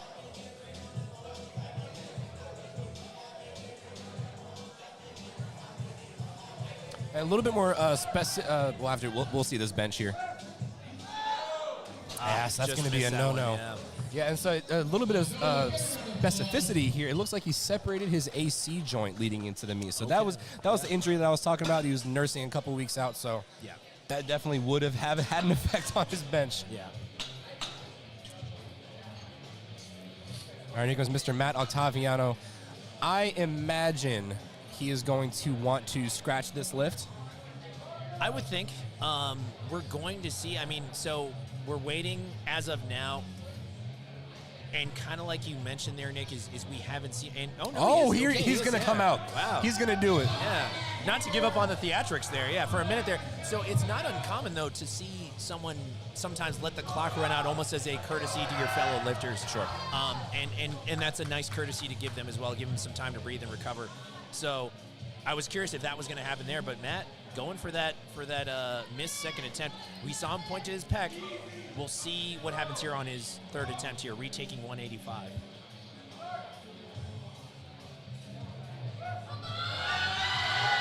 Oh, no, not able to find it. So let's see. He gets rid of the bar here early. I hope that he seems like he's not pointing to the shoulder or anything or the pec. So it might have been just a little bit of a tweak that took him out. Could have been. Although I'm always a little nervous when the lifter gets her hands off the bar almost immediately. I'm always assuming the worst. So hopefully that everything's okay. But again, you really don't need your bench. You really don't need your chest that much on your deadlift. So. And I was watching. It looked like he set up his left hand a little bit closer in. Yeah. On that bench press to try and save some of save his pec a little bit, give more to his triceps. Get a little more tricep. Yeah. So here comes Connor Salt, the Elden Lord himself. 4-time. We have to say 4-time Elden Lord. That's right. Mr. Machine himself. 185 kilos on the bar. Mr. Machine. That's right. I love that. Yeah. Oh, no. Yeah. Still good attempt there. And again, we kind of mentioned it is possibly maybe scrapping that third after seeing that second. That was quite a fight. Saw a little bit of that heave as well on that one. So still a good day, though. Moving onwards to his deadlift. Now, guys, we are onwards. We're finally on bench press third attempt, or we're on bench press in our third flight. This is flight We are C moving bench and press. grooving. It's crazy. We're only at 4 o'clock right now here, guys. Marcellus Williams here, the Swole Fesser, coming here 155 kilos on the bar, making sure to get to give as specific instructions for the handoff as possible. And again, we want to talk about technique. This man is all about it. He's in the hyper V's as well. You can see it on his feet. He wants to make sure that he has all the position that he needs possible. And if you ever seen Marcellus set up on the bench press, always very interesting, very, very technically sound. One of the men behind powerlifting now as well. Bench press first attempt, 155 kilos. Woo! Wow. My goodness. 3 white lights. And would you expect anything less from a guy with pecs like that? I was going to say, he is very built up top. Yes. I would not expect. My goodness. He's like a weight class down version of Todd Talford. It's like, crazy. They're equally as jacked. Just, I mean, you could truly rest a coffee mug on those pecs. It's incredible. And we've got Trey Rickard, 165 for his opener, 363 pounds.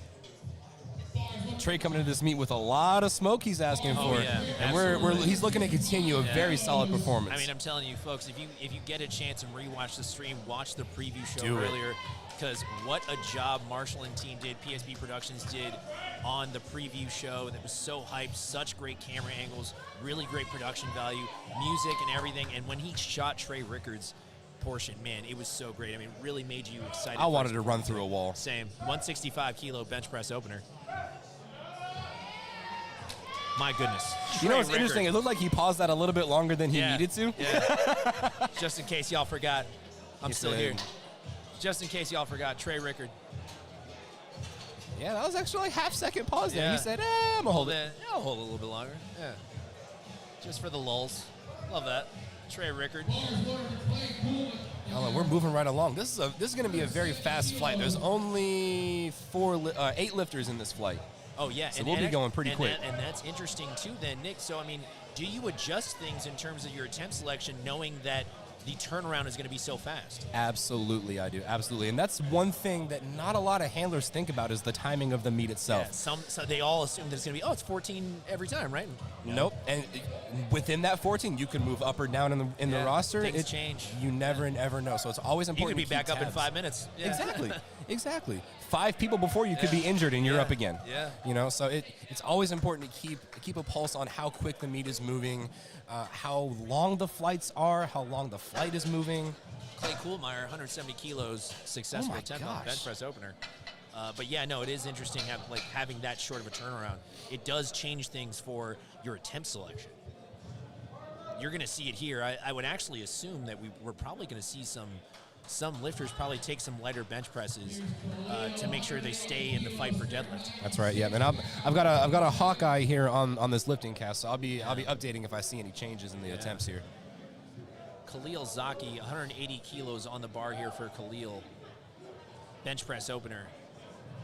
Imagine opening bench just under 400. Never me. Never me.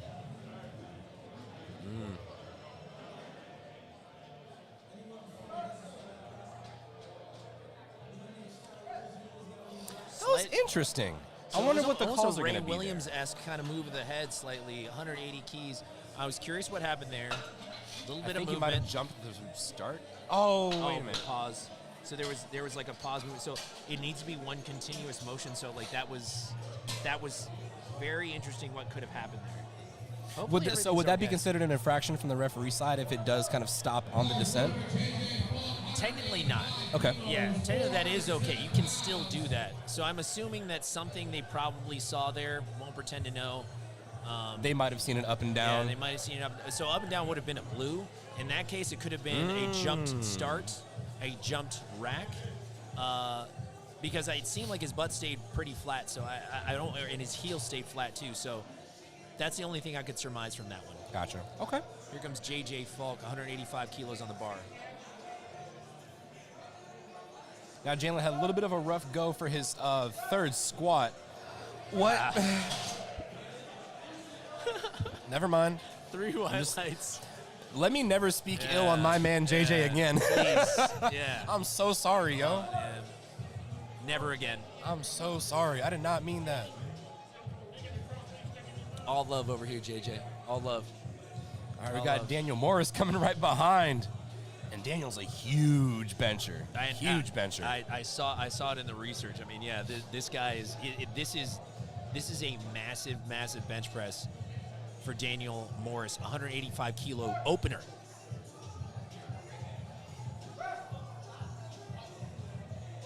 Very Todd Talford-esque in his setup. Yes. Low arch, wide grip. And the shoes is just like he's in gym shoes, he's in some running shoes, like walking shoes kind of thing. And this is another day at the gym for Daniel yeah, Morris. It's not a big deal. Yeah, he's going to the mall after this. It's not a big deal. He's, just walking around for a little Gonna bit. take a walk by the pool. Yeah, Also, we have to call out where we are. This is the Greenville Marriott here in Greenville, South Carolina. It's such a beautiful day out. The weather, the vibes out here have just been so fun. I'm If gonna you guys be by ever the get pool all night. Oh yeah, man, it's gonna be great. Yeah, no, you and me both, buddy. Yeah, no, it's such a great time, and it's been such a fun environment to be out here for Carolina Primetime. What a great venue they chose for Carolina Primetime. So we really thank Megan and Marshall and all the PSB team. All right, Mr. Andre Easter, the second. The second. 418-pound opener. Gotta call it. The second.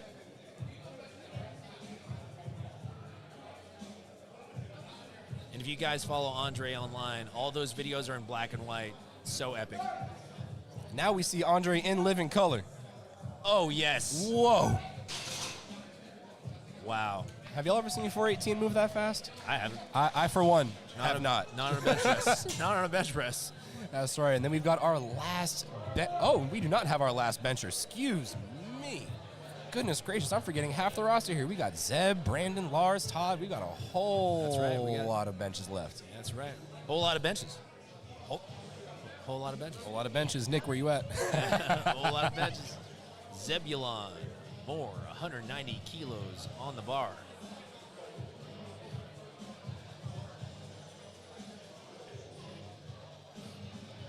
Now, Zebulon Moore, he had a little bit of a rough go on squat. He had a little bit of, he kind of bobbled his first attempt there. He kind of misstepped there, and then his second, a lot of it looked like it was on strength, but he's on the board, and this is a massive bench to add on to the total. My goodness. Beautiful execution.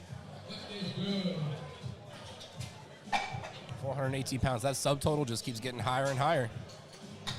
Great job, and here comes Mr. Blessed Petrie himself. Make sure you guys cop the tees. They're on sale now. Oh, are they? They are. Heavyweight cotton, very beautiful design.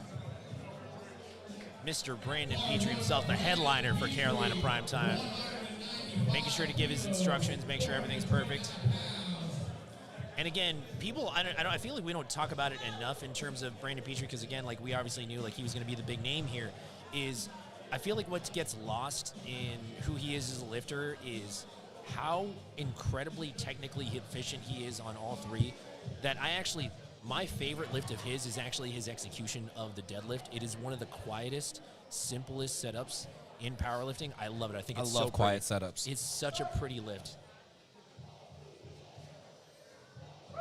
And Brandon more of a close grip That's bencher right, as yes, well. he is, yeah. 195 kilo opener, smokes that one.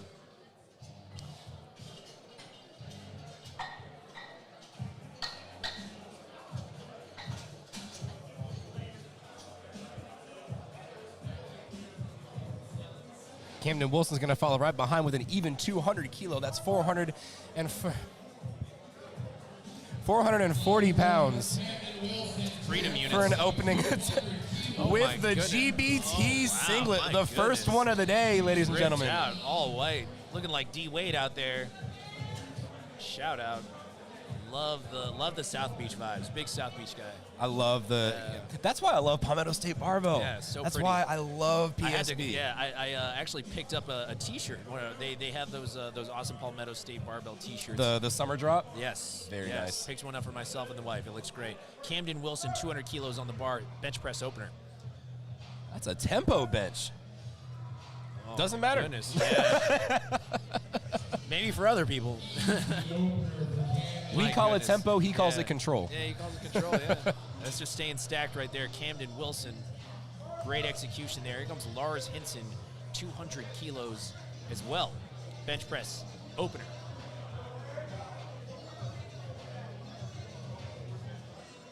You know what I actually like about bench press beyond just kind of like how it moves so quickly is actually really, you'll see some of our spotters and loaders finally catching a break. You can see them off to the side. So you'll see them kind of shift in and shift out, but this is actually a chance for them to kind of catch their breath. Absolutely, yeah. This is a way for them to kind of like, rotate in and out, get some food, bio break, whatever they need to do. Yeah, and it's spotting loading is a very interesting beast because you're on go at the very start. Squat is definitely the most intensive for our spotters and loaders. Yeah. Then you go to bench and it's a little bit easier. You don't have to travel as far to save the lifter. A lot more safety constraints. With deadlifts, you're just loading the weight. Yeah. Lars Hinson smoking that opener. My goodness, Lars Hinson. 3 white lights. All right, folks. I know y'all are itching to look at this heads-up display for our last bencher in the first flight. This is the bencher I am looking to see, ladies and gentlemen. Todd Talford. If you guys heard the 2 white lights preview pod for this one, Todd Talford is the one that everybody was excited to watch on bench press. I mean, I know some people were like, how exciting can a bench press be? He's like, well, actually, have you ever seen Todd Talford set up You're for about a bench to. press? Because it's pretty awesome. I'm going to dub him here and now on the Carolina Primetime 2023 stream, the king, the Carolina king of the bench press. I will call him that right now. Fair to say. I think it's fair to say. I will give him that name. 215-kilo bench press opener. Todd Talford. Master grip bench presser, low arch. Look at how far that bar has to travel, ladies and gentlemen. Whoa! Yeah. That looked like a machine. Yeah. 3 white lights. Now, Leo, you saw the ref take a little bit of time before giving him that start command. Why do you think that would be? Elbows. So you want to make sure that the elbows are fully locked out before you get a start command. So in some cases, as a referee, I'll assume that if I see like full extension, I'm like, okay, all right, like I'll give him his start command or his or her start command. And then, but if I see that they get more extension when they actually lock out, the second time around, I'll be watching for it. Sure. So it's one of those things where like you want to believe that they're fully locked out to get the start command on your first attempt, but sometimes you're not sure until they move on to their second attempt where you're like, okay, you're capable of more because I saw you lock out more at the top of your bench press. Yep. So sometimes it's a guessing game for that over, and that's why sometimes you want to wait and see if they can get more out of it. So that's why you won't see a quick press command. Here comes Marcellus Williams, bench press second attempt, 165 kilos. And we're back to the top of the order, ladies and gents. Moving right along. Great bench press there for Marcellus. 3 white lights as expected. Marcellus having him a dream meet. I want to do a quick comparison of how, I want to test the numbers and see how close he is to that 2K. I want to see how close he is to that 500 dots at some point whenever we get that calculation. Yeah. Or no, not just to the 500 dots because he's definitely going to get that. Right. It's more, how close is he to that dream dots that he wanted to break? I believe Johnny Candido's was 515.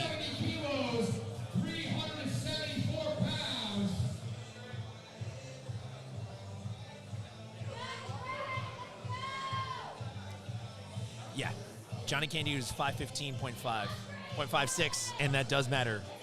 It does in fact matter because technically he's stronger if Marcellus gets 515.59 or 5.4 or something. Yeah, Trey Rickard, 170 kilos, bench press. Let's see that call. 3 white lights.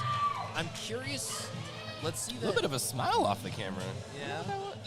Might have got a little bit more difficult than he would have expected. I think so, and I think that's what makes me curious is where he goes from there. So I think a safe one would be closer to 2.5, maybe 5 if he's feeling the juice, but I would actually think a 2.5 might be a smart move here for him. Yeah, definitely. So 2.5. Not a scrap. No, I would not scrap it for him. That was a little bit too smooth to have scrapped it. Yeah. Me personally, I would put him at 5 just because he is in that running to get a high place on the podium here. That's right. Yeah. And But again, that deadlift. That's save true. A little bit for We're deadlift. waiting for pulls. You want And want to Trey's build a puller. That's right, and that's why I'm saying for him, I would actually stay closer to 2.5. But we'll see what he does. Yeah. Clay Kuhlmeyer. He went 2.5. I've done this before. There you go. All right, See, Clay Kuhl. we like to think we know things. Yeah, Clay Kuhlmeyer, 177.5 kilos on the bar.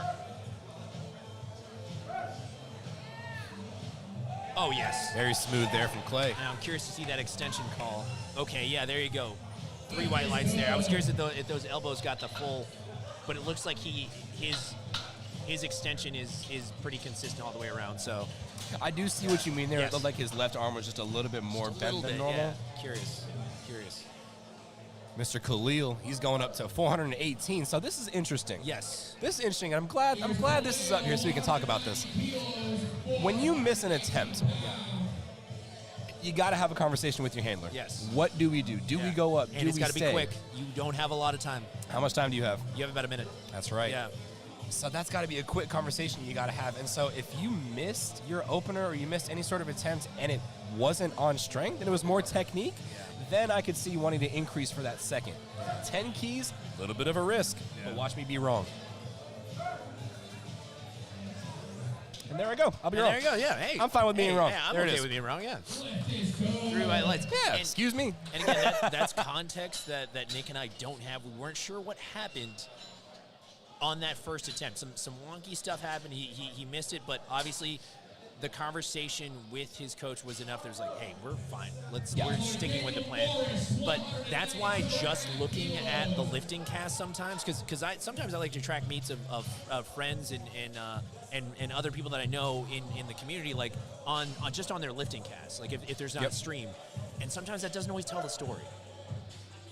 Daniel Morris, 192.5 kilos on the bar. 7.5 kilo jump. That's smooth for Daniel. I think he's got another 5. I'm gonna put him at 197. So it was a blue card infraction on that one. I'm curious what it could have been. And it could, and again, it could have been the call of a heave. It could have been an up and down. I think I saw that off the press, so that would make sense. And here comes Mr. Brandon Petrie, the big name here in Carolina Primetime. He is projected in the lead by over 10 dots. 10 That's dots right. points, which is pretty sizable. And obviously missing that first did not help, so he's trying to kind of put himself back up there out of reach. Right now he's still in a comfortable lead, but I would say missing this one again would probably not help. So let's see 195 kilos retaking that bench press opener, Brandon Petrie. And we saw Daniel Morris. He just put in for 200, so that's a 7.5 kilo jump.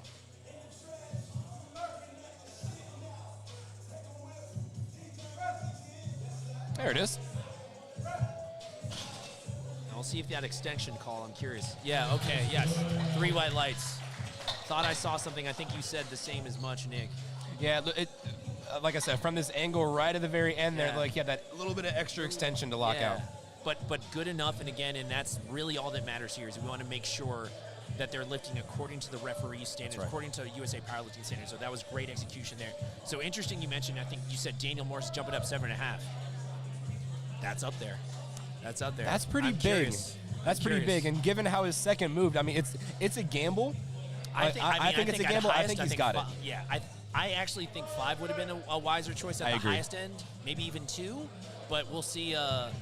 We'll see how that one moves for him. That'll be interesting. So here comes Andre Easter, 200 kilos on the bar. That's 440 pounds in freedom units, folks. Yeah, he's currently projected second, right behind Mr. Petrie. So he's You better not miss. He's really he's the one that's got to have a He's on good his day. heels. Yeah, Andre is on his heels right now. Oh. And just like that, Nick, the door is opening a little bit. Ladies and gentlemen, that could shake some things Yeah, up. the standings could be a little shaken up here after that one. So, I mean, you want to talk about not missing? You want to talk about how that affects the rest of the meet? Well, guys, you're seeing it right now. If you saw Lori McCormick miss it, and then you saw how quickly people overtook her. Now, if you see Andre miss that one, you might see a shakeup on the standings. We're gonna start seeing Trey and Lars and Daniel And start to now make you're their way seeing up. thank you to our production team here, Trav on the mic, or Trav off to the side here, part of our production team. Look at that. Andre is right there, and Lars is within distance. Daniel within distance. Khalil as well. Yes, I'm gonna put. It's gonna be a battle between Daniel and Lars for that third spot. And interestingly enough, whose name is missing? A couple names are missing. We don't see Jalen and we don't see Trey. That's very, very That's interesting, powerlifting, folks. guys. That's Now, powerlifting. if y'all are watching at the bottom of the screen, we've got another odd interval or odd That's right. addition here. This is 200.5, 442.03 pounds. American record. American record My smoke God. there on his second. You want to know how strong somebody is when they set an American record on a second attempt and the next one is just house money? So one of my lifters, fun fact, she's actually in the stands right now. Hey, Marina. She actually broke the American squat record on her opener squat, and we went for the world attempt. Must be nice. It was pretty nice. Must be nice. Made me look great as a handler. Yeah, must be nice. Yeah. No, she's a freak.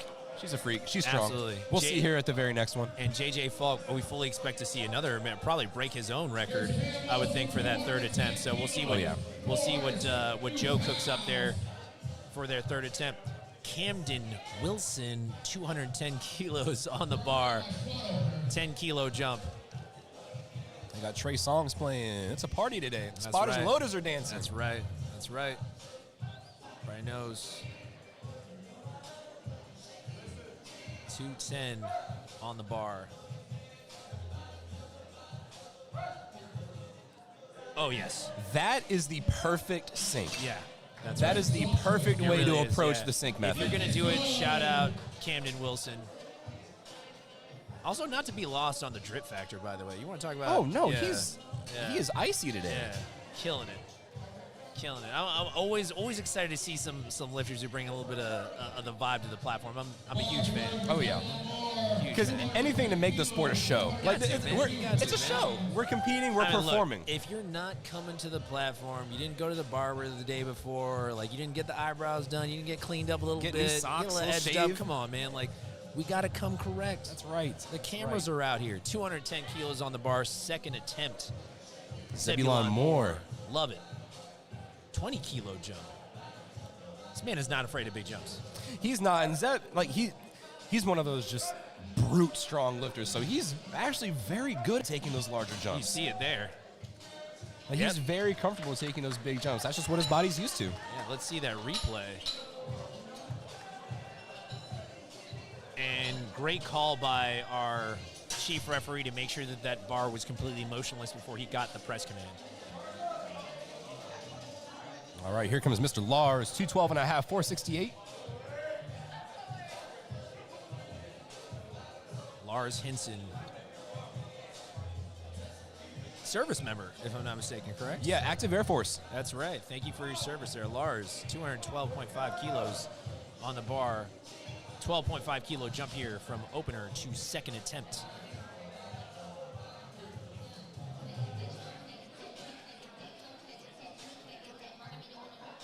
I think I'm pretty sure I see our one of our referees mouthing the words right there.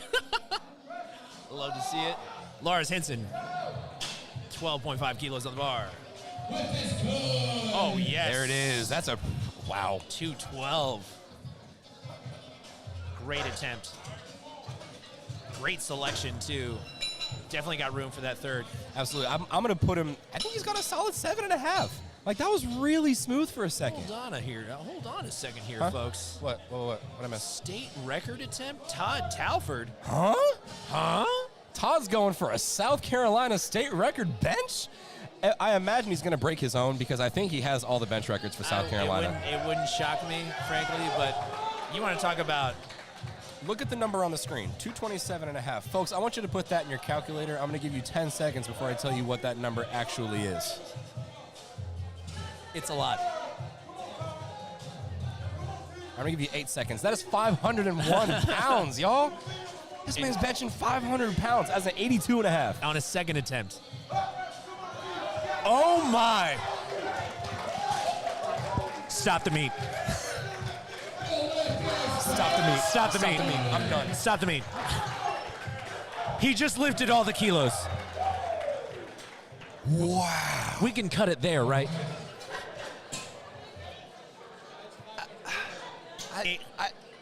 I'm speechless. Yeah. I'm Is there- legitimately speechless after that. What do we do here? That was I don't like. Do you guys What ever is see he that going one? to? Do you, yeah. Like, what do you do with your hands? I don't know what you do. I don't know what to do. Where do you go from That that? was pure. I mean, Todd Talford as advertised. Subscribe. Subscribe. Incredible. I don't even know how we go back to normalcy, by the way, but we have to. As a handler, I wouldn't even know what to put on for the third attempt. As I'd a be like, commentator, I have no idea what to say right now. Marcellus Williams, Marcellus Williams, the Swole Fester, coming out here trying to solidify the day that he is having so far. 172.5 kilos on the bar here for Marcellus, the Swole Fester himself. His bench press record is 374. This would be a PR. This would be a solid 6-pound PR. Oh, there it is. Oh my goodness. Marcellus Williams. Johnny, I hope you're watching. 3 white lights. Marcellus Williams, let's go, baby. Wow. Candido HQ is quaking. We're all wearing V-necks tonight. I'm gonna cut my shirt into a V-neck. Clip that one. Wow. So objectively speaking, Marcellus Williams, 2 of the best grinds I've seen ever. Unbelievable. Now here comes Trey Rickard. This is the one we want to see because that's if right. That's right. miss it or make it, That's right. This is a huge bench. I mean, and the hype is there right now. Trey fan club, stand up. Let's go. I need this, Trey. I need this. I need to see something here. Right now, this will put him in the top 5 if I'm not This mistaken. is a 17-pound PR attempt. Oh no, not able to finish out. But you know what? Still a great day. I'm pretty sure he still hit his bench press. He did a bench press PR already, so Yeah, he's 5 for 6. He was playing with house money on that one. I think we talked about, like, what did we do? I think it was like 2.5, maybe not, maybe the scrap. 2.5 was a safe bet. Oh, absolutely. I think that it was still a good call, and I still think that the plan still called for it. So it was great job, Trey Rickard, still having a good day here. Yeah, great job by his handler and whoever's play calling. That was a very excellent attempt call there. Great job there. Ooh, we've got, so all of our top benches for this flight are all within 10 key. Can't make this up. So you've got Clay's about to take 180 kilo here, and then we've got Andre through Camden. They're only going from 200 to 212. I love this. These are some heavy, close benches. Makes it easy on the spotters and loaders. Here comes Clay Kuhlmeyer. Yeah, it really does, doesn't it? Yeah. I always think about them for some reason. It was just like, man, that's nice for them. I just got a loaded chip. Yeah. This is great. Yeah, that's great. 180. Oh, what a pretty bench. clean. What a pretty bench, too. Wow. Clay Kuhlmeyer, give it to me now. I want to know how Clay, I'm sorry if you're going to watch this back. Yeah. I've honestly have never seen you lift, and I want to know how I haven't. That was such an objectively beautiful bench. Very pretty bench press. And the thing is, like, to me, the indicator of what I always like call as a pretty bench press is no wasted movement in the legs. Yes. Is when you see no Yes. deviations, like when you get the press command, like some people will start to, you'll see a jolt, right? Actually, like if you see somebody who actually really, really great, technically sound bench press, zero movement. Why? Because they've been driving the minute the bar has popped out of the rack. Absolutely. It's such a pretty thing. Clay Kuhlmeyer, great example. Andre Easter, this is the bench he needs. So right now, if he wants to maintain his placing, he's got to hit this, because if not, Lawrence Hinson's well on track to hit second. I need it. Come on, Andre, the dark horse of powerlifting. I see. He tried to find a little extra juice off the chest. I saw a little bit of a bigger. I saw a little bit bigger there. press. Now let's see that replay. I'm curious. Yeah, and the thing is, that was within that was within the rules. It was, but just couldn't get it to happen there. So that does make things a little bit interesting on the leaderboard. I'm curious where that puts him at. So moving I think that's forward, going to open the door for Lawrence to come up in the third. So now, thank you so much to our production team. Andre has now made this a dogfight. It is between 7/10, second to fifth. Or shoot, you know what? If we wanted to be super specific, it is 7/100ths of a dot point. That's Lars right. is behind Andre. That's right. 700th. Lars Hinson breathing down his neck. Yeah. He's the verbal meme of the guy trying to catch up to you while he's running behind. Why are you running? Yeah. Khalil Zaki. We're going to get fired. 200 kilos on the bar. 440 pounds. Bench press third attempt. Oh, whoa. No. Slightly out of position there for Khalil. Give a round of applause. He gave it his best. Marshall just shot up out of his chair. Oh, I think the backdrop was falling. Yeah, the backdrop was falling a little bit there. You want to talk about being a great meet director. That's it right there, folks. Daniel Morris. So here's one that Nick, you also mentioned earlier is 7.5 kilos. It's right on the edge of what you would call safe. I actually think that I would have put probably 2.5, maybe even 5. I'm curious, and I want to be wrong. I want to put 5. Yeah, I want to be wrong. He's projected for us. We'll have to see what Lars hits. Let's see, Daniel. Oh, wow! Daniel Morris. I resign. 2-1. That is a good lift for Daniel Morris. I guess I'm an up.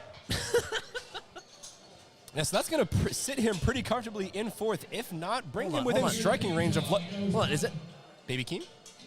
Yep. Family ties again? Oh, no.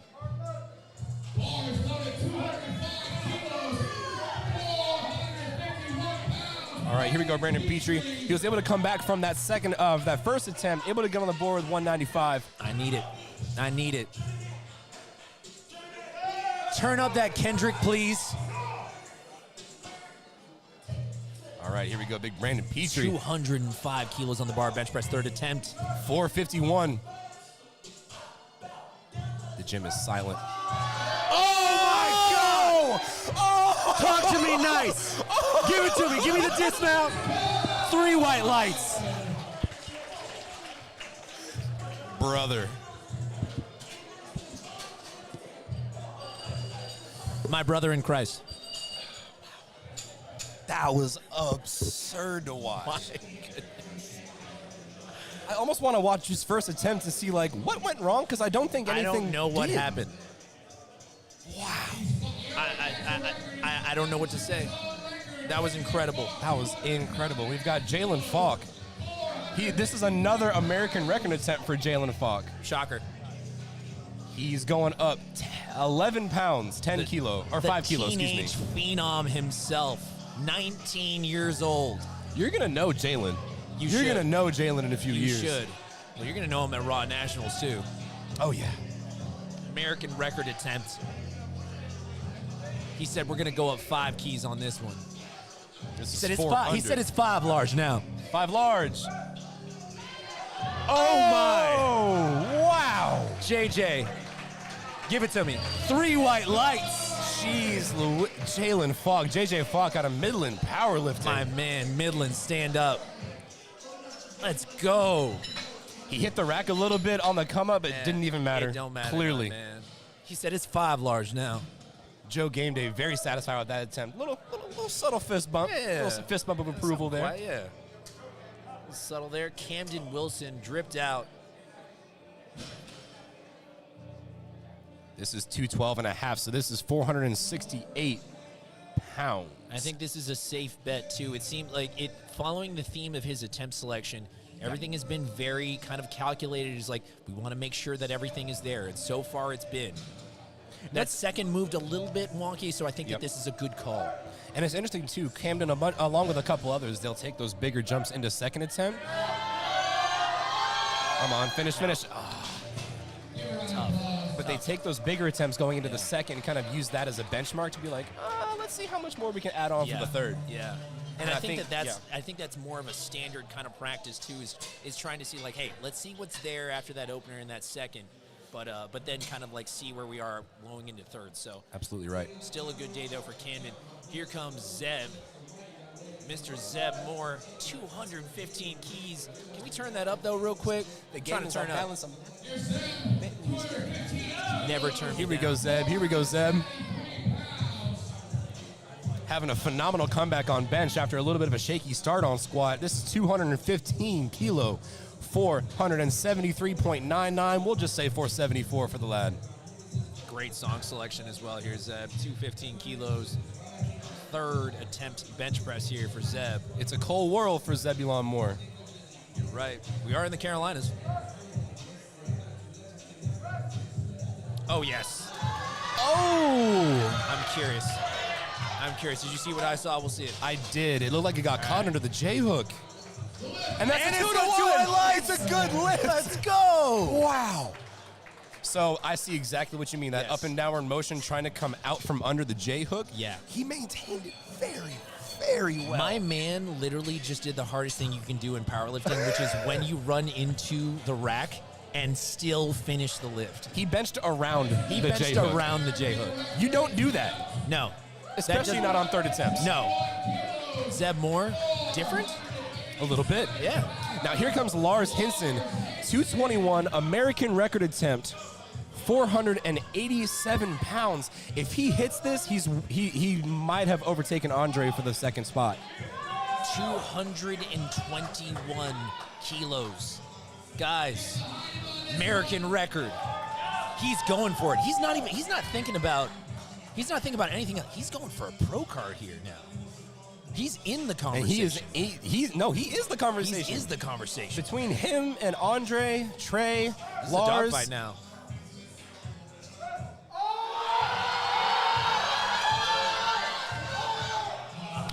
Oh man, that was an attempt for the ages. That was a beautiful attempt though, and a good call. That's an American record attempt. You got to. That was genuinely a good call. Honestly, just ran out of gas on that one. You saw the bar kind of shifted towards his head a little bit, and so once you get there, you kind of have to just rely on shoulders and lats. Nick, I don't even know if I could say that number. Huh, 232 and a half. Oh. Nah, I'm not going to finish saying it. Wow. Just know it's a lot. You know what we had on the bar last time. It was 501. What do we got now? 512.57 freedom pounds for the Carolina King of the bench press, Todd Talford. This cannot be right. His bench press that I had on file was 462. Yeah, no, it's right. No, you're right, Leo. You're exactly right. Mm-hmm. I'm gonna stand up. This is the best. This is the biggest bench of the flight. I gotta stand up for this one.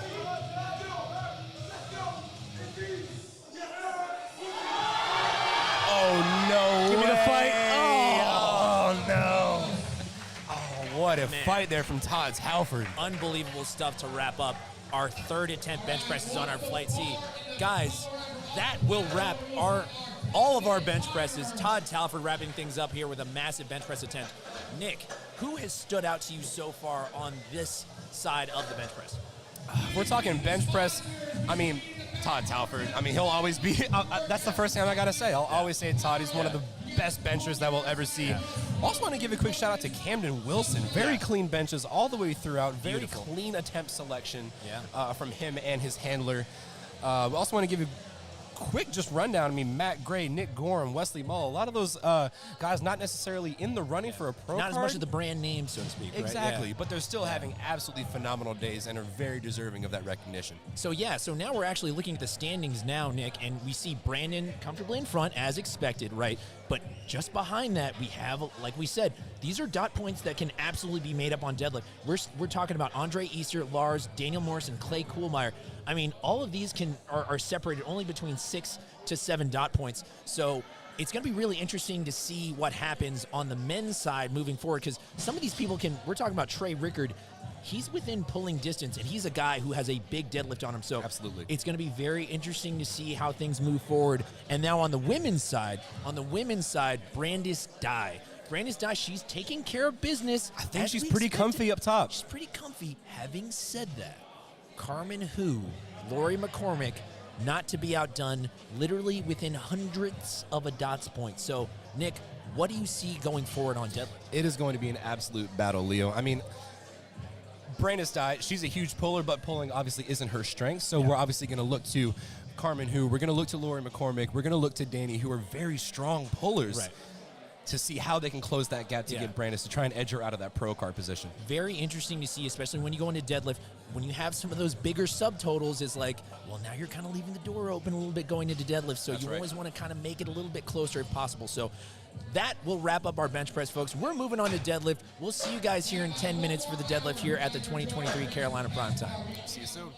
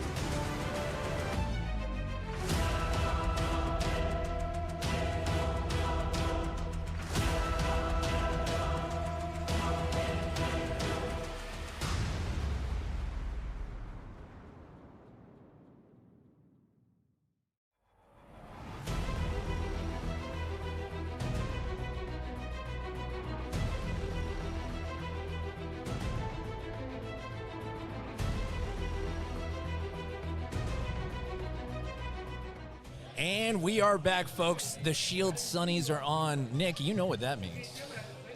The weight is on the floor, so that means the party's about to start, ladies and gentlemen. It's about We are to get here real. for deadlifts, our last lift of the day for the 2023 Carolina Primetime here in beautiful Greenville, South Carolina. That's right. The meat doesn't start till the bar hits the floor. So when you see the Shield Sunnies out, you know it's about to get real. You know It's a what you're at. party. You know you're at the Carolina Primetime. That's This exactly right. And we're only going to see some of the best pulls from all of our lifters. I want to say a lot of our lifters on the roster today are very big deadlifters. Oh man, huge. If not all of them are just all of massive them. deadlifters. I mean, the numbers you guys are going to see, even just on the openers, on the men's side, on the women's side, you're going to see some crazy stuff. There's some particular ones I'm really excited to see, like, for example, Mr. Trey Rickard. Right? Absolutely, yeah. I mean, because currently he's just outside of that kind of podium spot. So I actually wouldn't be shocked if you see him jump into this. So it's going to be crazy to see. Guys, I mean, we're about to start here. Our opening attempt, Mark Bogle, for example, 240 kilos on the bar. This is just for those at home who are tracking in freedom units. That is an over 500-pound deadlift opener. Incredible stuff. Important to mention that it's an opener. Yes. It only goes up from here, Nick. So very excited. Is there anyone else in your mind who you're excited to see deadlift? If we're talking pulls, I really am excited to see how the women's side is going to shake out with Brandis, Lori, and Carmen all fighting for that number 2 spot. Yeah. The story of the meet really is starting to come together, isn't it? I mean, like really now we're is. starting to see that missed attempt for Lori McCormick actually did truly change the shape of the standings. And now we're kind of like looking at it like, well, it's kind of wide open now in terms of who gets that pro card on the female side. I'm actually very excited to see what happens on there. And then obviously on the men's side as well. You know, when you're seeing Lars Hinson truly kind of putting himself in position. Yeah, and we have that similar battle on the men's side. To have that locked in. So I'm really excited to see who walks away with the pro card. And you're about to find out here, folks. We're about to get started. This is the last part of the meet. This is the last discipline, deadlifts. There we go, Mark Bogle. We are getting started. 240 kilos on the bar, deadlift opener. This is it, folks. Carolina Primetime 2023. Trying to get my hotspot back up to get you all the freedom units as we get them. Live leaderboard updates. What a pretty deadlift there for Mr. Mark Bogle. Let's see the call. Now, important thing to note here, one person I am super, super excited to see pull is Mr. Whole Lot of Deads himself, Nicholas Gorham. That's right. I'm very, very excited. He's a personal friend of mine, good buddy. We train together, we live together. And I was going to say, we'd be remiss if we didn't mention a whole lot of deads, right? I mean, like, know. come on, I almost forgot about you, Nick. Sorry. Don't get me. All love, all love, all love. Now, here we go. Here comes Mr. Wesley Mull. Wesley Mull. This is 242.5, so 534 opener from Mr. West. My goodness, hold on. Is this a man of culture? The conventional stance of peace? Conventional deadlift. Let's go. 242.5 keys. Oh, yes. There it is. Oh, yes. So pretty. Slack pull sock. Shout out Kilo Peter. Such a beautiful pull. And that's one thing Wes is, it's technically proficient. I mean, we've seen that for all 3 of his lifts. Yeah, Squat, truly. very pretty. Truly, Narrow stance, but it works for him. Yeah, very pretty. Very pretty execution all the way across all of his disciplines. That's right. Devin.PhD coming to the platform now. 250 kilos, 551 with the American flag, A7. A7, one of our title sponsors, A7 International, Demand Greatness. Unbelievable. Let's see the move on this one. 250 keys on the bar. And I love Devin's sumo stance because it's a froggy. Oh yeah, a little bit of that right hybrid in stance. between. Yeah, a little bit of that hybrid stance. I love to see it.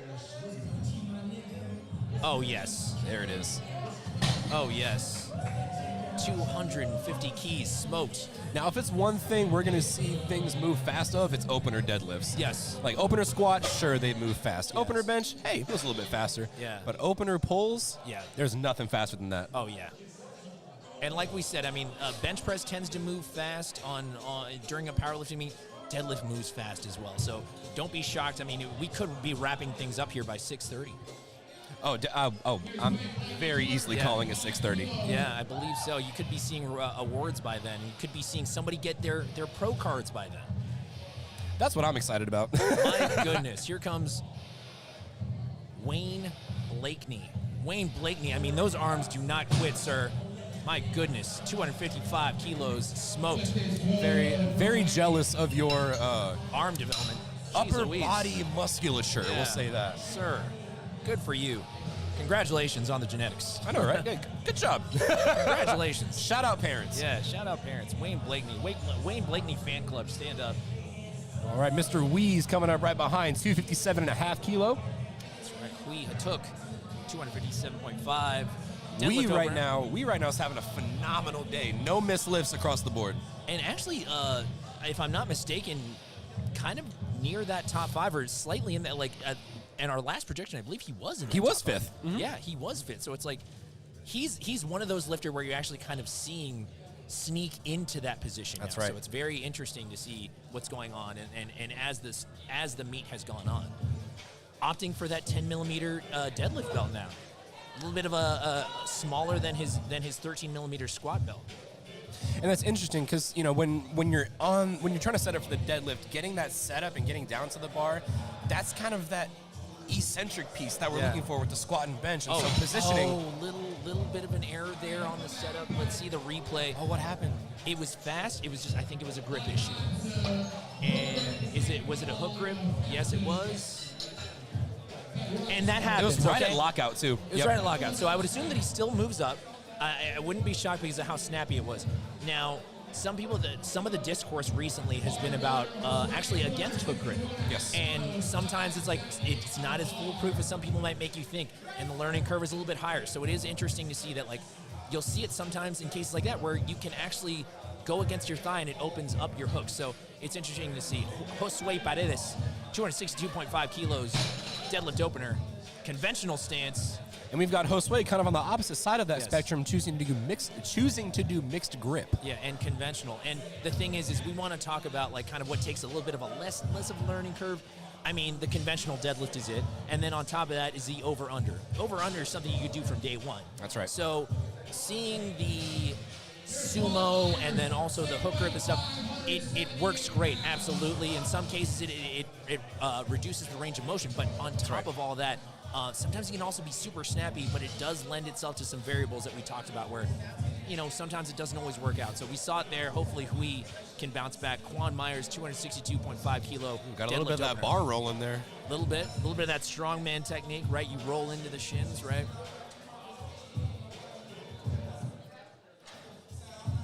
A little close there, too. Very good. Yeah.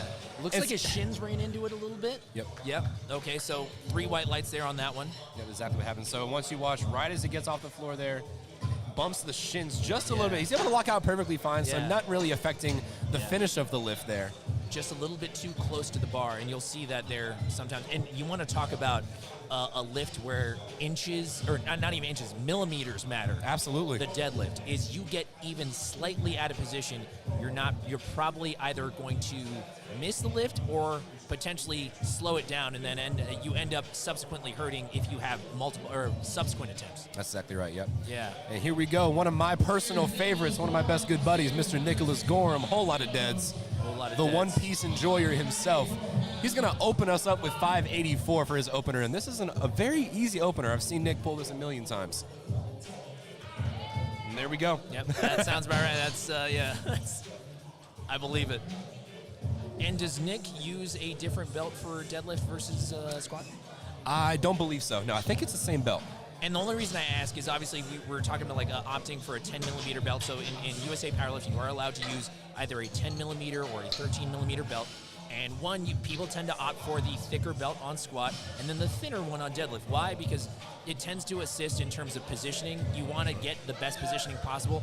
Having that 2 extra millimeters on a squat belt tends to make a difference. So when it comes to the deadlift, you want to try to minimize that as much as possible. Sometimes it feels a little bit more flimsy, so it's nice to have that additional positioning. Right. And it's important to note too, like one of the other reasons why they do that is because, you know, the starting position. Right. And the ability or the capability and the capacity that you're able to get a brace in those positions. Yeah. With squat, you can kind of get away with a thicker belt. Great Oh, wow.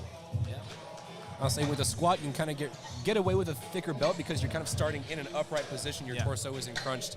Right. With deadlift, you're starting at the bottom. That's right. So having that thinner belt will give you a little bit more room to brace, give you a little bit more extra oomph out of the bottom there. That's right. Yeah, and that's the thing too is like when it comes to deadlift, it's one of the most finicky lifts when it comes to positioning.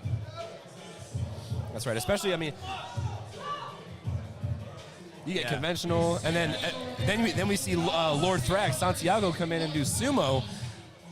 Sumo's very easily the more I mean, the thing is, technical. but man, when it's done like Santiago did just there, 300 kilos, a sumo hook grip pull is one of the prettier things I think in powerlifting. It's just like when it's done like that, when you see the slack being pulled really pretty, executed very, we always say quiet, right? What do we mean by quiet? Is not a lot going on, not very aggressive.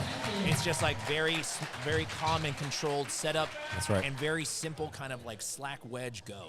It's such a very pretty lift in my opinion. And there's no extra movement, no shakiness. Yeah. Here comes Michael Huff, 310 kilos on the bar for Michael. This is 683 pounds. So that he will be our last puller for this first flight, but this is still a 683-pound opener, ladies and gents. We're pretty high up. Oh my, conventional sets with the sassy snap of the belt. I love it. Michael Let's watch Huff. that replay. I want to see the explosion at the top. I want to see the belt snap. One more time. Oh, We knew it. that was crisp. Oh yes. Yeah. That was a crisp belt yeah. flick. He's done that before. He's done that before. That was sassy. I needed that. All right, Mr. Mark Bogle, 562 pounds, 15-kilo jump. And so with pulls, you can kind of get away with a little bit bigger jumps. You can. Not a shocker here for Mark. We've got handler Dalvin Sharp in his corner there. Dalvin Sharp. Oh my goodness, hold on, but Dalvin rocking the Lightning Fours. People want to talk about the Thunders that dropped this year, but Dalvin and Dalvin's got drip. yeah, hold up, he got the Lightning Fours out there. Shout out Dalvin. Dalvin, if you're listening to the stream, shout out you, my boy. And the Lightnings, I love it, man of culture. And here comes Mark Bogle, 255 kilos on the bar. Deadlift, second attempt. Oh my goodness. My lord above. Wow. Let's see the call. I want him to put a blue on there. I need it. At least. 3 white lights. That was Beautiful. 567. I want 583. I need Sorry. it. That was beautiful. Incredible execution there, Mark Bogle. All right, here comes Mr. Wee. Yep, Wee is Hatuk. loaded up. Yeah, Hui Hatuk. 257.5 kilos. Retaking that opener, when his hand opened up a little bit, we talked about kind of like the inherent issue sometimes of hook grip. Yeah, once you get caught on your thighs, it's a lot harder to keep that grip locked in, especially if you're not super powdered up. They asked to clean the bar. So not common on first and seconds, common on, you have to do it in between every third attempt. But you can request, clean the bar. Clean the bar. So that is a personal request you can make. Unfortunately, because he asked for it after bar is loaded, He's going to eat up some of his time. it's going to eat up a little bit of time, which he had a quick setup, though. I'm not worried about it. Hui Hatuk retaking 257.5 kilos. That hand opened up a little bit on the hook grip position, so we'll see if that's the issue again. Doesn't look like he's using a lot of baby powder, though, either. Almost minimal. Same issue. No, not again there. So I'm curious here, Nick, actually. I have to really, really chalk it up here for this one. Well, not even just chalk it up, but actually look, he doesn't look like a lot of baby powder. It almost looks actually very minimal. Well, that's what I was saying. It didn't look like he barely had any on his thighs. And so that, 2 adjustments to make. More chalk, more powder. More chalk, a little bit more powder, because, I mean, from here, we can't go down. He is now at risk of potentially being disqualified here, so if he doesn't get that third attempt. So a lot of pressure for Hui going into that third attempt. Absolutely. So Wesley Mull, 260 kilos on the bar. And again, folks, on the deadlift, you only need one command. It's down. So you can go whenever you want. You start when you want to start, whenever your heart desires, within the minute. Wesley Mull. Really pulling that slack. Oh, yes. Wesley Mull. Nori powerlifting, 3 white lights. And I want to touch back just a little bit on what you were talking about here. So with that missed second attempt, he is at risk of being disqualified. For those of us in the powerlifting game, we call that a bomb out. We call that bombing out, which means, kind of case in point with Mr. Wee, you have to hit at least one of your attempts in the 3 disciplines in order to be, one, considered for a total in the meet, to qualify for any records, add on to your total, things like that. Yeah. So if Wee does miss his third attempt, he will unfortunately not be able to post a total for the meet. And that's the thing, Nick, is like, that's not the pressure you want going into a third. No, you want absolutely not. You want the pressure of hitting a new PR. And right now he's sitting 5th in the standings. Yeah. You want to stay, if anything, he's trying to stay alive here. Yeah. Right? So this is going to be an interesting part of it. This is part of the sport of powerlifting here, folks. So 17.5 kilo jump here for Dr. Gordon. 267.5 kilos.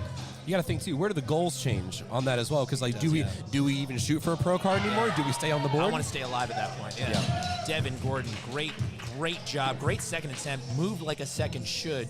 Let's see the call. A little bit of a delay. Curious. A little bit of a delay was that. I'm gonna call it a good lift. It looks fine from this angle. 3 white lights. Okay, there we go. lift is good. Yeah, sorry. There we go. And no. A very common issue. I actually just saw the referees kind of acknowledge each other and giggle a little bit.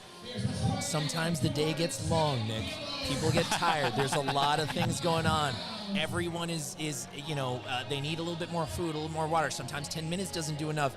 Focus starts to wane a little bit. I'll say when you're on for 6 hours straight, it gets to be a lot. It ain't easy. Josué Paredes.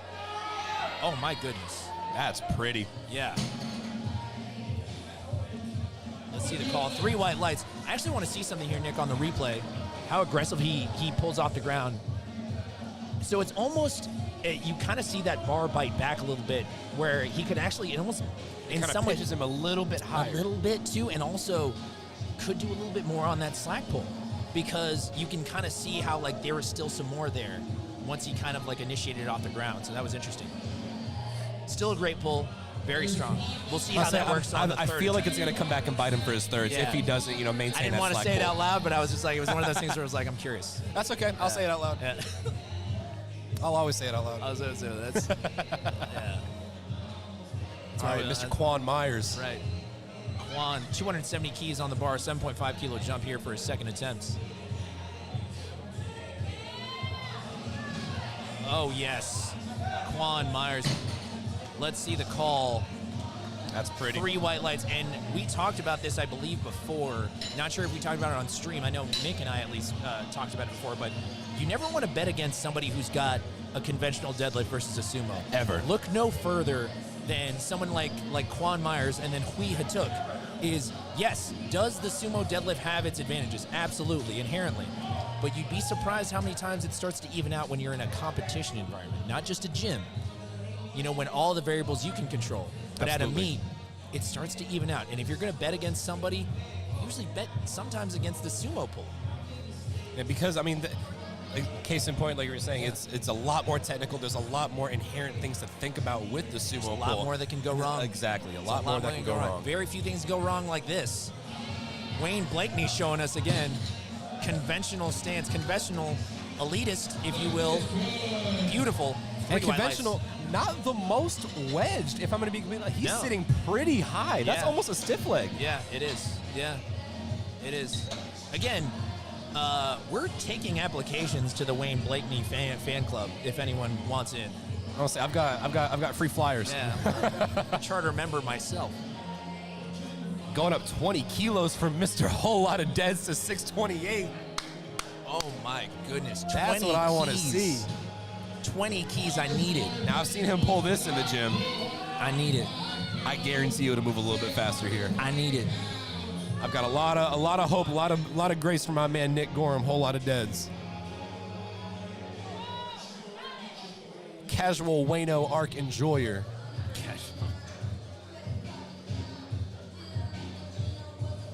All right, big. Now we see him getting a little loosey-goosey, getting all the jimmies out. Wow. Oh my. Yeah, I kind of knew that would move like that. Yeah. Okay, so his PR is a 633 pounds. Yep.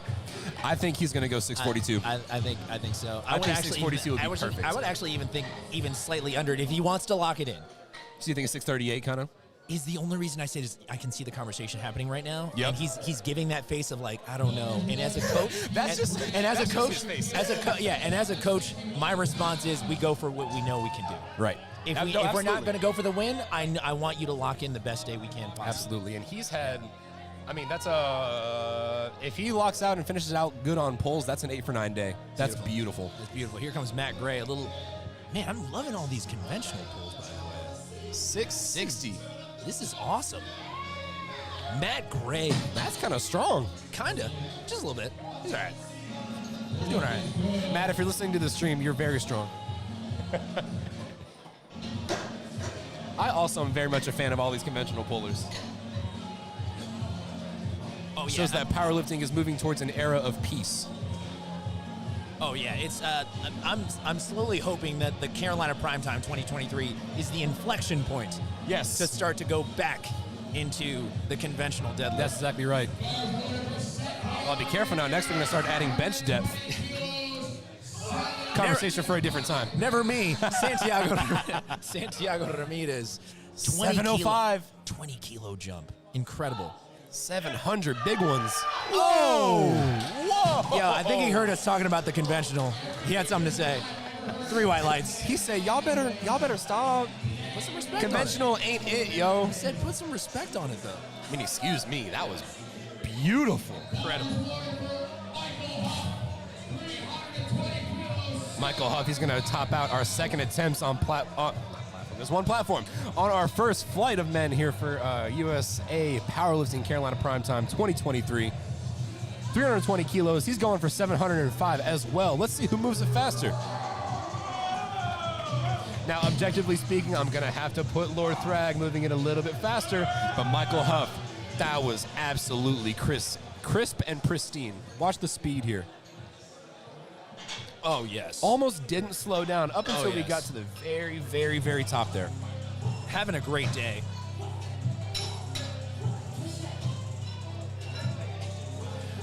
All right, this is the poll that we're hoping for. I know Leo and I are kind of on the edge of our seats for this one.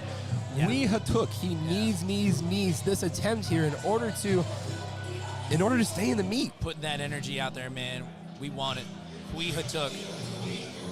And we know he's got it. He's pulled it twice already. Yeah, and they've been fast. He's just really got to get that hand tight, really grip the thumb around. Keep that there. Let's go, Hui. We need that. I need this, Hui. Let's go. All right, he's coming up, pacing, making sure the bar is clean. He's asking for the hype. He's asking for the crowd. This is a big attempt, and I like moments like this where the crowd Love gets this behind. camera angle, by the way. Thank you so much to PSB Productions. Oh!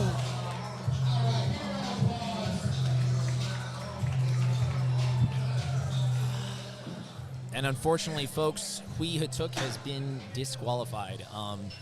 With that, when you aren't able to successfully register in a successful attempt of 3 attempts of each discipline, unfortunately, you cannot submit a total to the national office. So Hui Hatuk just missed out on this one. I think if nothing else, because we saw kind of how the deadlift moved those 3. They were all there. Small things. Again, these are small variables that sometimes could be out of a whack. Absolutely. I mean, sometimes a water cut can actually affect like your fingers and how thick they are. Oh yeah, the sodium retention. The sodium retention. So it's like there's variables that we don't know about. If there's a chance and we get to talk to him after, I'd be curious to hear it. So, but still. A good showing, and we hope that he bounces back after this one. I'm going to say all the way after benches was projected 5th, so I mean, we know he's got it in him. That's right, yeah, and we're excited to see his next one. Here comes Mark Bogle, 270 kilos. That second moves so fast. This is 595. This is I knew I wanted and to my man blue. Demi said it's time. He said it's time. Hold up. Yeah, Mark Bogle. Yeah, Mark Bogle. Hold up. Check the GPS. It said it's my time. It's my turn. Check the GPS. That's a way to be Mark Bogle. 3 white lights. Mark Bogle. That's the biggest pull by a low man I've ever seen. My goodness. Love that one. Oh, we've got Quan Myers. We got Jake Hull on the track. You know it's third attempts. I need it. Carolina Primetime, folks. Don't ever turn me down. Don't ever turn me down. Quan Myers. Turn him down. Come on, Quan. This is 600.8. If there was ever a time to hit the Quan. 272.5 kilos. Never bet against conventional. Never, ever bet against conventional, ladies and gentlemen. Don't you ever. And I'm a switch hitter myself, so I pull sumo and That's conventional. right. Conventional's better. Love Straight to up. see it. 3 white lights. Hit the quad, folks. Wesley, oh, I hear Luke Combs on the radio. Oh. That means Wesley Mull must be going up for his third attempt. I'm surprised it took us this long. We're in the South, aren't we? Come on, man. Yeah. And it was funny, I was talking to Wesley last night, and he's like, hey, guess what I'm doing for my third attempt? Hey, turn me I was up, like, turn it's me going up. to be country, isn't it? He's like, yeah, it's Luke Combs. I said, let's go. Luke Combs, baby. Turn me up here. Wesley Mull.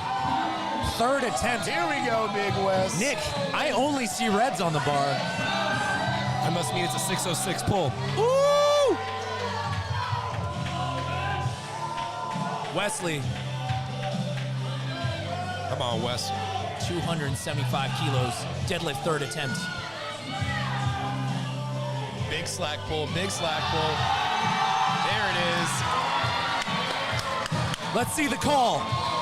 3 white Let's go! lights, baby. Come on, Wesley Mull. That is a way to finish, ladies and gentlemen. Hype. The Wes will energy finish is starting 7 to for 9. shift, is it not, Nick? The energy. Oh, I'm here getting is- kind of, yeah. I'm getting kind of amped. Yeah. Oh, whatever. Man. Let's just go pull. Yeah, let's do it. Yeah. Someone throw us in the extra flight.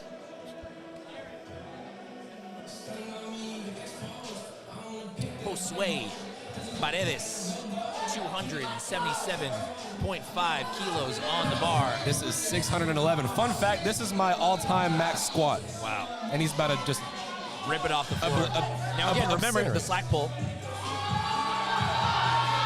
Doesn't matter. was none. not an issue. Look, he's shaking his head at us. He said, "Why are y'all talking on me like He that?" said, I don't need it. He said, I don't need it. 3 white lights. He said, Three "Do white not lights." talk on my name like that." He said, I don't need it. Devin Gordon. Now, Devin, this is a massive 628 pull, and if he hits this, he will have chased the white unicorn. He will have achieved the perfect day of 9 for 9 lifts. That's right. Do we have an idea of his numbers? How many of these are PRs? Yeah, For we Devin? should actually. Devin Gordon rocking the American flag A7.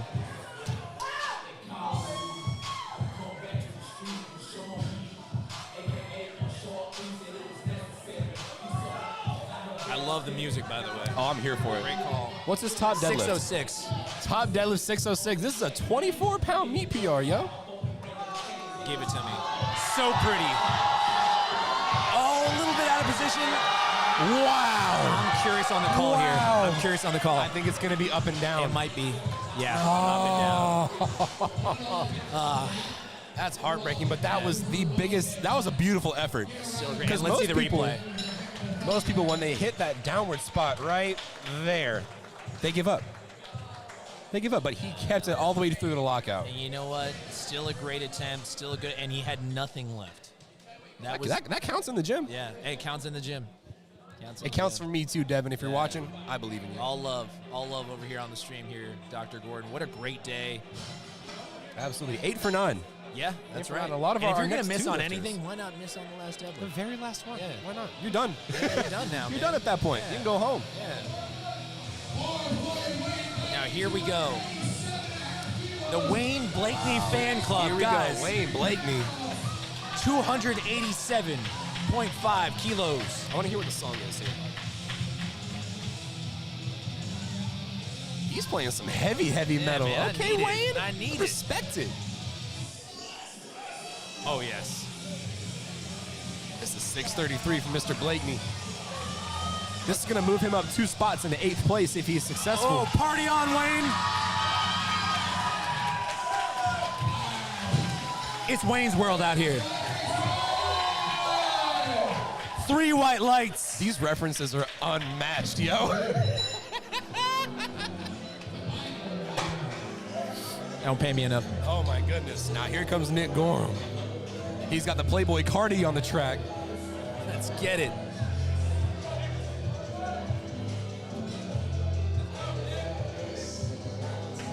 Cardi boy enthusiast.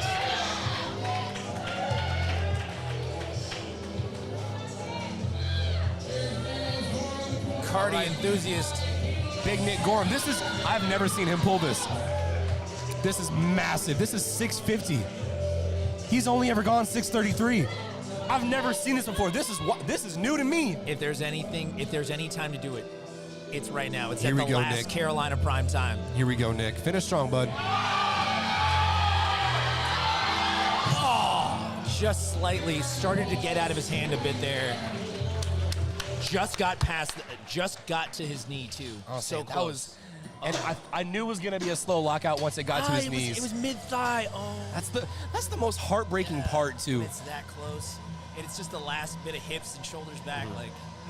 And he's one of those where he's got really long arms. Yeah. So once it gets to a certain point on the thighs, it's not going to go any higher. Yeah. All right, Matthew Gray, he's coming up for his last one. 315, 694 pounds, 6 below 700. Matt Gray looking to finish off a strong day here.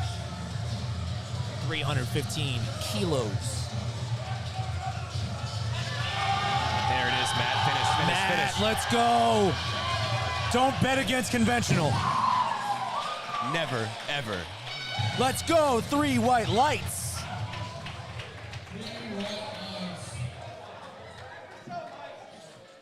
Wow, what a grind there. Interesting handling situation there for handler Eric Traeger, having Nick Gorham and then Matt Gray come right behind. Yeah, yeah. It's always fun. It's always fun for the handler. You know what I mean? Oh, yeah. Whoa, whoa, whoa, whoa, whoa. Ladies and gentlemen, I know you see the number at the bottom of the screen. Well, that's interesting. That heads-up display looks a little bit different than our normal 2.5 kilo jumps. This means that is an American record attempt for Michael Huff. You know what we on. 719 pounds. You know what we on. Let's go. I need it.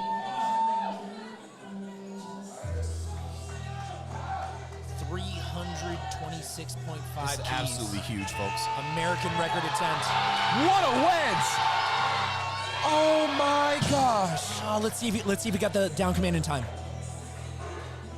He might. No! It was slipping, and he was just slipping, and he I got want to it watch. It before. looked like he locked it out fine on my end, but I could be wrong. Just watch the hand maybe on the replay.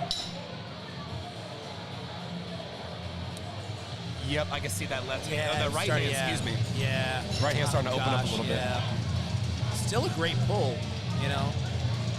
Absolutely. I mean, that was a phenomenal attempt. Either way, Michael Huff, he's going to finish out with 320. I mean, that's still not much off from 326, to be honest. So the total not affected. Folks, if you hear all that, that's all for Santiago Ramirez, 337.5 kilos, very fast deadlifter. If you blink, you might miss this one. Oh, check him. Hey, big shout out to our spotters and loaders keeping Yeah. him safe there. People tend to forget that the deadlift does need its own spotter, and sometimes it's important to kind of follow that athlete for a little bit just in case they don't pass out, because that does happen on occasion. It does. And just case in point, ladies and gentlemen, you want to see how much force Yeah. Santiago was putting into that bar. You want to see how much just pure tension he was trying to take out of that. Yeah. You saw by just how forcefully he flew back He almost there. flew backwards, right? Yeah, and that's the thing too, is like on the deadlift is with how much torque and how much force they're producing off the floor, you're gonna see sometimes some reverb almost. Like you'll see even like someone like shooting a gun kind of thing. It's like these guys and girls are creating so much torque and force off the floor. It's just like if they drop the bar, if the bar slips out of the hands, a lot of cases they do kind of fall backwards. So speaking of, moving on to our females now. Ooh, we're cruising on to flight 2 already? Flight B, our females now. Here comes Haley Devers. Haley Devers already with an American, or is it a state record or? It was a state record. State She record missed- bench. She missed the American. but she still got the state record. So house money, 145 kilos, deadlift opener. This is 319 pounds, so That's right. 3 plates, ladies and gents. Again, Haley Devers, very strong. Oh yeah, great pull. Oh, and the American flag drip continues. Check out the notorious lifts. It has to. Patriotic. Expect nothing less. Incredible stuff there. Ariel Patra, 147.5 kilos on the bar. Deadlift opener for Ariel Patra.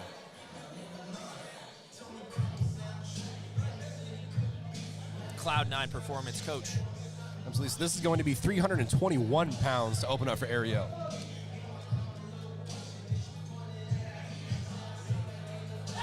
Oh, she needs the hype. I need it. Let's go. She's asking for it. She needs it. I need some height. Oh, yeah. Oh, yeah. Ariel Patra. The intensity is unmatched from Ariel, I'll say that. Yeah. No, every time. I mean, you see it in the gym. You see it at every meet. Always fun to watch. One of my favorite lifters to watch. Ariel making great use of all of her time, honestly, and I wish more lifters did. Yeah. I wish more lifters took more time to get set, get their mind right before the bar, because there's nothing that says you got to pull as soon as the timer starts. That's right. Wow, snappy. Let's see the call. Three white lights, of course. Expect nothing less. Continuing on. Oh, that was 325, excuse me. Yeah. Pardon my French. Oh, yeah, put some respect on that one there, Nick. Carmen Hu, whoa, this is a big jump on the lifting cast, going from 147 to 180. What a jump there for Carmen Hu. Taking a look at the leaderboard over on the side there, Brandis Dye, she's I wouldn't say well ahead. She's got a solid 3-dot lead, 491, Lori McCormick and Haley Devers. That's the battle we're really looking. That is less than a point in between the two. Carmen Hu, a.k.a. at Wiggly Tufts on Instagram. The white toe slippers. Forgive me for not putting respect on your name, Carmen Hu. You are right in that battle as well for second place. She absolutely is. She's had such a tremendous day. A great deadlifter in her own right. And we want to talk about, again, conventional elitist. It's going to move fast. Yep. There it is. Like we said, conventional elitist.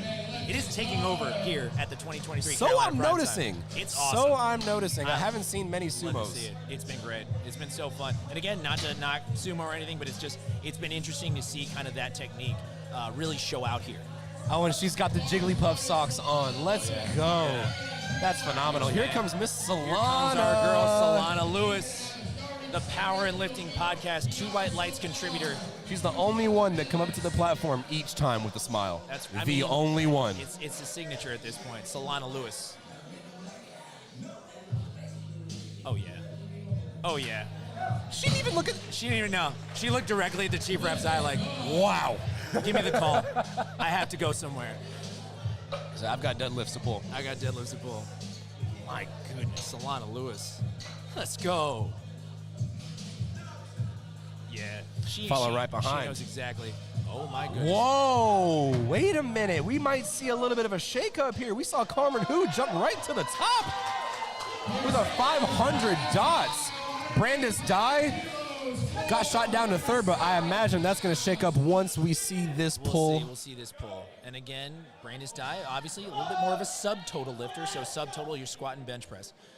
Moving into the deadlift, we'll see how it matches up. Obviously, this opener matters. 185 kilos, and if you blink, you miss that one. That's right. Brandis Dye, incredible. Three white lights, obviously. Okay, so that is three white lights. Brandis Dye will then move into, so she is now back into first place.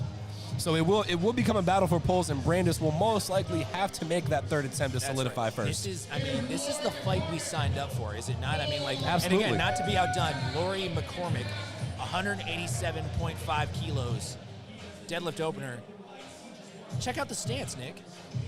Now, what do you know? What do you know? How about that? It's almost like the strongest people. It's the thing. I'm not going to finish that sentence. Not going to finish it. Hey, man, yeah. Three white lights. Beautiful pull. And now that pulled Lori all the way up into second. So if y'all are watching this lifting cast, watch closely because these placings are going to jump around a million times as we see our ladies pull. Folks, liftingcast.com. If you guys want to follow along on the leaderboard, we have it up on there. Sometimes when I watch these streams at home, I actually like to watch. Yep, and there you go. We saw Solana Lewis making her way up to the third again, place. We don't know just yet until Danny Mello, Drip Mello, comes out here. And once we round out the females, then we'll get more of an idea. That's right. But as of now, yes, we are seeing kind of a shake-up. Things are moving up and down. That's why you said, ladies and gentlemen, the party starts when the weight hits the floor. That's right. That's right. Drip Mello herself going for her famous sumo stance. You guys have seen it on every stage in powerlifting. Now, if there's one person whose sumo I won't bet against, it's Danny's. Oh, yeah. Oh, my. Snappy as can be. 190. Three white lights. All right. That is going to be our last lady lifter for our openers. Let's see how these placings shook out here. Yeah, let's see how things are shaking up here on the female side now after Danny pulled. Okay, so we still got Brandis Dye sitting nice and Yep, pretty we have, over in the first place spot. That's right, yeah. Brandis Dye, followed by Lori, then Carmen, and then things kind of shift a little bit down for Solana and Haley. But that top three is a true top three. Anyone can win this. And I think it will legitimately come down to Brandis versus Lori for that pro card. Yeah, yeah. And again, we don't And know. not to disrespect Carmen, because she is sitting right there. Carmen's pulls are pretty insane. She is sitting right there. So I actually wouldn't be shocked to see Carmen go for it. Think so? Okay. Yes, I think so. I really do think this is a top three. This is why I love powerlifting, Yeah, man. this is fun, man. So here we go. Michael West, deadlift opening, 295 kilos. Casual 650. No big deal. Yeah, 650. Oh, no. Well, okay, a little off the floor, so I'm curious. Let's see the replay, because sometimes when that happens, it could indicate maybe an injury. We don't know. It looked like he was just very slow coming off the floor. It looked like a couple of things. One, it looked like he wedged a little bit higher. Yeah. So I wasn't able to really get Could have his been a hips under technical the pole. issue. And sometimes, like, there's just nerves. Yeah. You know what I mean? Like, sometimes there's just nerves. So, obviously, they're going to retake it if I had to guess. So, hopefully, you know, they put that on the bar for a reason. So, I'm assuming there's a plan here. Absolutely right. So, Matt Octaviano opening 302. Oh, he's opening with the devil's number, 666. That's right. This Number is of the evil. beast. Oh, my goodness. So fast. Great job by Matt. The devil is scared. That's right. Devil's alive. The devil is alive. The devil's alive. Shout out Rick Ross. 305, 672 is getting loaded up here from Mr. Connor Salt.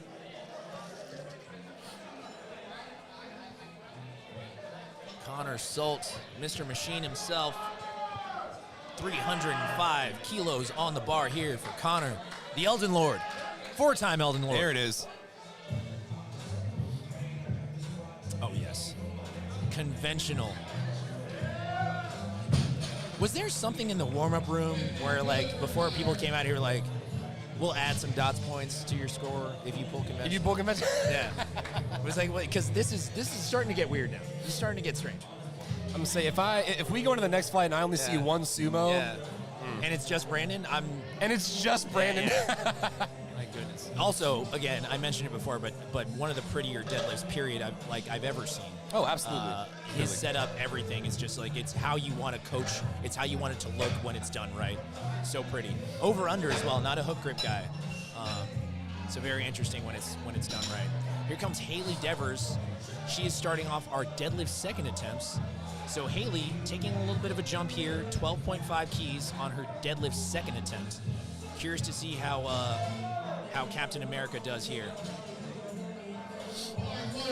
And Haley Devers, she's going to be followed right behind by Ariel Patra, who at this point, unfortunately, Ariel's not looking like she's going to be in a super strong run for that pro card. She is sitting at 6th overall for our women. However, Ariel has had a phenomenal day thus far, barely missing her last bench. There's no shame in being outside of the top 5 at the 2023 Carolina Primetime. Absolutely not. Like, the show we've seen so far has been incredible. Because, I mean, you have to be at the top echelon in order to be here. You really do. You've already got to be about my. That. Now, that was a tough one there, Nick. Good lift. 160. 160? 160 for the third. I'm not putting higher than that. Yeah, nothing than that. I think 2.5 is a safe bet. And the thing is, again, we talked about it. If you're going to do it, you're going to do it here. Go for it. And I think if it's the third attempt, we have no more lifts after this. That's right. This is the deadlift. If see it's her- there, we go for it. That's right. We see her putting in her attempt now, so we're keeping an eye on the lifting cast here to see what that goes up to. Ariel Patra going to come behind and take that 160 kilo. It's going to be 352.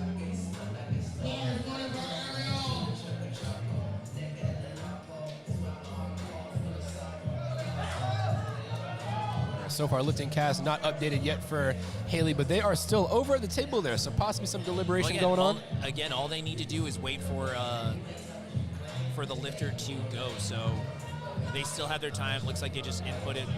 We'll see it update here live. Wow. Interesting. She is opting to jump 10 keys. What? That's why I'm not handling right now. That's right. That's why I'm behind the mic. That's why we're behind the mic. Ariel Patra, second attempt. Oh, yes. Easy peasy lemon squeezy Let's for Miss go. Ariel. Second attempt. Oh, yes. 3 white lights. 12.5 kilo jump standard. Ariel Patra. Great call. Great execution.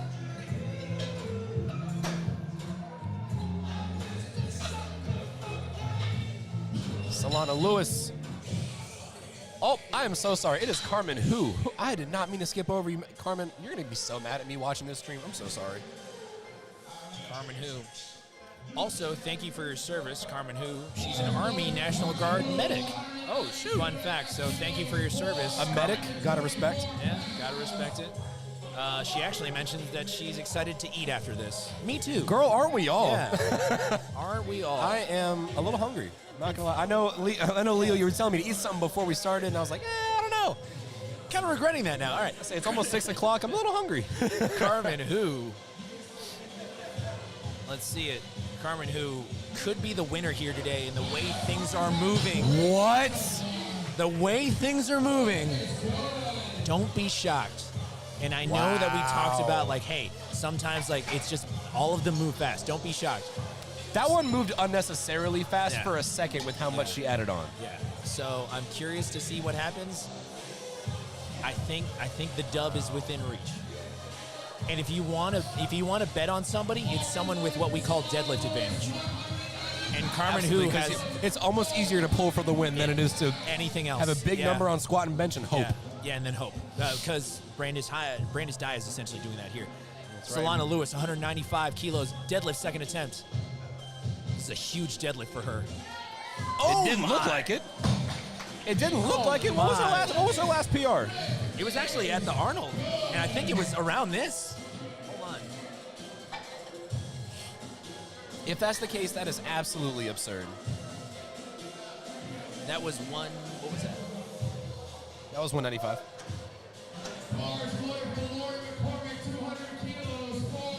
It's close. It's Ooh, close. Here we go. Lori McCormick making her way up. We're going to see some of these placings come in, see a lot of these shakeups come into play now. Lori McCormick with this, it'll likely pull her from 4th to 2nd. Oh, a little bit. Oh, no. Yeah. And ladies and gentlemen, the shakeups continue to come. Yeah, let's see if we can't get the rundown now after that missed deadlift, because that does make things a little bit differently. And again, you want to talk about having deadlift advantage. Carmen Hu now slotting herself in on that first position. That's right. And then we've got Solana right behind, only 5 points behind, and then Brandis Day only 7 points behind. Lady Dye herself. And again, we talked about if you want to have that advantage, you want deadlift advantage. Absolutely. And to me, I think Carmen Hu could run away with this. Interesting. Carmen Hu is off to the side of the platform right now watching this. She's watching it. This is important. This is fun. This is fun stuff here, guys. Once we get into third attempts, that's when we start to see attempt changes. 200 kilos, okay. Okay, now her coach. Okay. Very interesting stuff here. And this is also, Nick, when you start to see some bluffs being put on the bar. Absolutely, yeah, and that's kind of what I was alluding to earlier. You start to see some of these attempt changes. Yeah. And so we see Carmen Hu. She's on track for first right now. But even with Brandis Dye hitting that beautiful pull, Brandis is still sitting in second. So what we may see is Brandis put in an attempt for her third to make Carmen pull a little higher. Yeah. Little fake out. And move. if that's the case, if Carmen pulls higher, misses, that's the easy dub for Brandis. That's right. And now we're entering into what I call the Powerlifting 401. This is the graduate school course when you're actually trying to pull for money and pull for titles. Absolutely. Danny Mello, 202.5 kilos. Wow. Easy work for Danny Mello. Second attempt. And ladies and gents, if you are following along the lifting cast, and once we get into these third attempt pulls, I would say watch that intently. Watch that very, very intently. You're going to see some numbers change up and down. You're going to see some people bluff to see like, hey, is she actually going to pull that? Well, yeah, she's waiting till the last minute. and then they might change. You never know. Because sometimes if you can force somebody's hand to do something, especially, let's say, in Carmen's case, where she can force somebody's hand, she can still change her number.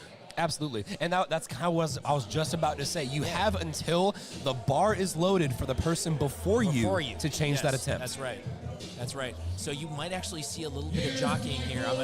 This is the fun part of powerlifting to me, is when you have this kind of the podium spots. That's and right. This is the fun stuff with Carmen and Brandis, Danny, everyone who's involved in this top 3 trying to win a pro card.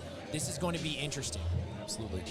And so I know we were alluding to a little bit earlier, we saw Michael West's opening attempt not really move off the floor a whole bunch. Yes. It's looking like, I know you kind of mentioned it might have been something injury-wise or tech-wise, and it's looking like that may be the case here. Michael West, we are now... to come out here, and we mentioned sometimes it's a courtesy.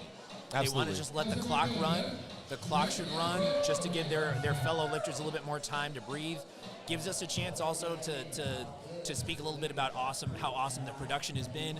Our PSP Productions team has been unbelievable. Travis, Caleb, Jess, Marshall, Meg, everyone around the stream, everyone has been so great setting up, taking things together. All the photo team, all of our video team, our production team, everyone has been doing so awesome out here.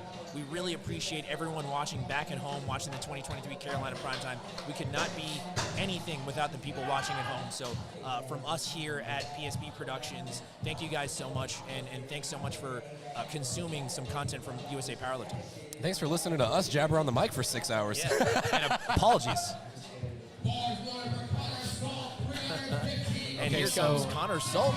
And I want to mention, too, with Michael West electing to scratch his second attempt, he will effectively bomb out of the meet, so he will be disqualified from posting a total. Yeah, unfortunately. And again, if it's going to be an injury, you just hope that he's okay and he comes back. No reason to push it. That's right. Connor Salt, second attempt.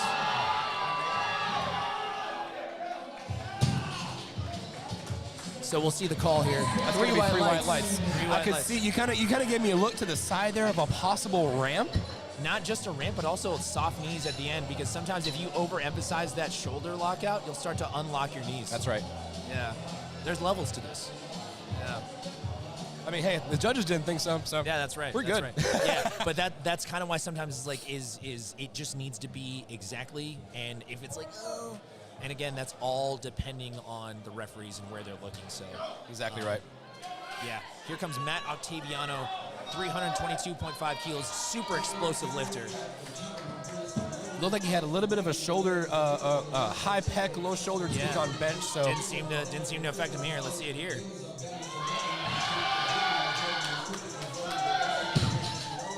Very strong, very solid lockout. 3 white lights. Yep. And that's a 20-kilo jump. Yeah. So 44 pounds, folks. Yeah, it doesn't seem to affect him on deadlift. Now, I think that the safe call would be 5. I think the safe call would be 5. I agree. Well, and knowing I'll Joe, say this too. Knowing Joe, it might even be 5 or even a 2. Honestly. Oh, really? You think so?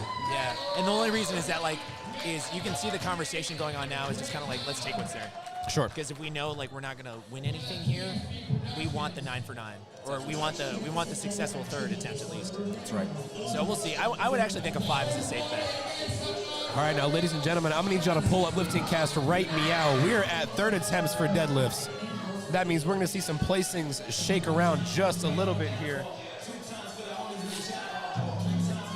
Is that NF I hear on the radio? That means Ariel Patra's up 165 kilo, 363 pounds. Right now, she is projected 6th overall for our ladies. And here comes Ariel Patra. Mrs. Flapjacked herself. 165 kilos on the bar. Deadlift third attempt. Wow. Finish. Wow. Ariel Patra. Let me see it. 2 red lights. She can appeal this. She can appeal this. So we do see her coach running over to appeal this to the jury. We'll see what happens. We're going to keep an eye on the Lifting Cast to protest the lift to see if she can get that extra white light. And obviously, when it comes to protesting, you have to give your justification of what it is that you were trying to protest. What's the call that you're protesting against? The jury has to talk, and then they deliberate, and then they can see if they can give her an extra white light. The one call that I would argue on that one is maybe hitching. Yeah. I don't think there was any hitch there, but again... I'll say it was a red light with a red card. Yeah, which means it didn't lock out entirely. So I thought I saw a lockout, but again, we don't know. Haley Devers, third attempt, 167.5 kilos. We're going to keep an eye on Ariel Patras.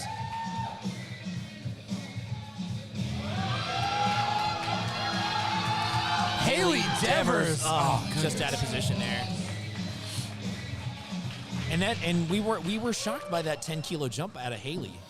I'll say I was expecting 5, maybe 7. I honestly thought 5 to 2 or 2 to 5, honestly. So it looks like, unfortunately, Ariel is going to miss that one after the appeal to the jury. We had mentioned it before, and it's worth restating, is going to the jury is an option to you. It can't hurt. It literally cannot hurt you. But again, I would say 9 times out of 10, it usually doesn't go your way. That's right. Now, Haley Devers with that mislift, that put her all the way down into 5th. So we've got Carmen and Lori to take the place back. All right, Lori, I see you with the music then.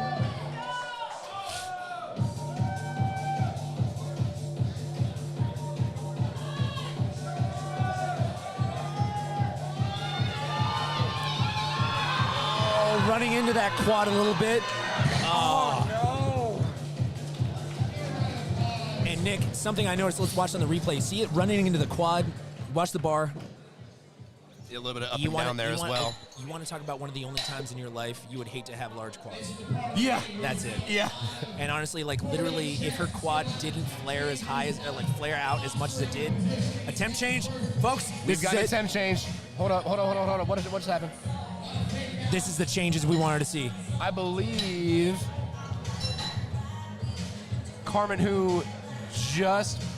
She did. Okay, so Carmen's coach is going in right now. They're going to put in a number that's going to put her over Brandis. Oh, my goodness. And right now, Brandis is sitting first on the leaderboard, 4 points ahead. Carmen, who, if she hits this, she's still projected second, so she's kind of banking on Brandis to miss. Guys, this is high-level powerlifting. And right behind, we've got Solana Lewis. She's projected third right behind. Let's see it. Oh, okay. my gosh. I'm curious on the call. 3 white lights. That's 3 white lights. She is solidified second. Okay. Solidified second. Now, an attempt change is in progress right now, folks. Solana Lewis, right now, is projected to go next with 207.5 kilos. An attempt change is happening right now. Just put it in for 210. She just put it in for 210. Guys, this is the game within the game, Nick. And for 210, this should put her above Carmen. Oh my goodness. I could be completely wrong on my math, but that should put her above Carmen. And again, we're still actively trying to update the leaderboard if that is the case. But again, no. We've got whoa. Attempt change. Brandis Dye is now on the platform for her 3rd attempt. She doesn't get a reload. That's right. So this is her last shot. So between Solana and Carmen, they have the chance to take it out from underneath. So this is if Brandis Dye blinks, she doesn't get the pro card. If she misses, she doesn't get it. That's right. But Carmen and Solana also have to make it. Folks, this is to stay on top. This is to win the pro card here at the 2023 Carolina Primetime. Lady Dye, Dr. Dye, Brandis Dye. This is her house. Come on, Brandis. Does she lock this one in? Oh my gosh, finish. Talk to me nice. This is my house. Brandis Dye. Let's go. 3 white lights, ladies and gentlemen. That is a perfect meet, and that is a pro card for Brandis Dye, ladies and gentlemen. That is a solidified pro card. Remember the name, Ronettes. You watch it here, guys. Brandis Dye. Y'all are gonna see her at Nationals. Y'all better get real familiar with Brandis Dye. She just got that pro card. Coming correct. Y'all better come correct the next time you see her on that platform, y'all. A hometown meet, hometown hero. Unbelievable stuff out of Brandis Dye. You want to talk about a gutsy performance, Nick? That was it. That was all guts. That was all. I mean, and the thing was, she had 0 kilos left. That was every little bit of a kilo. Here comes Solana Lewis, not to be outdone. 210. Now Solana Lewis with 210. This is a PR pull. This will solidify her with third. Solana Lewis! PR pull. There it is. 210, 3 white lights. Let's get it, girl. My goodness, Solana Lewis. That is absolutely ridiculous. PR pull. Unbelievable. The girl herself, by the way, she always said, she's like, oh, my deadlift is my worst pull, blah, blah, blah. It's my worst lift. Like, You couldn't have told me. couldn't have told me.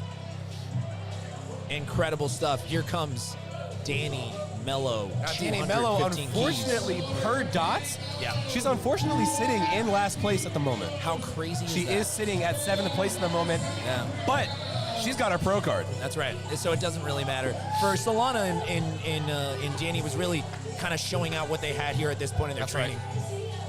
But that said, Solana's going to be the one here walking away with the money. So that's great. So for Solana, that's a win. Oh, absolutely. That's yeah, right. That's a dub. She just pulled for the win. That's a dub.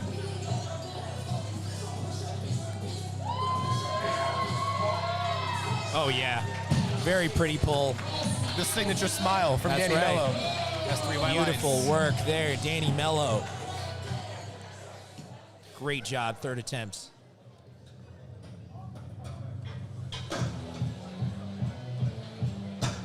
Great execution. Now we are onwards to our third on to our attempt. lads. We are onwards to our third attempt, on to our men for our flight B.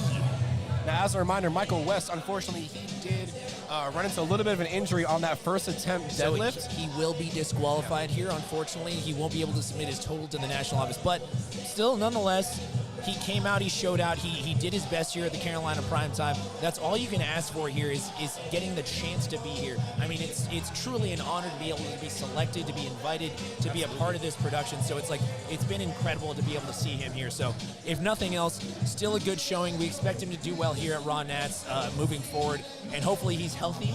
Hopefully he's okay. Hopefully that everything goes well, and he's able to. If there is an injury or anything like that, he can rehab it and get back to regular training. So, but moving forward after that, we're actually going to have Connor Solt, the Mr. Machine, the 4-time Elden Lord, if you will, the man who's actually. Things have kind of moved a little bit slow for Connor, so actually I think that 10-kilo jump is actually going to be difficult to kind of overcome. Yeah, I'm interested to see how he's going to overcome that. And so thinking about Connor Solt's performance from the last Carolina Primetime, he was generally a slower lifter across the board. Yeah. And so, I mean, case in point, the same trend here for this year for Carolina Primetime. However, I do think that, I mean, he's missed every one of his third attempts thus far. He's missed his third squat and his third bench. Yes. And so I'm interested to see how deep he's able to dig in order to pull that out. Yes. Because you can only go so slow. Right. Right. And Right. once you go as slow as you can go, you don't have any more juice. Yeah. So I'm interested to see how this is going to move. I'm hoping it moves well. I mean, 10 kilos, Yeah. it's not a huge And jump. I think the context matters here too, right, Nick? Is how slow the second moved. Absolutely. It especially moved at the very, top, very especially slow. at the top, because he's a conventional lifter. So it's like that. Once it crosses that knee, is when it's going to slow down considerably. So That's right. For Connor, we'll see what the battle is. I'm hoping for him. I hope that we're wrong here. So let's see it. Connor Solt.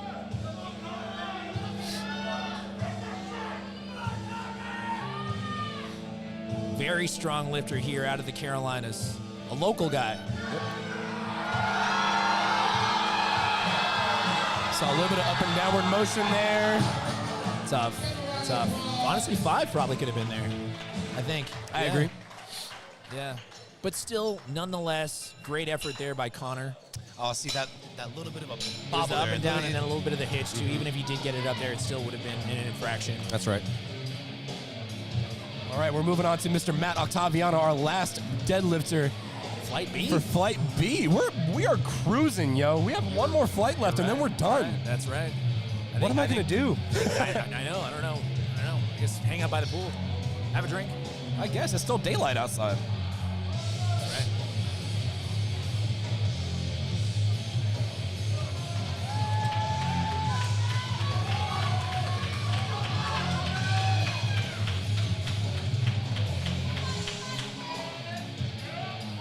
Octaviano, 327.5 kilos. Very fast lifter. If you blink, you might miss this one. It's only a 5 kilo jump. That's right. And again, I think we said it was like 5 kilos was safe here. I think that was a safe call.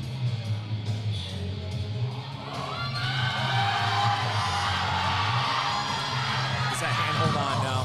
He was starting to lose a little bit. He was starting to pitch forward, and once you lose balance, like, Yeah. you can't get that back. Yeah, and that's the thing too, is we talk about the variables of the sumo deadlift is when it's done right, it's snappy. But sometimes it lends itself sometimes to you have to be perfect with the position. I'll say it can be nice to you, and it can be real mean to you real fast. Real mean, yeah. That bar bites back quick, doesn't it? So here we go, guys. We are moving on to our final deadlifts flight. This is it. There's no more after this. Carolina Primetime. I'm not going to say this is it yet. I'm refusing to believe it. I refuse to believe it. With how much fun we've had, I don't want to believe it either. I'm having a blast. That's right. I was going to say, we have had such a great time on the stream. We really appreciate the PSP guys for allowing us to do this.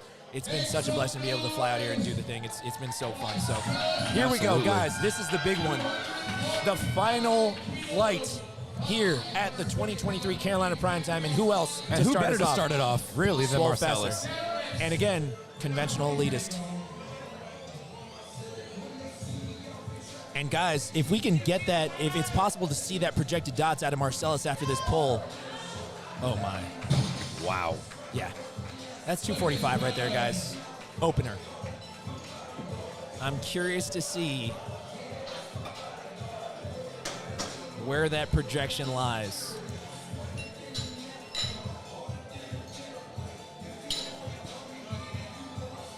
So I'm not seeing an update on the lifting cast yet. So far, we're only seeing the top 5. Once we start to see the numbers move around, because Marcellus is going to be outside of the top 5, which is still fine. But I think that once it gets close, we'll get an idea of kind of the full breakdown. I'll put some numbers into my DOTS calculator here. There you go. DOTS calculator. All right, he's at 655. 665 is 74. His body weight is 74.25 kilo. 282.5 keys for Todd Talford. 2 white lights. Good lift. No free ads.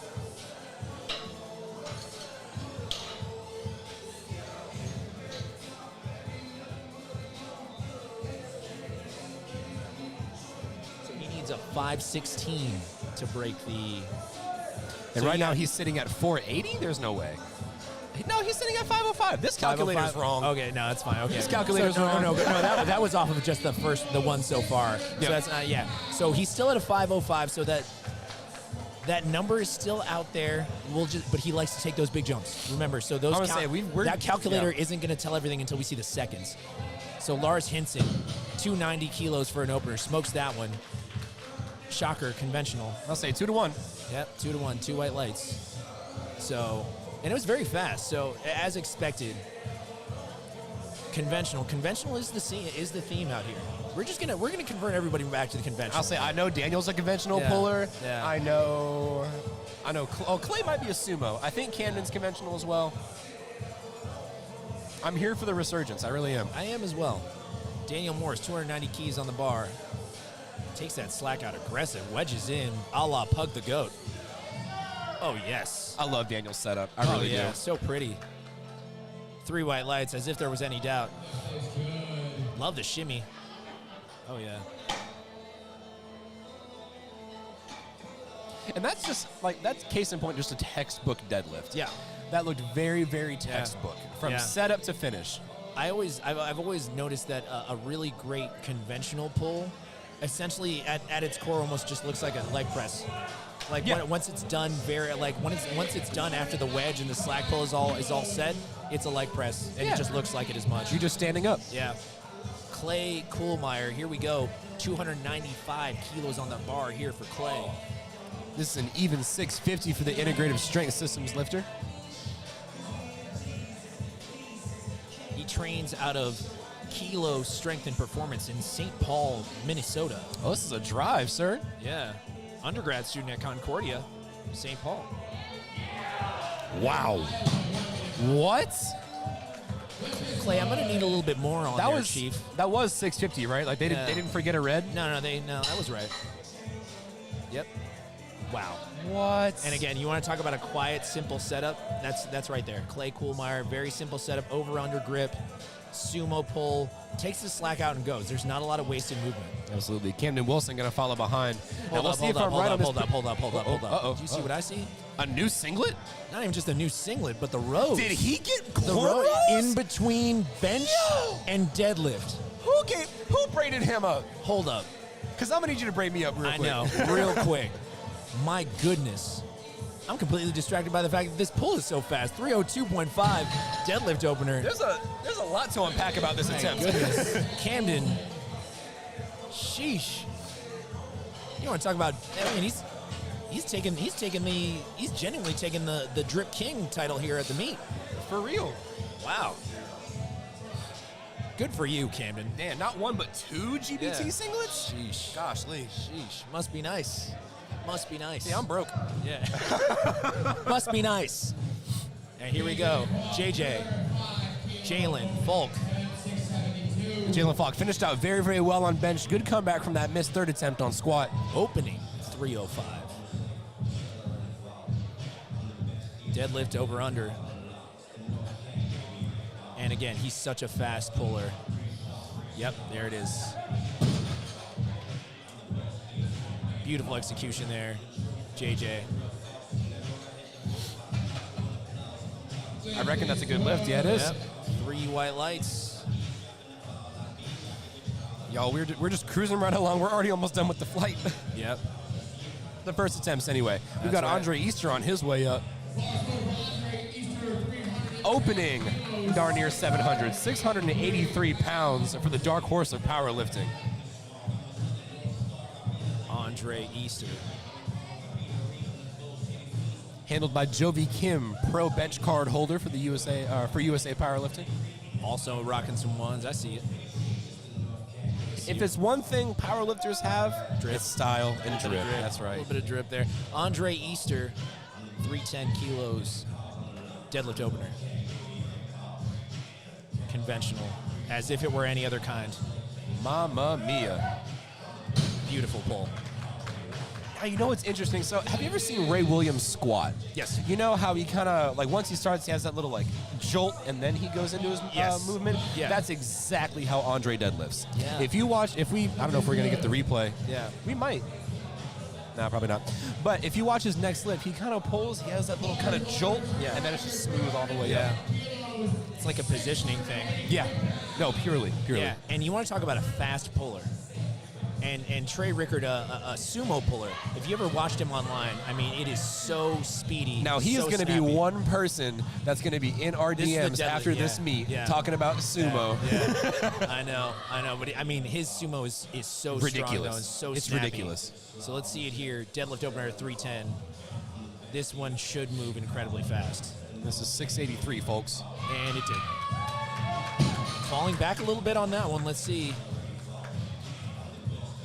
Yeah, that sounded about right. It looked a little bit like he lost that position and was starting to lose it a little bit. So yeah, He was I'm fading not back sure. a little bit. A little bit, but I would still assume that they're moving up, and I would too. Now, see, I'm watching the lifting cast here, trying to see what they're about to put in. Yeah. Zeb's only going up 5 keys from Trey. Going to do 694 pounds. Trey, I wouldn't be shocked with 320 to 325. I'm putting I would 320. think. I think 325 actually. If he's trying to go for that win. I would think he's 322. He hasn't put it in yet. So here comes Zeb. Zeb with 315. Zeb, one of our bigger lifters here at the Carolina Primetime.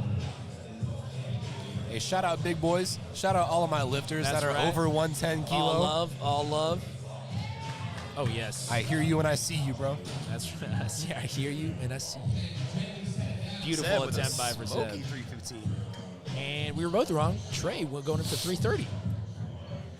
Oh, excuse me. Yeah, how about that? I thought 325 was up there. I'll say my favorite Joke's thing on with me. commentary is just being wrong. Yeah. I love it. Joke's on me. Yeah. It also gives a view for the audience to kind of see like how we tend to operate as a handler Oh, absolutely. as well.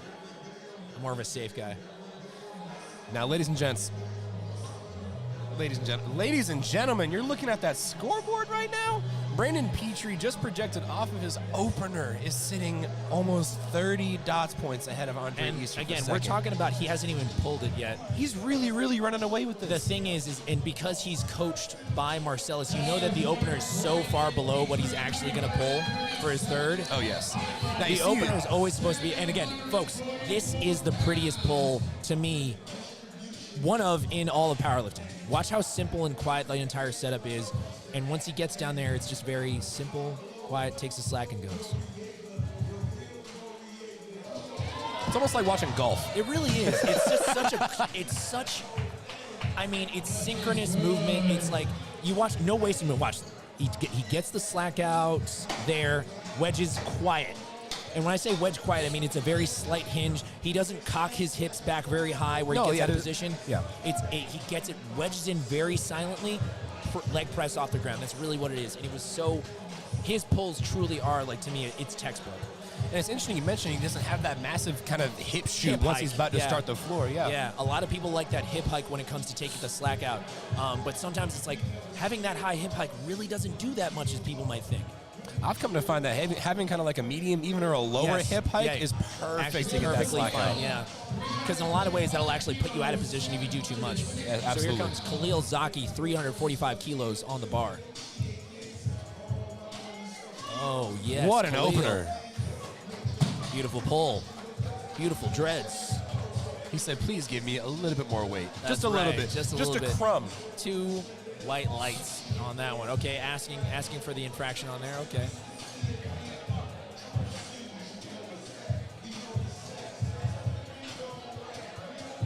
And as of now, okay, so here are our projected standings as of now. We have Brandon Petrie, then Andre Easter, Daniel Morris, Lars Hinson, and Trey Rickard. So Andre looking like the guy who's going to walk away, likely with the pro card here. But right outside of that, I mean, Daniel and right after that, I believe it was Lars, they're battling for it. So Daniel, Lars, Trey, they're all within, Khalil even, are within fighting distance here. I'll say Daniel and Lars are only a few tenths of a point right behind each other, so yeah. it's going to be a battle till the very end. Now I'm curious to see now with this huge jump for Marcellus is where he fits on the standings. Ladies and gents, from 245 kilos to 280 kilos. Because just from that opener, he was projected at 505. But 516... That's a 30-kilo jump, over 66 pounds. This has to be a lot closer now. 280 keys on the bar. Assuming he's successful here. We're cheering for him here. Swole Fester himself, Marcellus Williams. Are you kidding me? Marcellus Williams. Did he just break 3 the white total? lights. Did he just break the dots? I think he broke it. I don't know. Can we get a dots calculator? Is there anybody with a dots calculator? I got to see that one. I want to see the standings. I'm waiting for the standings. We might not be able to get the top 10 just yet. Oh, I'm going to get so hyped. We'll have to get it. We'll probably have to get it after the second attempts. But man, that is incredible stuff there. Marcellus Williams. Oh, we don't see it yet. Oh gosh, he's just outside of it. He's just outside of it. That's okay. That's okay. Again, these are still projected. We'll see. Now we're moving on here. Todd Talford, 300 kilos on the bar. Deadlift second attempt.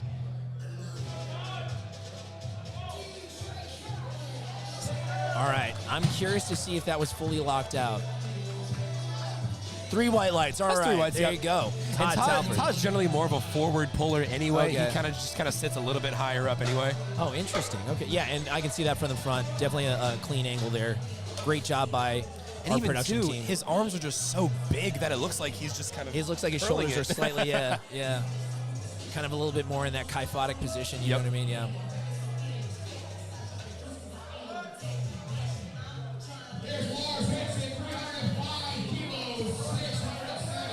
Now, the reason I ask about that dots projection is I saw Brad Couillard with the biggest celebration I've ever seen. I've never seen a second attempt celebration that big. Yeah, well, we'll have to see. Here comes Lars Hinson. His second attempt's moving a little slow. I'm going to say 307 to 310 for that third attempt for Lars. Yeah.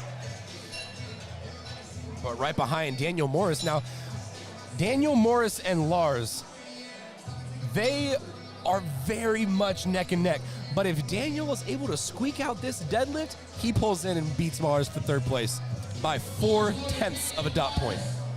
If Daniel hits this, he is 0.4 of a dot point ahead of Lars Hinson for that third place spot on the podium. And this is 677, folks. This isn't no lightweight. No, And it's Daniel's not. a puller, folks. Oh, Yeah, yes. he is. Let's see it. 307. And Daniel Morris Three will white move into lines. that third place spot. He's been inching every lift of this meet, inching closer and closer to that podium spot. Here he is.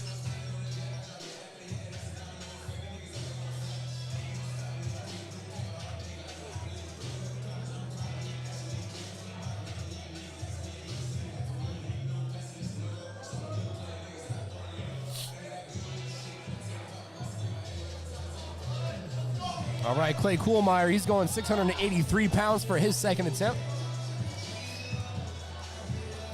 Making sure he's getting that bar as even as he can.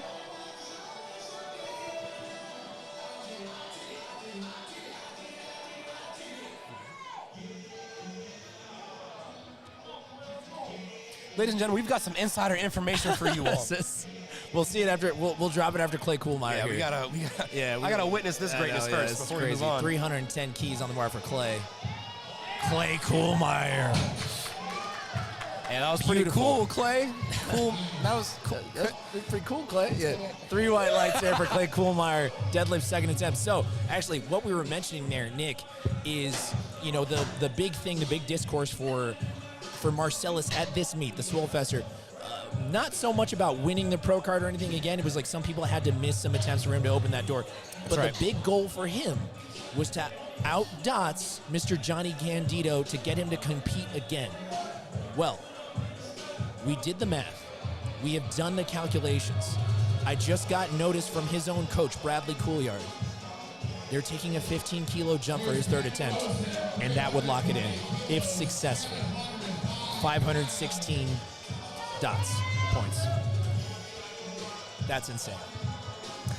Y'all can't see it on camera, but I'm looking at Leo like, Camden Wilson. this is getting spicy, This folks. is so spicy. 320 kilos on the bar here. Deadlift second attempt. Camden Wilson. With the pearls, by the way. In the pearls. In the what? In the pearls. Oh my good. Camden Wilson. I hope my wife isn't watching. Unbelievable stuff there. Great job, Camden Wilson. 320 kilos on the bar. Great pull. Absolutely. Camden Wilson's had a phenomenal day thus far. Have He's a day, sir. 7 for 8 thus far. Yeah. Have a day. Have a day. Now here's Andre Easter. Yes. Now, I know y'all are looking at the standings right here. Daniel Morris just inched into second.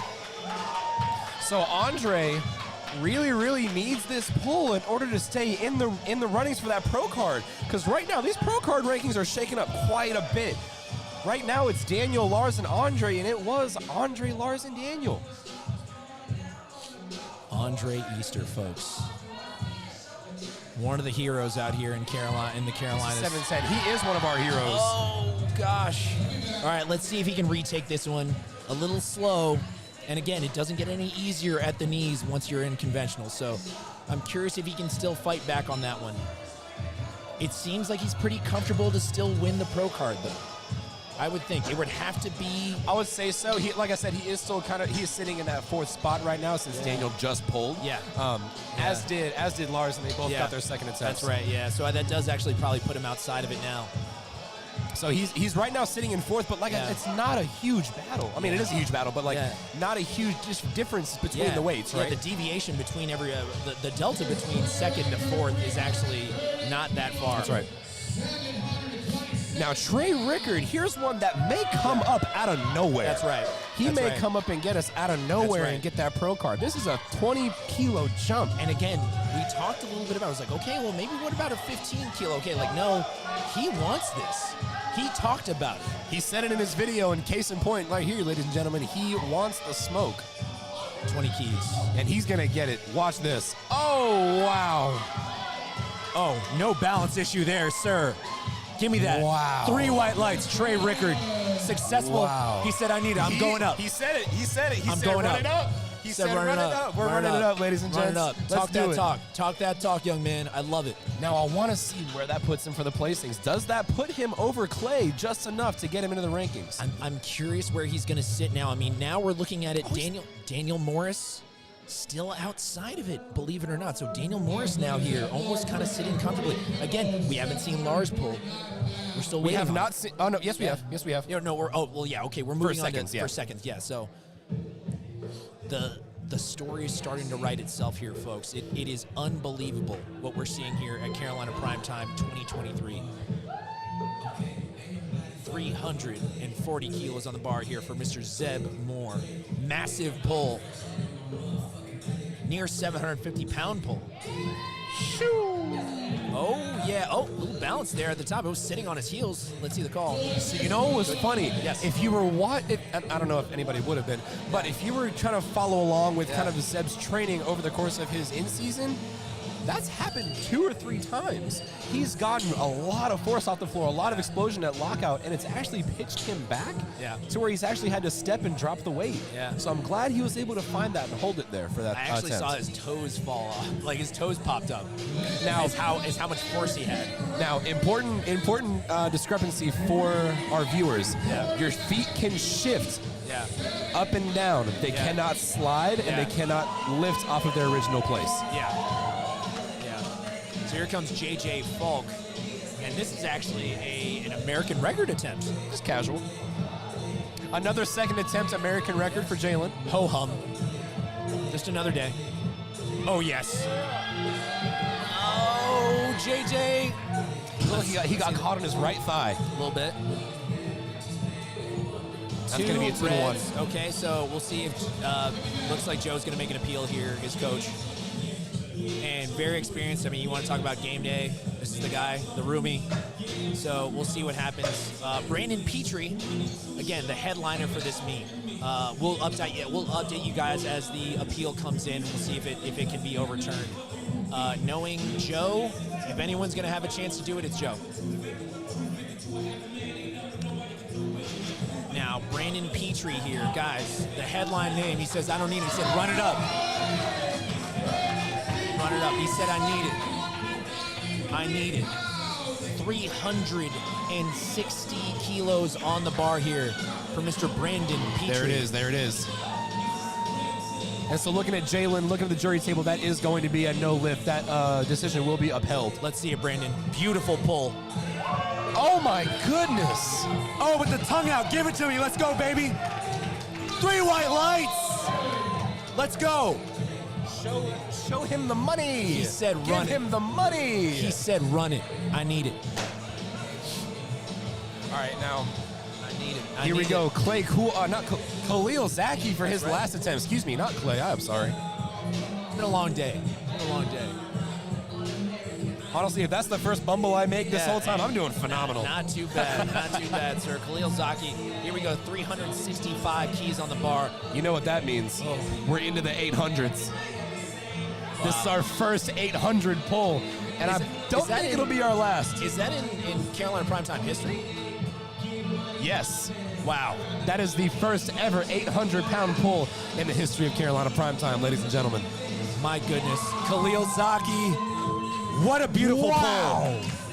Wow. My God. See the call, 3 white lights, as if there was ever any doubt. He's probably got 10 key in him. He's Wouldn't be probably shocked. got another 5 to 10 key. Wouldn't be shocked. That is ridiculous. Now, ladies and gentlemen, now I'm going to stand up for this because if y'all are keeping track of what's been going on and the kind of the tail of the meat here, Marcellus Williams, Folks, this is it. Marcellus Williams, and again, this is projected if he hits that pull. It is not where he stands right now. It is That is projected. correct. But projected, Marcellus Williams, if he is successful here, he outdots Johnny Candido of Candido Training HQ. This was the goal from the jump. This is what he wanted. This is what he came here to Carolina to do. This is his only goal. That's his right. only goal, and he's had a phenomenal day thus far. That's right. He said, I had one goal when I was coming to Carolina Primetime. I've done all the other big meets. This is what I wanted to do here. I want to give a shout to the guy. Marcellus Williams. Let's see it. Third pull, 295 kilos to get that 516 Marcellus. Wow. No. I tell you what, though. You want to talk about it. You had to go for that. I mean, the theatrics, though, too. Big hug from his coach there, Brad Couliard. Big smile, too.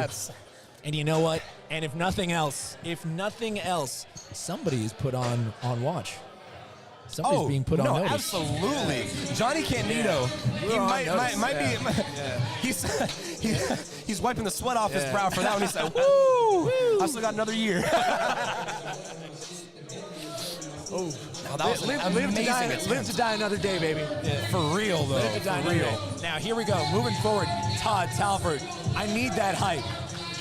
This is 310 kilos, 683 Folks, pounds. This is it for Carolina Primetime. These are the last attempts ever. Carolina Primetime. Here we go. We're going to wrap things up. Todd Talford, 310 kilos on the bar. Easy peasy. Oh, yeah. Let's see the call. Solid lockout. 2 white lights. Oh, my. I love the celebration from Wayne Blakeney there in the corner. I love it. I love it. Great pull. 2 white lights. That's all you need, baby. That's right. Lars Hinson. Now, guys, let's see that breakdown here. I want to see the projection because I do believe Lars is right in the mix. Yes, he is. He is in 4th. That's right. So unfortunately, Andre, that bump with his missed second attempt, that bumped him down to 5th. That does. And again, things can still shift. Remember, I mean, this is a dots-based meet. You're going to see a little bit of jockeying. Now we see who just moved into 3rd is Trey Rickard. That's right. I told you he was going to come up in the middle there. That's right. So waiting for this 3rd attempt pull, that might get him a pro card over Daniel Morris. You want to talk about deadlift advantage? That's starting exactly right. right. Starting to see it. Here we go. Lars Hinson, deadlift 3rd attempt, 312.5 kilos. Wow. Can he finish? I don't know. His knees are starting to get under the bar there. Great job there, though, showing out by Lars Hinson. I mean, no shame on that one. What a great day so far.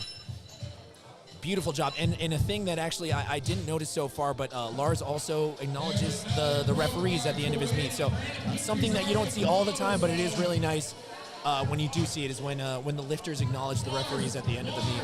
So it's great etiquette. Very, very classy. So here we go. An attempt change is being made. And again, we're Look at the starting to lifting cast here to see what we got. So folks, if you guys are watching at home, liftingcast.com, a lot of the action is taking place right now. A lot of those jockeying for the pro card is happening currently as we speak.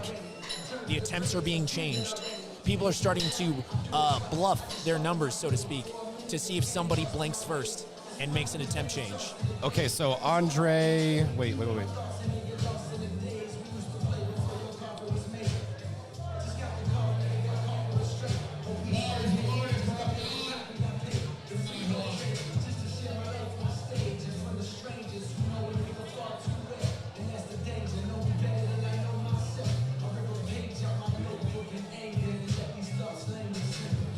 Okay, so far the lifting cast, not seeing any actual changing in attempts. I could be wrong. I could have slid that just a little bit too far. Oh, no, there was a bluff there. Yeah, there was a bluff there. That was the 322 pull.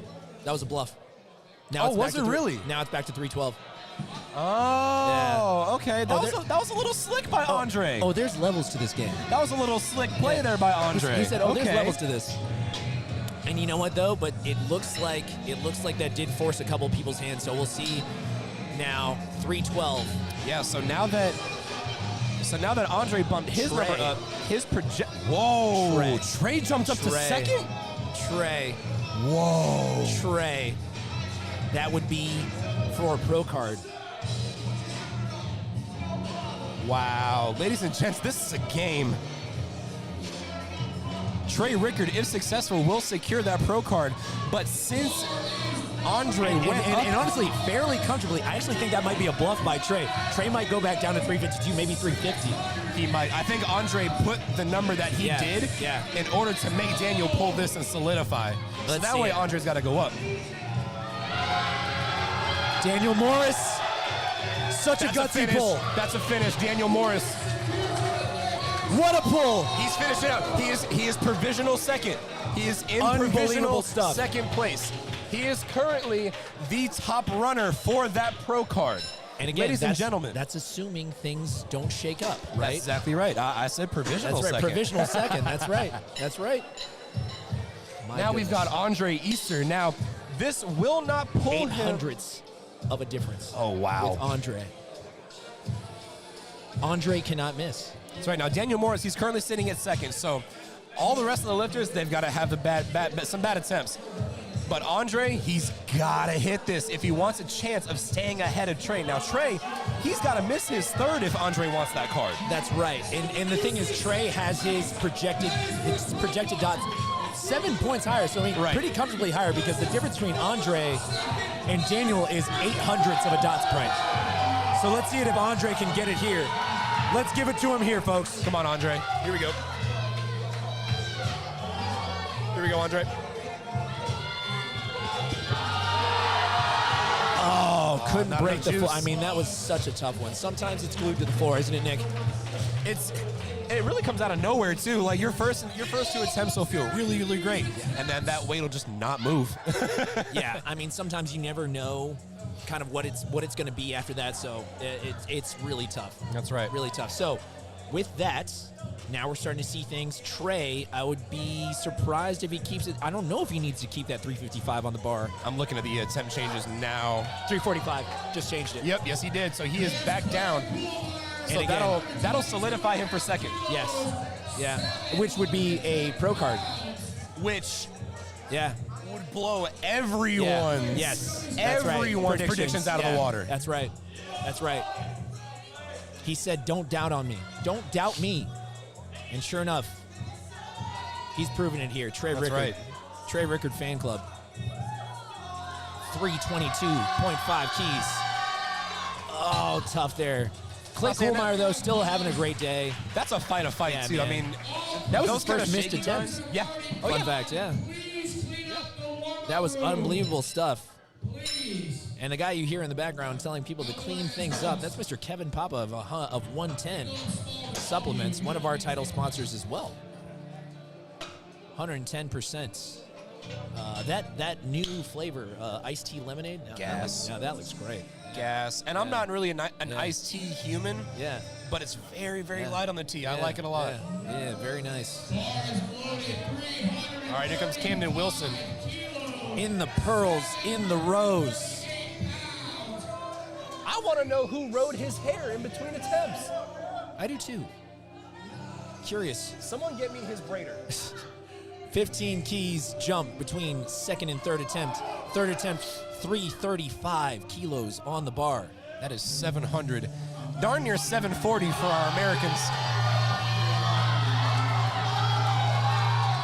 Oh my goodness, That's probably the most heartbreaking miss. It's tough, man. It's tough, I tell you. That was right at that lockout point too. That was tough. Still, Right. I mean, you want to talk about the drip title, though. That was He it, wins. yeah. He wins. Yeah, he wins. He wins. He wins pretty for the much ran guys. away. Danny wins for the He girls. ran away when he walked in for that third. I knew immediately. Oh, 100%. Yeah. The pearls and all. So here we go. JJ Falk. He's going to retake that 340 American attempt. And it looked like Joe, he did appeal to the jury, wasn't able to get the call. That's fine. They're going to retake it here. I think it's a safe call. American record attempt. I'm gonna stand up for these last 5 pulls. Yeah. The party's starting. JJ Falk. All right, big JJ. Wedges gets into place. Oh, little helicopter. Careful there. All right. He's okay. He's okay, folks. It's all right. Hey, you know what? Again, remember this name, guys. He's 19 years old. Jalen Falk, JJ Falk. You guys follow him online. He is incredible. He is going to be a name to remember. Now, you know what's going to be interesting? The next time he competes, that's going to be a second attempt. Yeah. Honestly, it might even be an opener. I wouldn't even be shocked, honestly. I mean, he's young. He's got Yeah. a lot of capacity to just still keep going. Now, guys, you want to talk about somebody who has truly talked that talk and truly showed up, called out the ops, Spit in their face. Called them out word for word. Specifically, I mean, Trey Rickard, he said, "This is mine," and he's like, "Don't be shocked. Don't be surprised what you see." If he hits this, he will be our pro card winner for the men's side. That's right. He will be a USA Powerlifting Pro, and he's asking for the hype. Trey Rickard. Now, if he hits this, this will be the biggest celebration of the meet. I guarantee it. Pro qualifier. This is for a pro card, folks. Gutsy! Finish the lockout. Oh, no! Check. Hold on. He is good. He's up. Hold on. Let's see. Make sure to check him. You know, as a spotter and loader, you always got to check. You got to check, and you got to make sure he's walking away on his own power. There you go. And you know what, guys? That is such a gutsy pull, and he had 0 kilos left. 0 kilos. Literally none. He gave his entire life for that pull. Everything. I mean, I've never seen such a gutsy. I mean, that was such a gutsy performance out of Trey Rickard. Let's see how the things shake up there on the leaderboard. I was gonna say we're gonna look and see when Brandon Petrie comes up. We're gonna see how that shakes out. Daniel Morris. So Daniel Morris comes behind and wins his pro card. Yeah, that's right. What? That's exactly what Daniel Morris. So now the story becomes Daniel Morris, somebody I don't think we ever talked about really. He was in 0. Yeah. He was in zero predictions. Yeah. I mean, all the way across the board. I don't think anybody had this one. Now, Daniel Morris. I said Daniel Morris in the beginning could come up out of nowhere. Yeah. And That's hey, right. I'm That's a right. prophet today. That's right. Here we go. Zeb Moore. 782. Here we go. Zebulon Moore.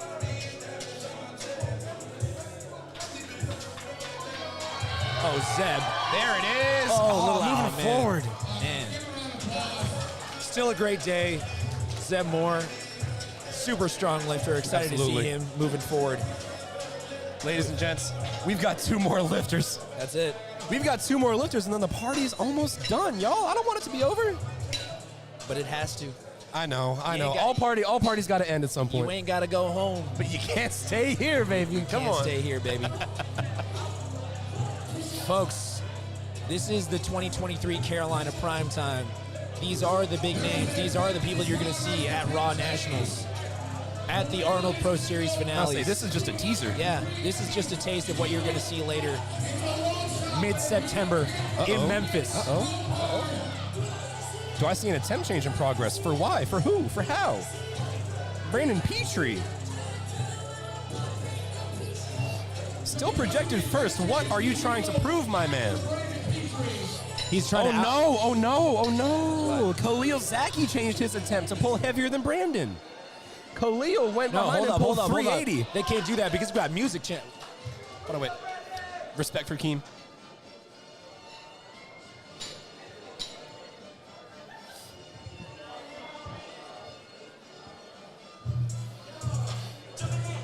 Now, Brandon Petrie basically, he is the clear winner for this meet. Let's go. You have never seen a hype like this, folks. Yeah, this is it, folks. This is it. Brandon Petrie, he's asking for it. I don't know if you can pan to the audience, but everyone's up for this deadlift here. 372.5 kilos. Absolutely huge. Deadlift third attempt. Brandon Petrie, folks. 821 pounds. Oh my God! Oh my God! Oh my God! Big ups at everybody! At everyone! This is my house! At everybody! I know you're watching! At everybody!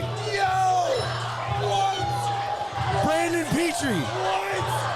He is about to break through the wall. Folks, the celebration. My gosh! I need it. What was that? Brandon Petrie. Unbelievable. Wow. Brandon Petrie lived up to the name. It's 87.5. Did he get 2K? Is that 2K? I have no words. I don't know how we go back to normalcy. I don't know how we return, but somehow there's another pull. There's one more I thought pull. we were done. Oh, you thought it was over. Oh, you thought it was over. You thought it was over.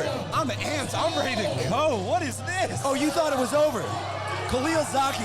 What is this? What 837? 837 for Khalil. 837 Where in the hell? For pounds. second place. 380 For second kilos. place. If he hits this, he beats Daniel for the pro card. Oh my goodness. Oh, no. I love the effort. I love the effort. Wow. Unbelievable. Wow. I mean, you want to talk about, if you want to finish something out. Finish. I mean,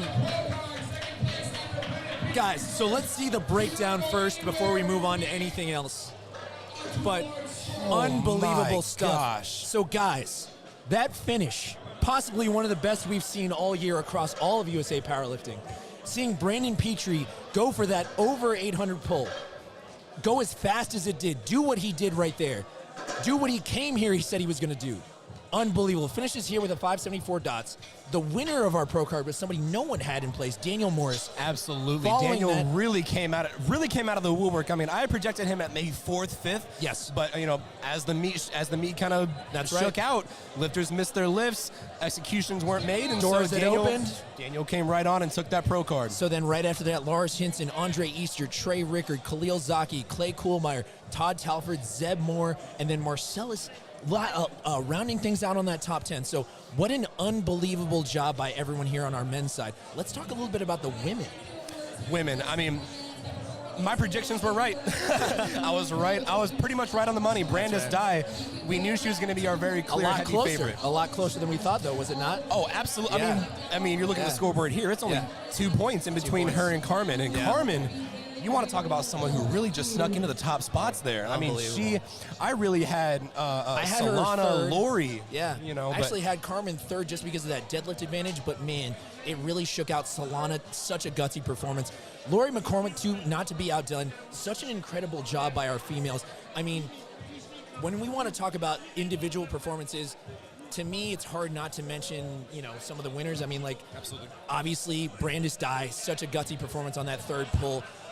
Obviously, for Brandon Petrie, he was the headline name going into this. That third pull was incredible. I mean, we were jumping out of our seats. You jumped out of your seat. I jumped out of my seat, through my headphones. Yeah, I we didn't even know what to do anymore at that point. It was like we lost our words at that point. So to see everything kind of shake out the way it did, and to see the action, and you guys at home, you got to see what high-level powerlifting looks like, especially when it comes down to qualifying for a pro card, or even if for a pro card is also, if you're a pro series lifter, what it looks like when you're trying to beat somebody on dots, and how that kind of shakes out towards the end. So we saw some amazing stuff here, Nick. What stood out to you? I mean, I want to say I've got to give it to my boy Daniel Morris. I got to give it to my boy. He beat all projections, beat all predictions, and really came in from behind and took that pro card. I also want to give I got to give all my recognition to Trey Rickard. Yeah. Trey Rickard, I got to give you all my all my props. Gutsy, all love. Probably the gutsiest lifter we've ever seen on the Carolina Primetime platform. Yeah. I'm a huge fan now. Oh, yeah. absolutely. Yeah, huge he fan. came for all the smoke. Yeah. He brought the fight. He brought the fight to our top lifters. Yeah. And had he made that pull, Yeah. this would be a completely different This story. whole story would be so different. But you know what? It was such a great day. So, guys, thank you so much for tuning in with us. Carolina Primetime 2023. That'll be a wrap. We're going to be presented. The awards are going to be presented here now by our production team. We just want to thank PSB Productions. We want to thank Megan and Marshall Powell for allowing us to do this. We want to thank everyone who's actually watched at home, and you guys are supporting drug-free powerlifting here at USA Powerlifting. Right. We want to say thank you guys so much from the bottom of our hearts. Thank you so much for joining us. We hope you guys continue to watch. We're going to have some bigger meets here. I know TBS is going to have their next, their big pro qualifier meet here. We hope that you guys support them as well. Moving into the fall when we have Raw Nationals, and you're going to see a lot of these similar names here too. So thank you guys again. We really appreciate it. My name is Leo Bonett-Ndara. This is my boy Nick Stevens. We cannot thank you guys enough. Join us here again soon. Hopefully we'll be back here someday. If not, thank you guys so much for letting us into your homes. Y'all Take have care. a beautiful rest of the evening. Sleep well.